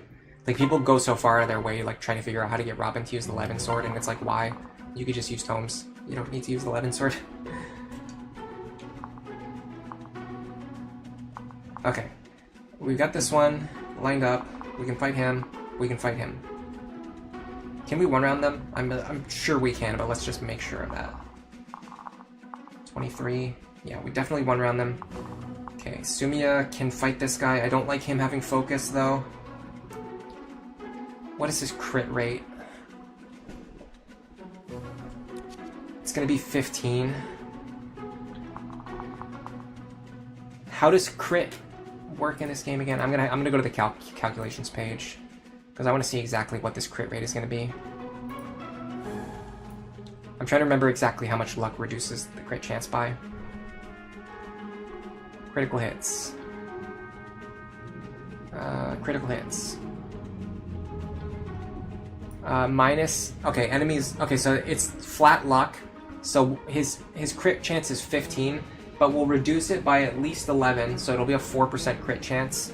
And then the support bonus we're gonna get from a B rank partner is not enough. I'm pretty sure. Let me go dual system. So a B rank partner is not enough. So he will have a 4% crit chance. Let me see if I'm okay with that.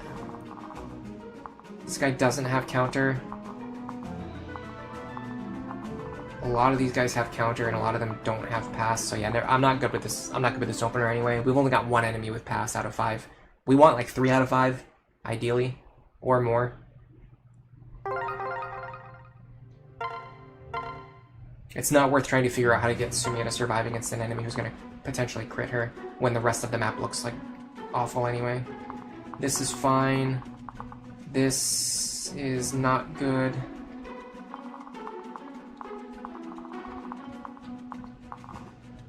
This configuration is good though. And this guy does not have counter. I feel like I can probably go with this opener. I don't like the fact that this guy has Luna Plus and Magic Plus 2. Because he's going to deal 24. He's going to deal 20 damage. He actually one-shots her.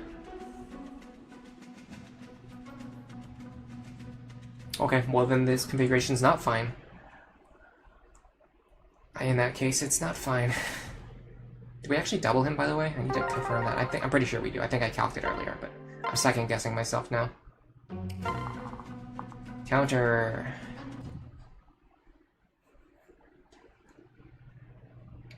Yeah, I think we ended up wasting the Seed of Trust earlier, because we could have gotten away with the speed stat that we had. Okay. Yeah, I don't love that, but it's fine. This is okay. This is not great, because you have to deal with that 4% crit chance. Bad. Okay, we're done. Nope. This is going to require some intense resetting, apparently. But the more we reset right now, the better chance it's going to get us of not just beating this map, but also, like, making things better in the future. Because we'll be able to, if we make this map easy enough, we'll actually be able to train other characters, as opposed to, like, not being able to train other characters. Because, like, we get stuck into a situation where we have to rely on our strongest fighters to like, brute force our way out of here. This sucks, though. This guy's gotten counter, like, 90% of the time. I can't even get past resetting just for this one guy not having counter. Dude, don't talk about it. Okay, this is fine. Fine. Good. Terrible. That's fine. This is terrible. This is bad. Good. Fine. I don't love that either. No. It's just these couple of enemies. The problem is the more enemies you add to the list of ones you're resetting for, like the higher chance, or the more times it takes to reset for good luck. At a certain point, I think I have to cut my losses. Okay, this is fine. That's fine. That's not great, but I'll live with it. That's fine. Good. Good. Okay, this is a good opener. This is a great opener. Okay. We are in a great position. I feel good to start from here. Sorry for the delay. Hello, Puchivert. Welcome to the stream. I'm doing it. Yeah, we're actually doing really good. We got further than... I won't say further than I expected, because I have gotten this far before in my practice attempts off stream, but I did not think that I was going to be able to do it, like, in a stream setting and so reliably, or I don't know.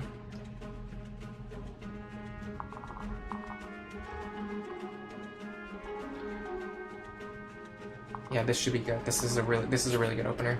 I feel confident we can win from here. Let me just double check everyone's inventory.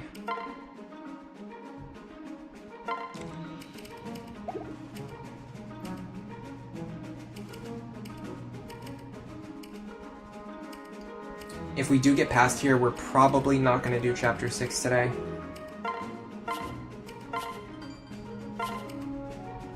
I'm starting to feel mentally exhausted, and I don't want to push myself too much. Because then, if I go into Chapter 6 and I'm like my head is like full of mistakes, it's just going to lead to a situation where I make a mistake and then the run ends. Okay, 16.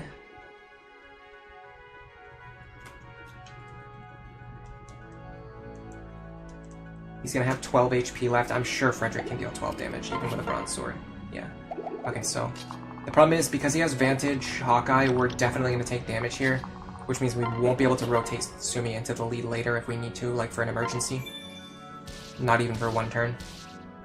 Maybe we can heal her with the Vulnerary after we move up, but I don't think that's even gonna help, because 16 HP is not really enough to keep her alive. Hello Sim, welcome to the stream. You hate this map? Definitely keep watching. I'm not just saying that because, you know, obviously I want people to watch my stream. The strategy that I'm using, like, cheeses this map to an insane degree. And if you don't like this map, I'm going to show you how to make it a lot easier. So first, you start by having Sumia fly over here and kill this guy. Then, we're going to start moving Crom over here.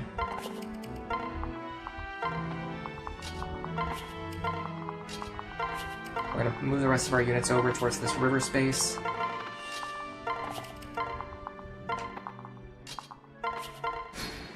Alright, so most of the enemies on this map will actually completely ignore...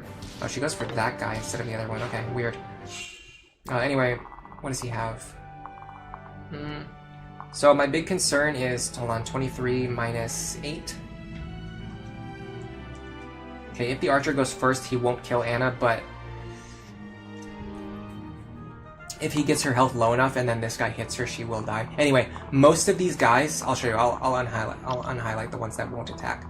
So most of these guys will actually ignore your characters. These guys will ignore them. These guys will ignore them. The mages will attack you. These guys will attack you. So most of the enemies on this map will actually just completely ignore your characters, which means that you can really send your flyers across the map with really just like impunity. Like there's not really a ton of risk involved. Okay, hold on a second. From this position, I can go 1, 2, 3, 4, 5, 6, 7, 8. Yeah, that should be fine. I mean, it's not really that important for me to get the shiny spot right now.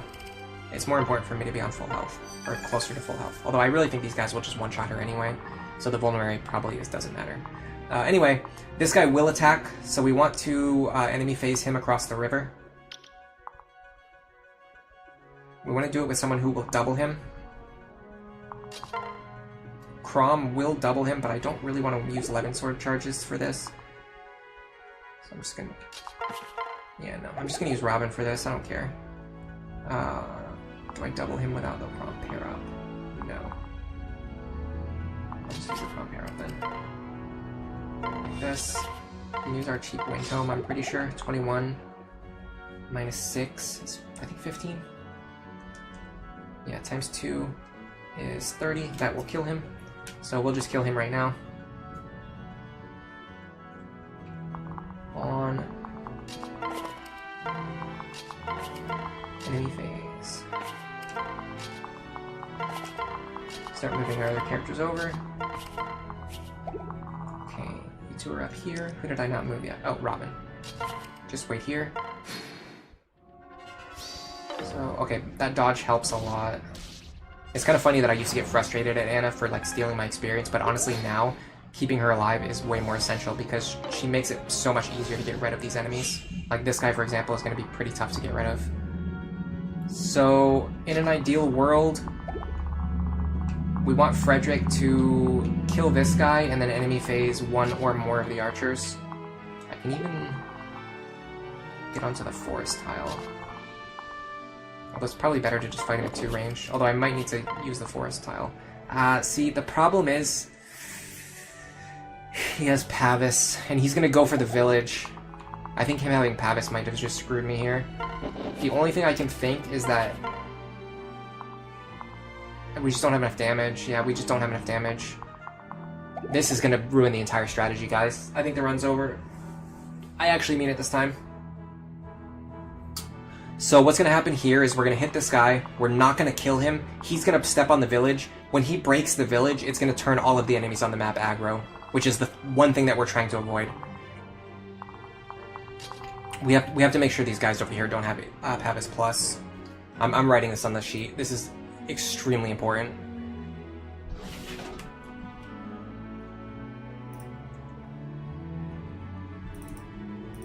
Because this can immediately cause a run to fail.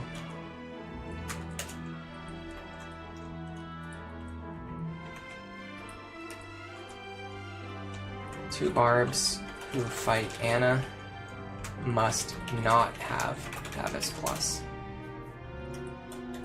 Because if these guys have Pavis Plus, we can't reliably remove them. Or, on the other hand, the other thing we could do is... Frederick has to have 12 speed.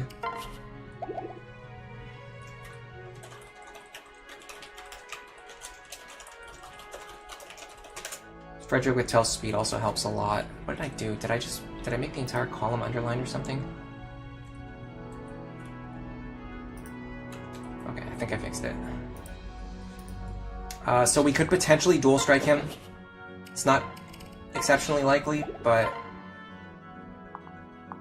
the Bronze Lance is actually more likely to hit too. But I don't think it'll kill him. I think I need the damage from the Killer Lance. Well, I mean, let me check. It'll be, yeah, it's gonna be 7 less than what it says. So it's gonna be 13 damage.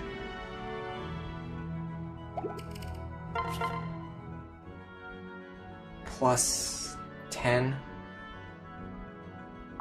Can I increase my crit chance? I can if I use the Orson's Hatchet. That'll also get me in position to fight the archers. Okay, we really need a dual strike here. Bailout. The bailout! Let's go. That just saved the run. 100% that just saved the run. The run was over. If we didn't kill that guy, he was going to destroy this village, and then that would have caused every enemy on the map to turn aggro. And there's just no way for us to get... There's no way for us to get out once that happens. Like, we would have been soft-locked. Alright. We are completely comfortable now. Let me unhighlight everything that's not going to attack me now. I don't know why I was going around highlighting them. These guys won't attack me. These guys won't attack me. Okay. Now I can take my time.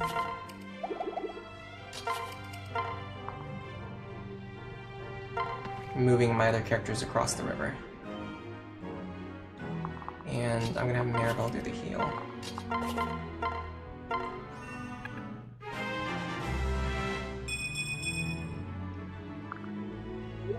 Would it have been better to give Frederick the Killer Lance and hope for a critical hit?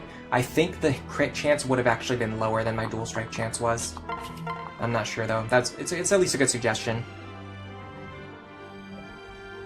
Why 7 less? Because once Sumia rotates into the rear position, she's not getting 7 extra strength from Frederick anymore. You see these numbers in blue over here? +1, +5, +1, +2, +4. He's getting those bonuses from Sumia. So once he rotates into the lead, he won't have those anymore. Now that's not super important for Frederick, but Sumia in particular, once she rotates, actually it would be 5 less, because she will keep the strength tonic once she gets rotated into the rear, but she won't get her strength bonus from Frederick anymore. That's the important one. So when you're calculating dual strike damage, you have to make sure you take into account the fact that once they rotate back into the rear position, they're not going to get the strength and magic from their para partner anymore. Anyway, these guys are probably going to shoot at Anna instead of Frederick, but it's fine, I think, probably. The one with Luna is actually a problem. This guy's going to be a problem in a few turns from now if we can't get rid of him.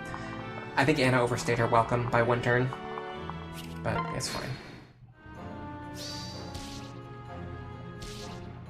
Okay, Sumia's gone.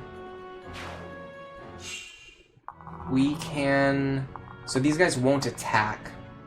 So we can just... Yeah, we can do this.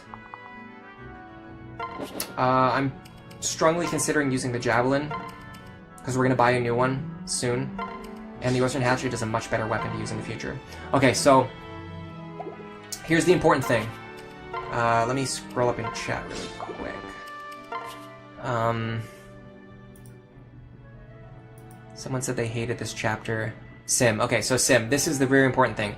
If you don't visit this village, most of the enemies will not become aggressive. So they'll just stay in passive mode. They'll never become aggressive. They won't attack you, which means you can just sit on this village for as long as you need to get into a good position. So in order to make that happen, we're gonna have Crom pass these guys over. One at a time.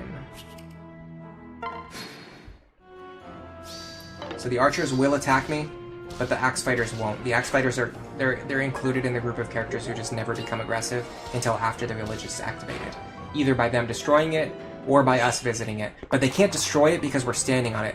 But they think they can destroy it because they have pass. So the ones that have pass will never attack you the ones that don't have pass will attack you, so you have to be careful about that. We got really lucky. We got a bunch of enemies with pass, so we will actually never fight them.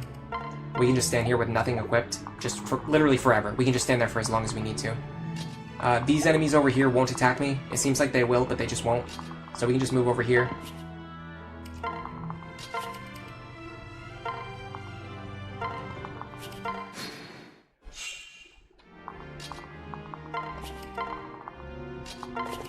This is going to allow us to get everybody over to the other side of the river, so that we can fight from a much better position.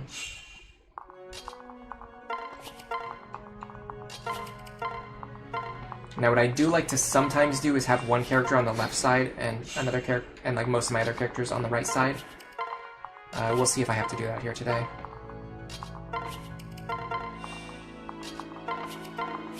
But yeah, we can just pass everyone over here, take as much time as we need. These guys up here cannot do anything. And what's really cool is that even if these two guys didn't have pass, because the guys with pass are body blocking, the guys without pass still won't be able to attack you because they're actually blocked.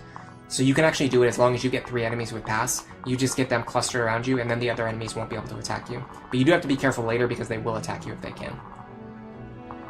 So just be careful of that. Yeah, Crom can stand on the water, and that just allows him to pass all the characters over to the other side of the river. So this is a very different variation of the water trick. It's very different from what we normally see. And even the boss won't become aggressive until after the village has been activated, and we are not going to activate it until we are ready. Now these characters up here all have linked AI, so as soon as we fight the 2 guys on the bridge, everyone else is going to come for us. What we could do is walk over here and cross over this river using the same method, but it takes a lot longer.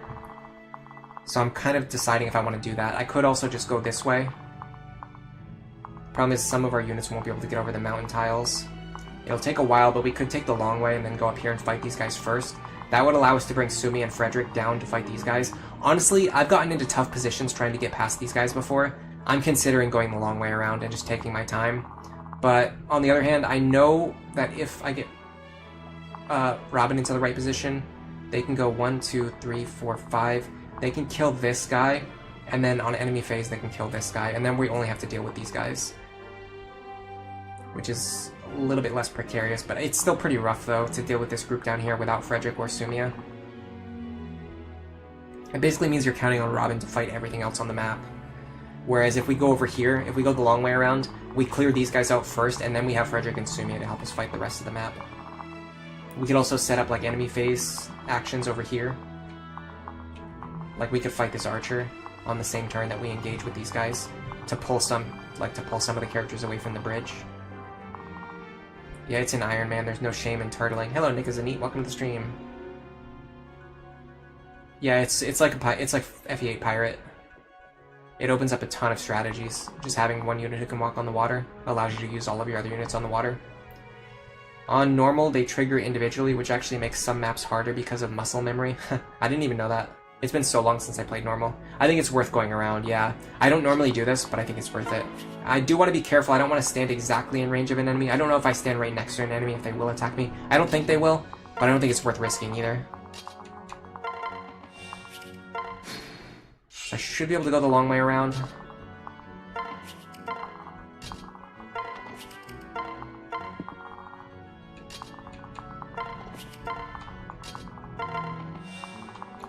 My horse units can't go over the mountain, but that's fine. We can have other characters carry them over. We can also go over the river too as well while we're doing this. So let me send this pair over the mountain.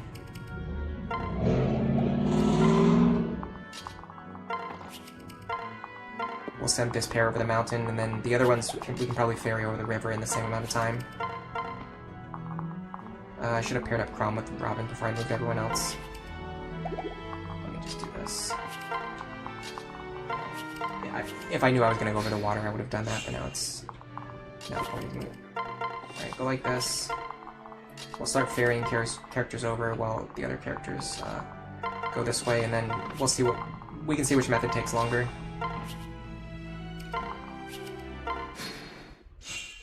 So the problem with this river is it's too wide, so you have to pass the characters over one at a time like that. Oops, that was a misclick. Not the end of the world. I think we go like this, yeah, so we can get one more mountain tile's worth of movement. Now we go over here. Honestly, I think splitting the groups is probably the fastest method, just because you have some people passed over immediately, and then the other ones can pass over after.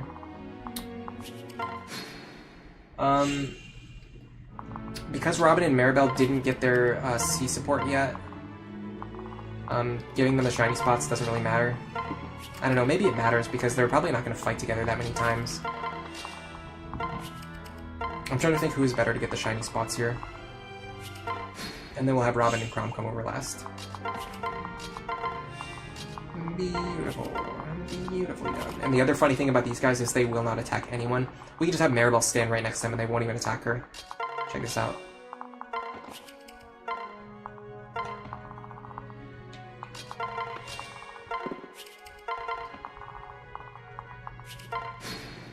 Yeah. Because they have passed, they think that they can land on the village tile, even though they can't. So they're every single turn they're trying to use all of their movement to move onto the village tile, which they cannot reach. The awesome thing about this is it allows you to feed the kills to literally whoever you want. We can feed these kills to anybody that we want to. And I'm very inclined to feed them to Virion. The one thing is I want to make sure Ricken and Lisa fight together 4 times. So let's do that first. Yeah, let's do our support goals first. Because things might get chaotic later, we might not be able to do it.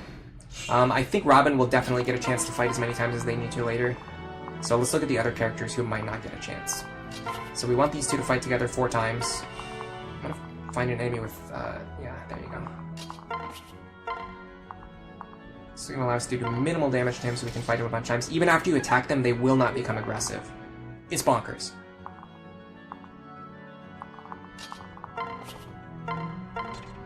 I want, actually, these two to fight together, but it might be tricky because they do have to fight at 1 range.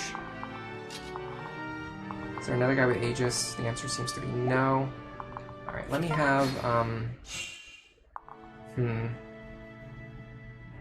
Let's do things one at a time. So 2.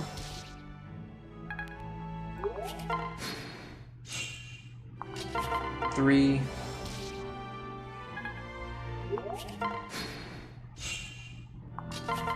4. And then if we give this kill to Chrom, that's the 5th hit, so he does get weapon experience, and then him and Sully have fought together 1 time.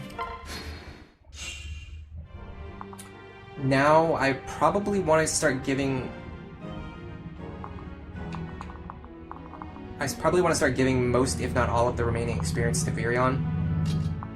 But I do want these two to fight together a little bit more. So let's see about that. We want to not fight guys with counter, which is literally all of them. Okay, what about this guy? Should survive. He's going to deal 20 damage to us. We kind of don't want to crit, but it's probably fine if we do.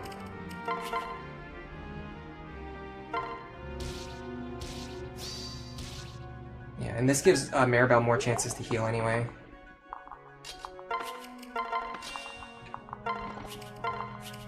Now, because a lot of the other guys have counter, we're not going to be able to fight them in the same way.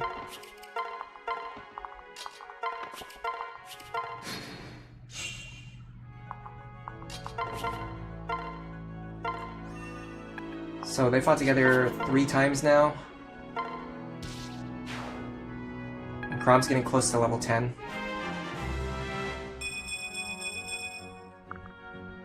This guy will move now that he sees a space. But again, he can't actually do anything. Alright, now because all these guys have counter, I think I'm just gonna have Virion get chip experience on all of them. Why not? Like, seriously, why not? Now, I would love for him to build supports with somebody, but the problem is if he pairs up with Robin, his crit rate is gonna be astronomical. I can check what it is. And I don't want him to land crits. Yeah, I don't... Well, I mean, if he lands crits here, it doesn't really matter that much, does it? Yeah, it kind of... If he lands crits, it's removing chip experience that he could potentially use for later. So yeah, let's just do it this way.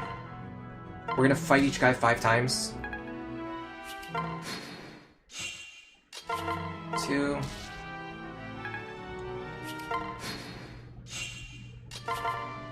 3.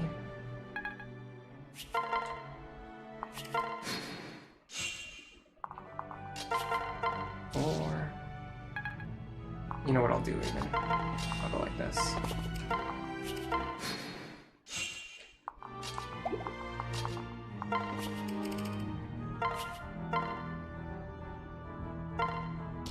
I'll just give the 5th hit to Crom. That gives him B rank swords too. Now we go here, we go 1. This is awesome Virion training arc. 2. You think Lunatic is the hardest difficulty. No, Lunatic Plus is the hardest difficulty. That's what we're playing today. 3. Also, hello, Bug Trainer Lucky. So what I'm doing right now is I'm fighting each of these guys 5 times, because when you do that, you get the maximum amount of weapon rank experience. 4. That was 4, right? Was that 3 or 4? I lost count. Someone tell me if that was 3 or 4.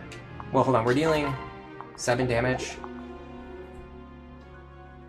7 times 3 is 21.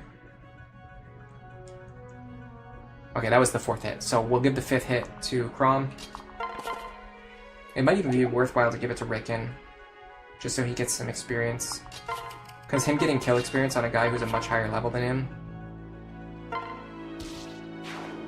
is going to help him get towards closer to his level 10 goal. He'll get to level 10 eventually. Should I put Virion next to Fred now? Yeah, there's space now. And it doesn't increase my crit chance either. So I can do this. 1.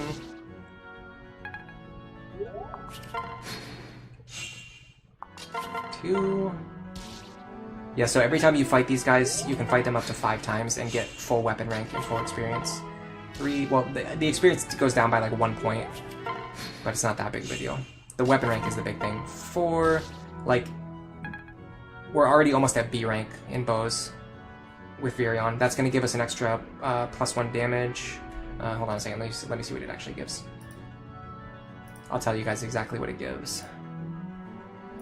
I'll tell you exactly what it gives. So unfortunately there's no weapon triangle, but you do get, it's only +5 hit actually. But once we get to A rank, we'll get +2 attack. But it does give us the ability to use, I think silver weapons even. I'm pretty sure silver weapons are B rank, right? Yeah, silver weapons, so we could even use a silver bow once we get him to B rank. Why are crits bad? So if you land a critical hit, you kill the enemy really fast, and then you don't get to fight him 5 times. You don't get all of your support points. I'll give Ricken this kill because Crom is already level 9. He only needs, well, actually, here's a question: how much speed does Crom need in the next chapter? That's a really good question. I'm gonna look up the next chapter. I'll give it to you guys as well.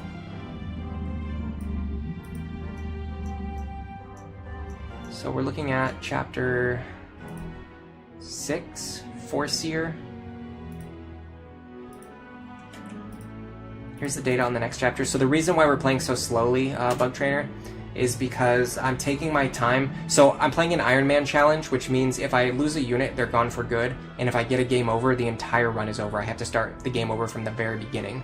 So I'm being very careful about my moves. I'm getting as much experience from every enemy that I can. I'm making sure that I know exactly what's going to happen before I make any moves. This that I just linked in chat is the data for the next chapter that we're going to enter. I'm going to see how much speed the characters, the opponents have that Crom is most likely to fight, which are the fighters and the dark mages. They should have less speed than the barbarians. So they have around 9 speed. No, sorry, let me go to Lunatic. I gotta be very careful. Okay, so on Lunatic Plus, they have around, okay, so they have around 9 speed, 7 speed, and the Cavaliers have 11. That's kind of important to know. So with the Sully pair up, I have 16. I actually have enough speed for the next chapter, so Crom doesn't need it. Getting more experience would be nice, but he doesn't need any more experience, so I'm actually going to give this to Ricken. I could also just give it to Virion to accelerate his training, but Ricken is further behind, so he needs it more. So we'll give it to him. This is going to help him contribute more in the next few chapters. The more he contributes, the more experience he gets. The more experience he gets, the more he'll level up, and it just snowballs from there. Alright, we're not going to visit the village yet. What we're going to do now is start setting up our combat against the next groups of enemies. Shiny spots. Probably, actually, I wanted to go to Ricken.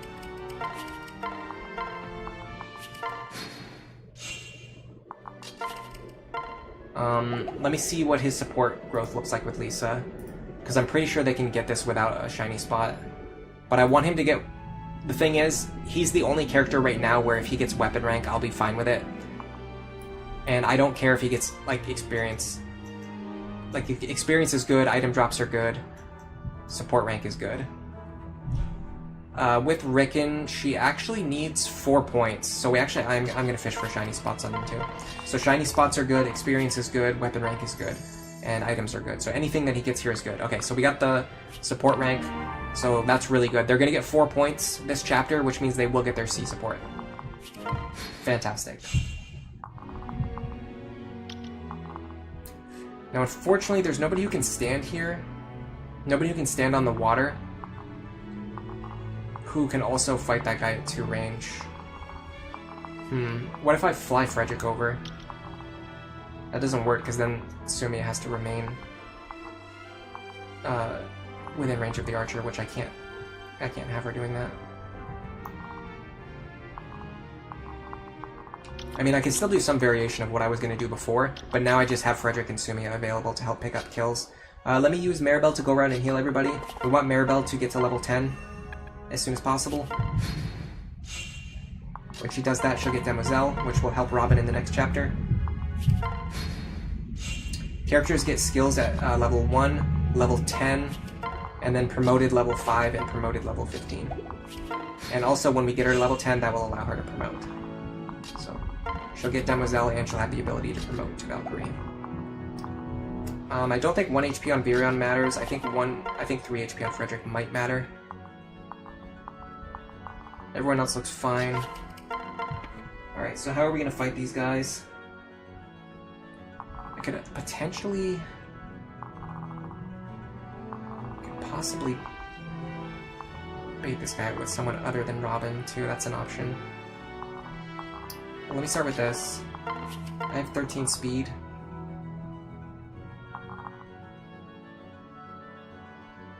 I need 17, so I probably need the Crom pair up here. That's fine.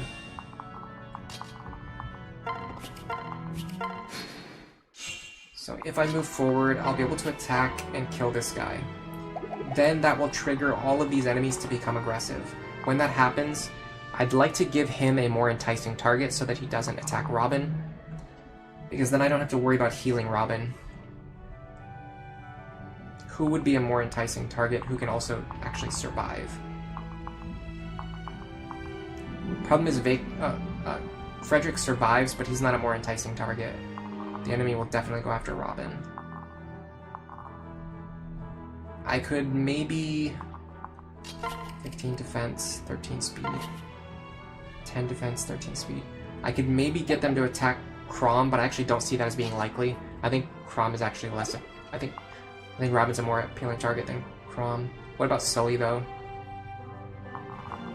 12 speed. He doesn't double her, but he will deal 28 minus 4. He'll actually just one-shot her, so she can't take the hit. Alright, we'll just use Robin. It's fine. The thing to be careful about with Robin is you can get too comfortable and feel like, oh, Robin is strong enough already, I don't need to keep feeding them. But then if you let that happen enough times, eventually their level will start to slow down, and then you might find out that your Robin is actually not strong enough. So in order to prevent that from happening, let's actually, let Robin get some experience, not focus this entire chapter on training other characters. Oh, we dodged it anyway. Beautifully done. And we got a level up. Oh, wonderful. A bad level up, but a level up nonetheless. The only thing that level accomplished was, us getting less experience, basically. Okay, let me check something here. Yeah. This tile we can use to our advantage. But I have to put someone there who can actually fight the archer. right now is probably nobody. I mean, it could be Virion, right? I don't see why not. I could even do it unpaired.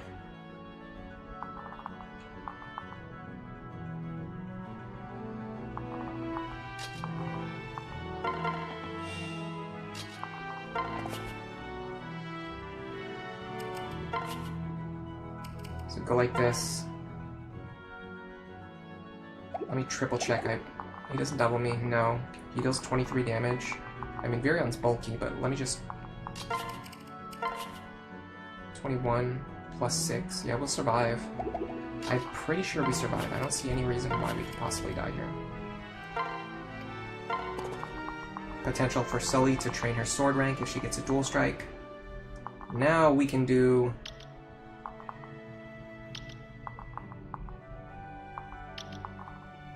something like this.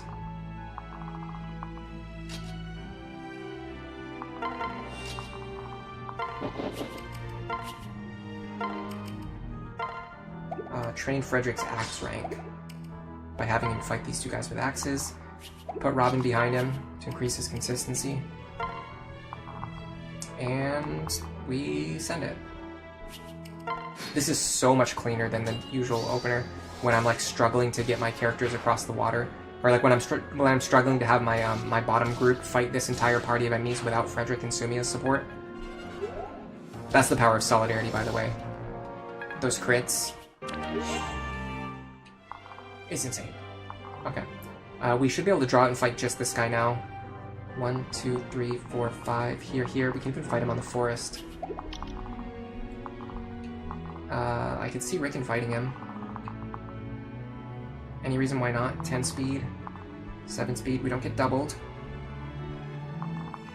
We're gonna have good resistance. It's good chip experience for Ricken. I don't see any reason why not to do this. We can even put Robin next to him. Okay, we do need to back this group up now. And then 2 heal staffs gives you more experience than 1 mend staff.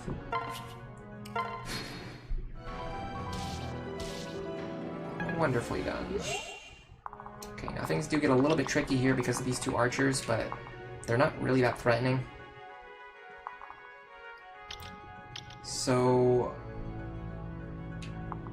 this guy does have Vantage, unfortunately. That's the one problem. But these guys really don't do that much. They do 23 plus 23.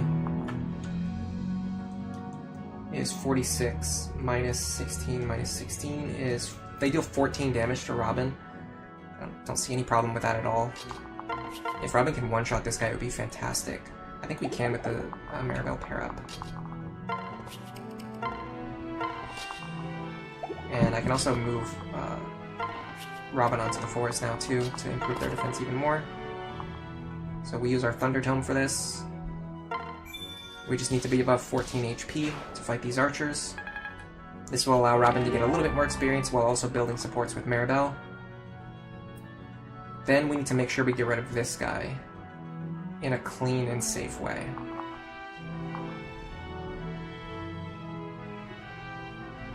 I do like using Frederick. That's right, we don't double these barbarians. This might be bad, especially because he has Luna Plus. That might have been an issue. We could use our chicken for this. This is why we brought him.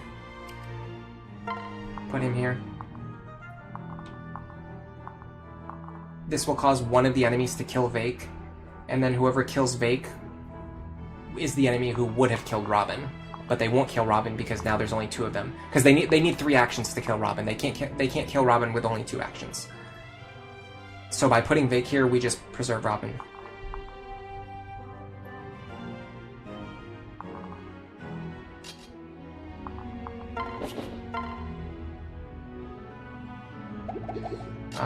Give me back my Orson Hatchet.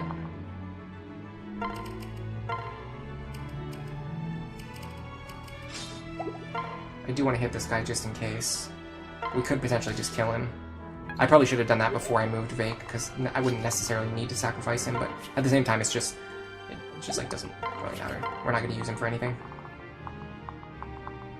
Okay, go here, and go here. Okay, so they see lethal on Vake, so they go for him first. Then the remaining enemies will go after Robin, but they don't have lethal on Robin now because they only have 2 enemies, and Robin dodged anyway.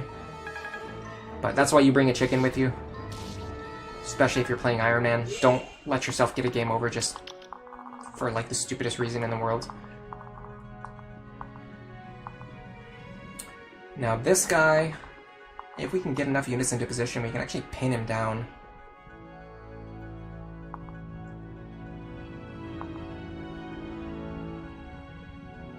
Problem is we have to actually also kill this guy. Does he have advantage? No, he doesn't have advantage. Frederick could go here. Robin can go here. Ricken can go here.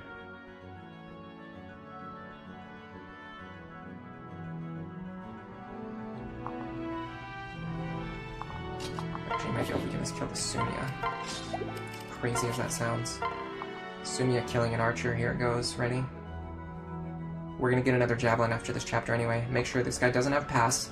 So if we can box this guy in, we can give the experience to whoever we want.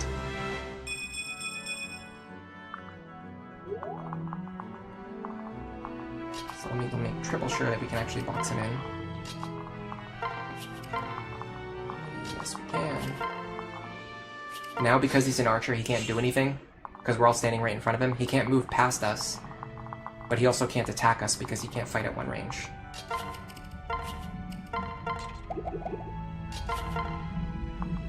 Fortunately, Sumia will just one-round him, so we can't get as much chip experience as I would like, but I can do something like this. I can get 1 chip onto Ricken. In fact, Ricken can fight him a couple times.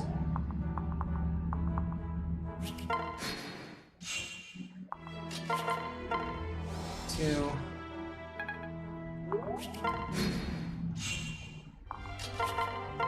Three.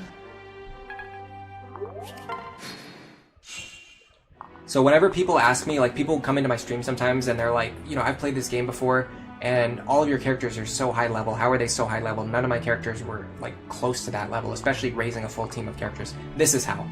This is how. You just have to be willing to abuse the enemies to get to just squeeze out every drop of experience that you can. So now this guy only has 1 more like good combat left in him. Technically we could continue fighting him for a while longer, but not be he'd run out of HP anyway, but either way, we timed it perfectly, so we're getting our 5th combat rate on the kill. So we're gonna give it to who needs it the most. I should probably look at Robin's potential for one-shotting enemies in the next chapter. So 30 damage, especially the Thieves. The Thieves have 29 HP and 1 resistance, or how much resistance do they have? 1 resistance. So actually, right now, Robin can one-shot the Thieves with his Flux Tome, but the Flux Tome isn't exactly the most accurate thing in the world. It's pretty accurate at 1 range, though, with the power of Hex and Anathema, because we're getting, hold on 1 second. I'll tell you exactly how much accuracy we're getting. It should be, I don't know why I'm drawing a blank. It's either like 15 or 25. 15 plus 10. So yeah, 25 we're getting 25 extra hit by standing next to enemies, and when the Thieves fight us, they'll always be standing next to us. So we'll have 25 extra accuracy against them, and we can one-shot them with the Flux Tome. So if they roll counter, we can just one-shot them in the next chapter. We can one-shot the Thieves, so they won't be able to do anything to us. They'll attack us, they'll do basically no damage, and then we'll hit them, and we'll one-shot them. We won't take any counter damage. I still think Robin should probably get a little bit of extra experience, though, but I can get it from, like, down here. So, probably fine to give this to Sumia, I think. Maybe Crom. We already calculated that Crom's strength was good enough, or speed was good enough, though. So maybe Sumia, then. Now, technically, for the optimal strategy in Chapter 6, I wouldn't be using the Maribel pair-up, I'd be using the Crom pair-up, so in that case I would want 2 extra magic. But I don't know if I'm going to gain 2 extra levels. I guess in that sense, maybe it's better to give the experience to Robin, because that just gives me more flexibility in the next chapter. Yeah. I gotta remember, Sumia's not important. She's just a pair-up bot for Frederick. It's nice to get her extra experience where we can. It's nice to get extra chip experience onto Virion and Ricken, because that gets them closer to level 10 when they can promote.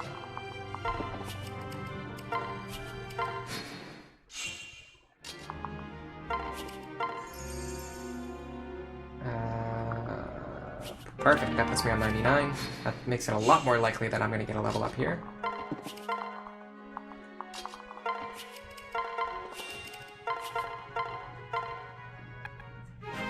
Possibly even 2 level ups. Which would be nice. Maribel still can get to level 8. That's level 10, that's sad, but she can heal a couple of guys here. Possibly get to level 10 now. Yeah, probably not.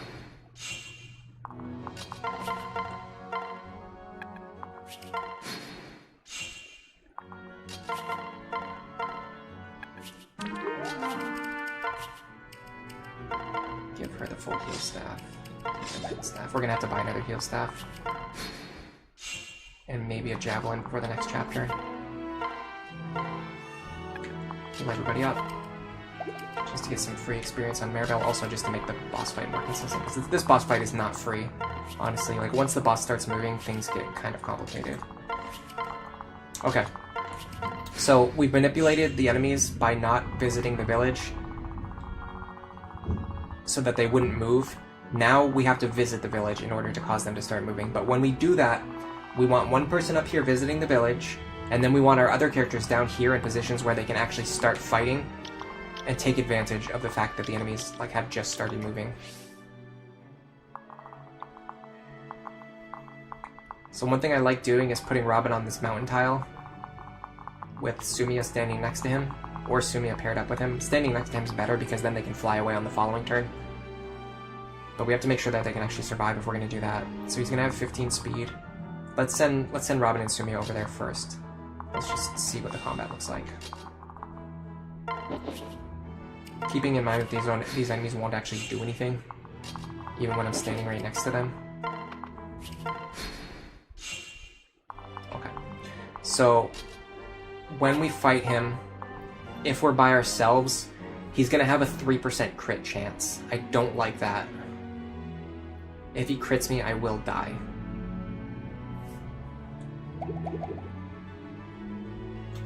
The problem is, if I do anything to eliminate that crit chance, it's going to put other characters in danger. So I don't know that there's a good solution here.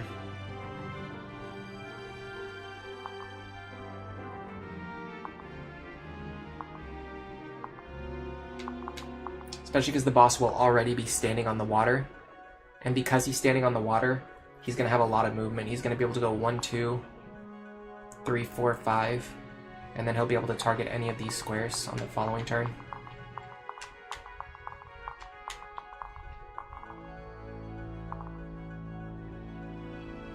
What if I bait him on a plains tile then? So what if I'm standing here, he's on a plains tile? I don't think that benefits me because then he can just use the bridge. Okay. And there's no way to pull out just one character other than the boss, right? No, because the boss overlaps with everyone.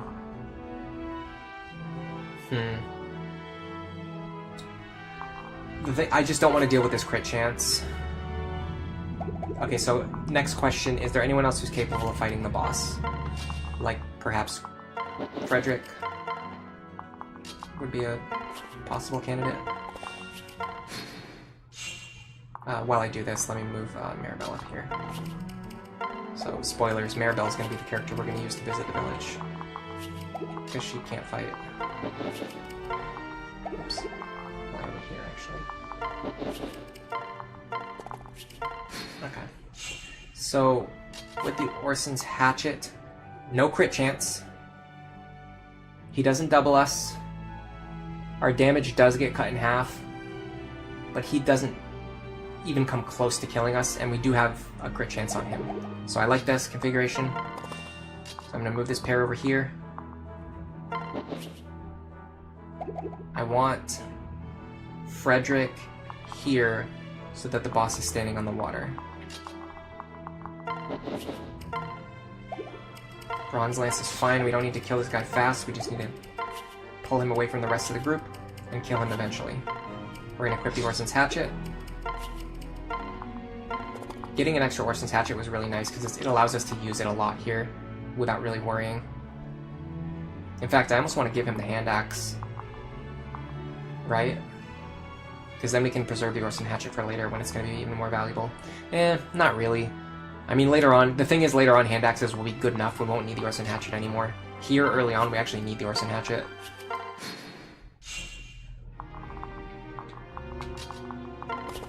Our other characters are going to retreat to the tree line, so we can use the trees to our advantage if we need to. I'll have Robin a little bit forward just in case. I need them to intercept anything on enemy phase.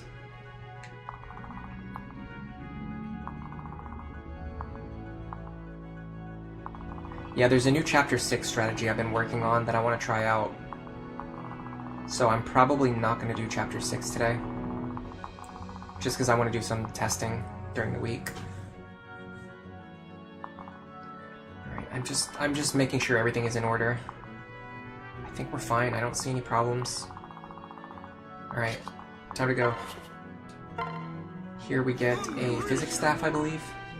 Yeah, Physics Staff is really helpful. And I'm going to do Cursor Memory over here. The reason these two are unpaired is so that Frederick can grab, he can pair up with Sumia, and then fly away next turn if he needs to. Technically, he doesn't need to. What I could do is reposition here. No. No. The boss can move to this tile. I have to be careful. Yeah. Don't get fooled. Do not get fooled. I can actually fight him for another round. So I'm gonna go like this. Now, looks like this Barb decided to go off on his own. Because he did that, I'm gonna try to snag a combat against him while I can, while it's safe.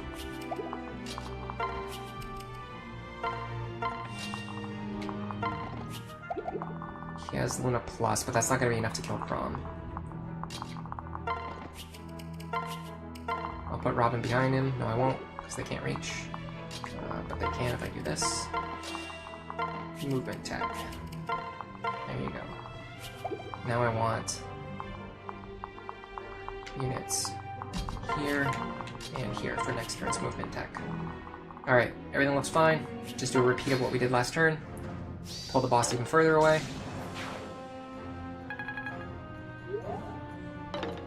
Now the boss is isolated over here on the mountain by himself. Also, I'm pretty sure you don't use Orson Hatchet charges when you miss. So we just conserved Orson Hatchet charges. Now this gives us time to fight the other units while our other characters run away. I don't want to double this guy. Yeah, I want to fight him twice, and I don't want to crit either. I mean, I can't stop myself from critting. But I actually prefer not to crit him if I can.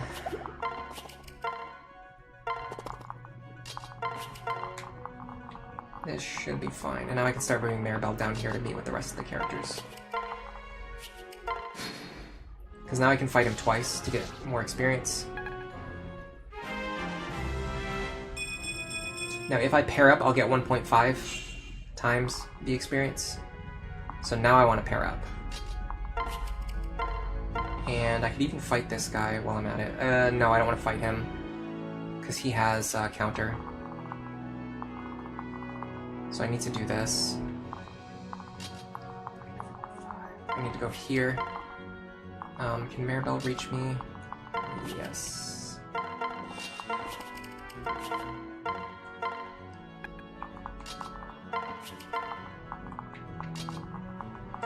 Like this, and then next turn we're going to jump out, and the guy who has counter, we're going to kill him on player phase, so that he can't trigger counter against us. So because we're paired up, we get 1.5 times experience. Now we can get some chip damage on this gentleman. Ooh, the boss is coming over the river.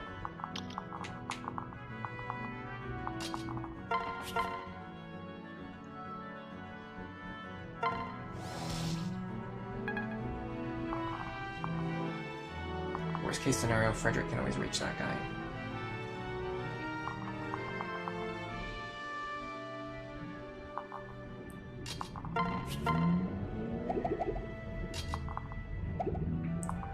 Let me let Ricken get some chip damage. And then, if Robin doesn't pick up this kill, we'll just let Frederick get it. And if Robin does pick up this kill, it will be because of a dual strike, which means Chrom will also level up. Which is perfect. Oh, he didn't level up from that, okay. Well, close enough.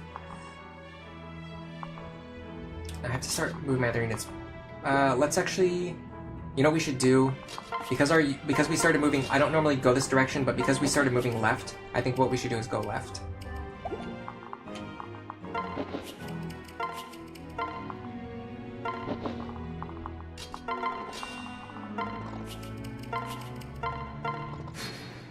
Yeah. Okay. We can possibly set up something where Robin can fight this guy and not have a crit chance because we're going to be paired up with one of our partners.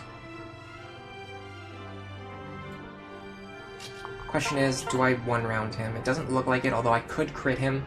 I don't want to crit him, but I can't really prevent that from happening. So we're just going to go like this. Get a little bit more experience onto Maribel. Level 9, not quite level 10, but she's getting there.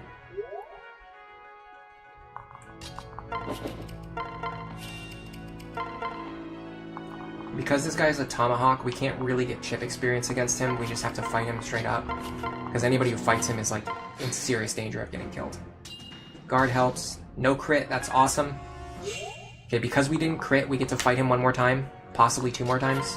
Yeah, we could actually fight him 2 more times. Oh, he still has a 7% crit against us. That actually shocks me. I did not expect that. I should have played around that by putting one more character next to Robin. Or is his crit chance just so high that we can't remove it at all? Let me check on that. I mean, his crit chance is 5 plus 20. Oh, it's because he has Wrath now. No, he didn't have a 7% crit chance before.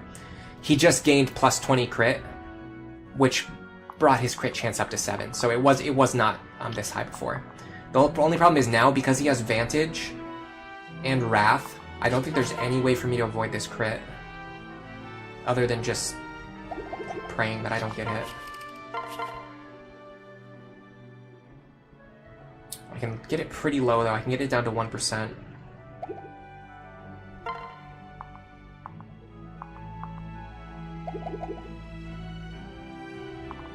Frederick might be able to just take it too. 11 times 3 is actually 30. Yeah, Frederick can actually take it. So we put Frederick up. We pair up these two. If Frederick gets hit with this critical attack, he takes the damage and survives anyway, but he also is very likely to dodge. So Frederick is very likely to dodge, and even if he does get hit, and even if the enemy crits him, he survives anyway.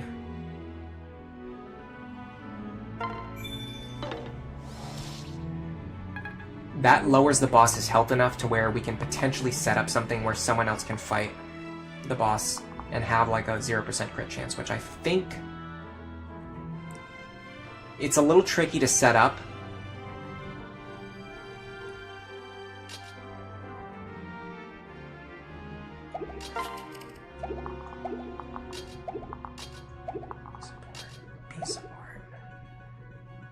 So we definitely want Lisa here.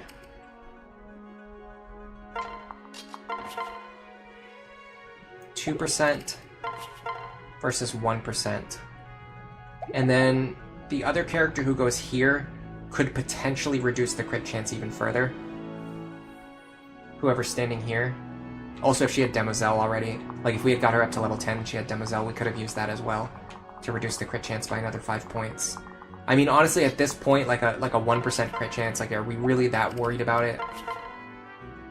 26, 32. So technically, Crom is a lot more likely to succeed here.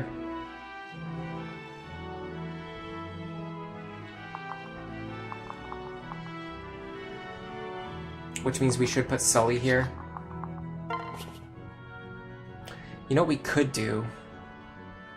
And this is kind of going all in, but if we put Sully here and then pulled Crom into the lead position, Crom could then attack.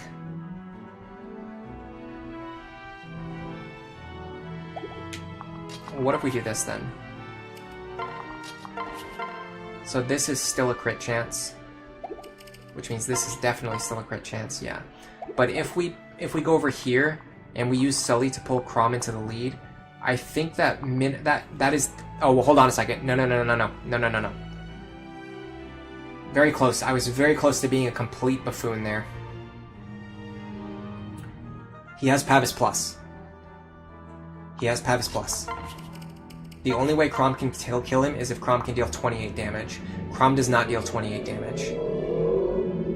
So no, it has to be Robin. So we just have to send this. It is a... I'm gonna bring up the true hit table, just for fun. I like to keep myself entertained. What is chat talking about right now?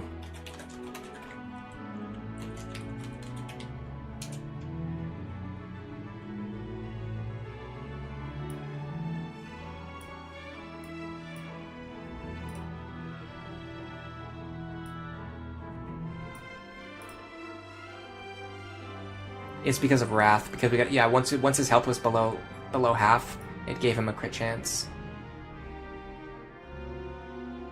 I'm just gonna read some chat messages. I'm not gonna be able to read everything out loud because there's a lot of messages and some of them are very long. But I'm skimming through chat right now. I'm just getting caught up on chat. 16 speed is the benchmark, because some of the enemies have 11 speed.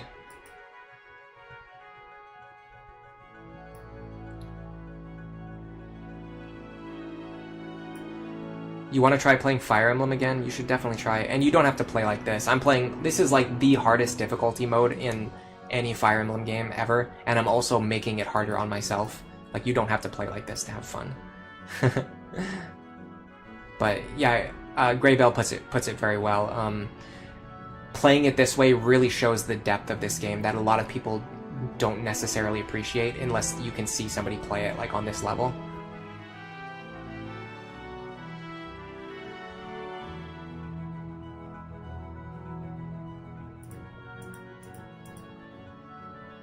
Solidarity, Anathema crit builds are insane on lower difficulty. Yeah, well, I'm pretty much going like Hex Anathema, Solidarity, Demoiselle, Dual Support Plus. Like, that's the whole build that I'm going with for Robin Maribel.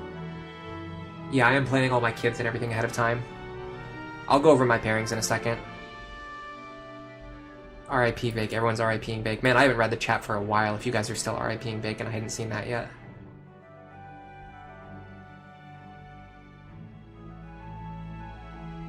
It was a necessary sacrifice. I brought him for explicitly that reason. Yeah, so Vantage Wrath is going to be tough. I can't do Sully... So if I do Sully Crom and then I follow up with the Robin kill, it actually doesn't solve the problem. Because either way, Robin has to attack into a Vantage crit chance. So I might as well just do it. Oh, I was going to calculate what the chance was. Okay, so 32 displayed hit is actually 20% or 21% true hit. So 0.21 and then times 0.02 crit chance.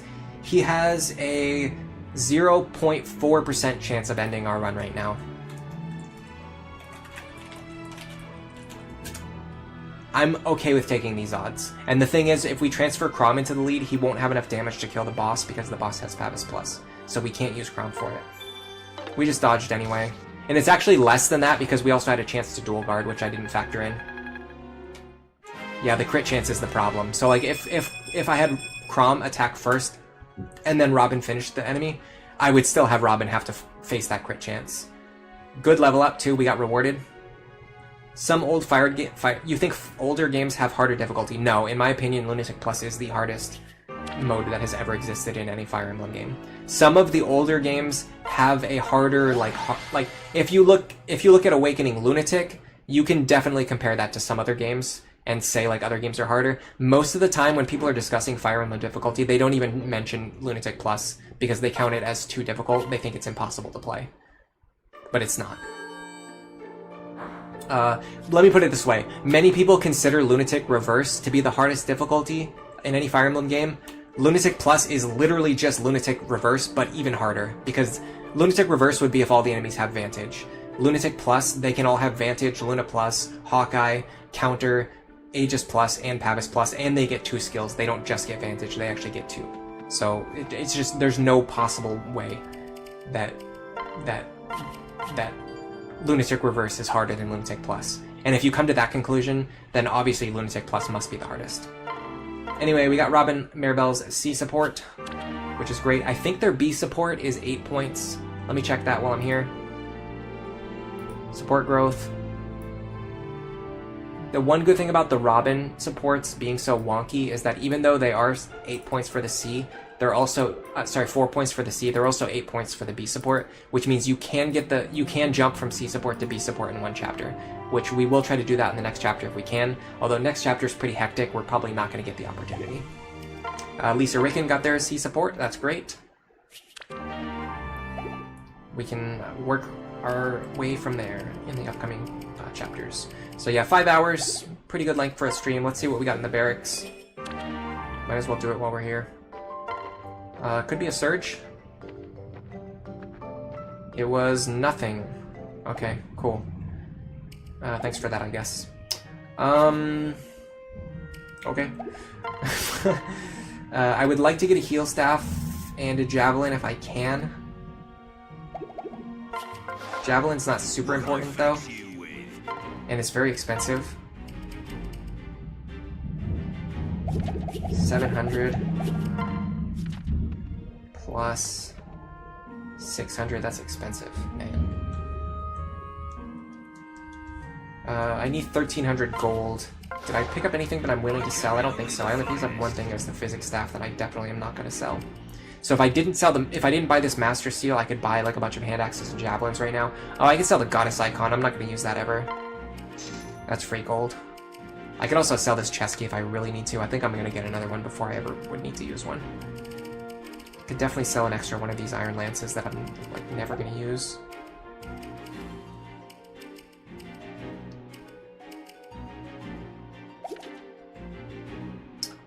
With this alone, though, I can buy what I need. She just needs a heal staff. And... what can I fix you with? Javelin. We're probably going to need to buy more strength and defense tonics, but I can just do that next stream, at the start of the next stream. So restock our javelins. And I feel pretty good about our progress, but like I said, I don't want to go into Chapter 6 right now because I am a little bit tired, and I also, if I have time to practice a new Chapter 6 strategy, I might be able to make it more consistent. Let me go into the map, I'll show you guys what I'm talking about. I want to show you guys something very interesting. There's a tile that I figured out is very important. It has to do with Gaius. So typically I'm scrambling to recruit Gaius either when he's standing here or when he's standing, typically I'm scrambling to recruit Gaius while he's standing here. The thing is, Gaius moves 1, 2, 3, 4, 5, 1, 2, 3, 4, 5. This tile right here is very important because when Robin is holding the center,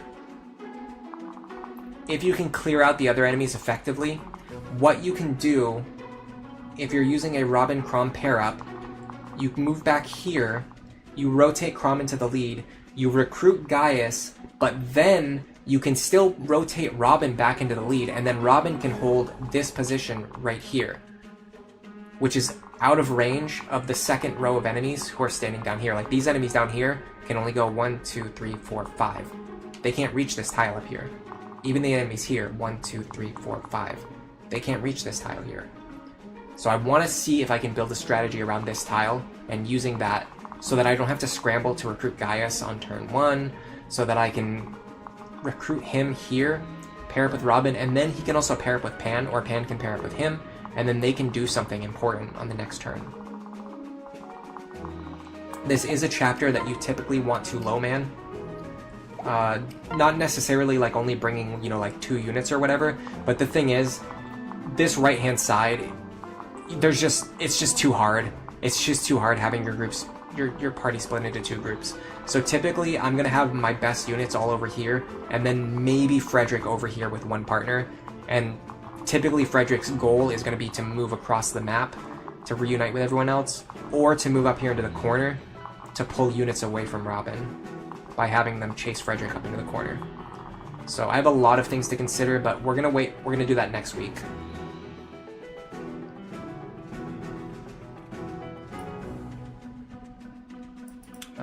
Let's see. That was the first time you've seen that river strat used on the Paralogue 2 or Side Story 2. Yeah, I'm pretty sure I invented that a couple streams ago. We were testing how the enemies behave and why sometimes they would attack my characters on the village and sometimes they wouldn't. And while we were doing that, I also just came up with the river strategy. I've never seen anyone else do it, and I just invented it. Like, you can just watch the stream where I invented it.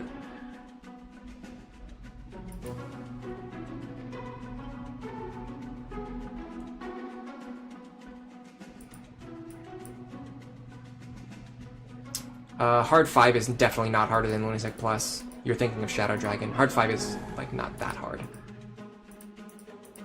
It's hard, but it's, like, nowhere near this hard.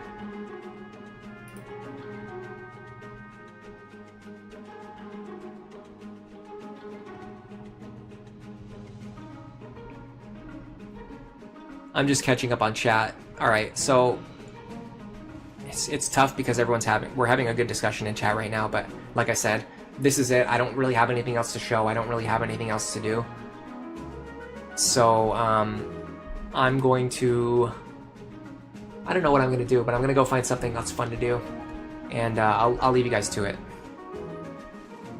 But for now, enjoy the rest of your day.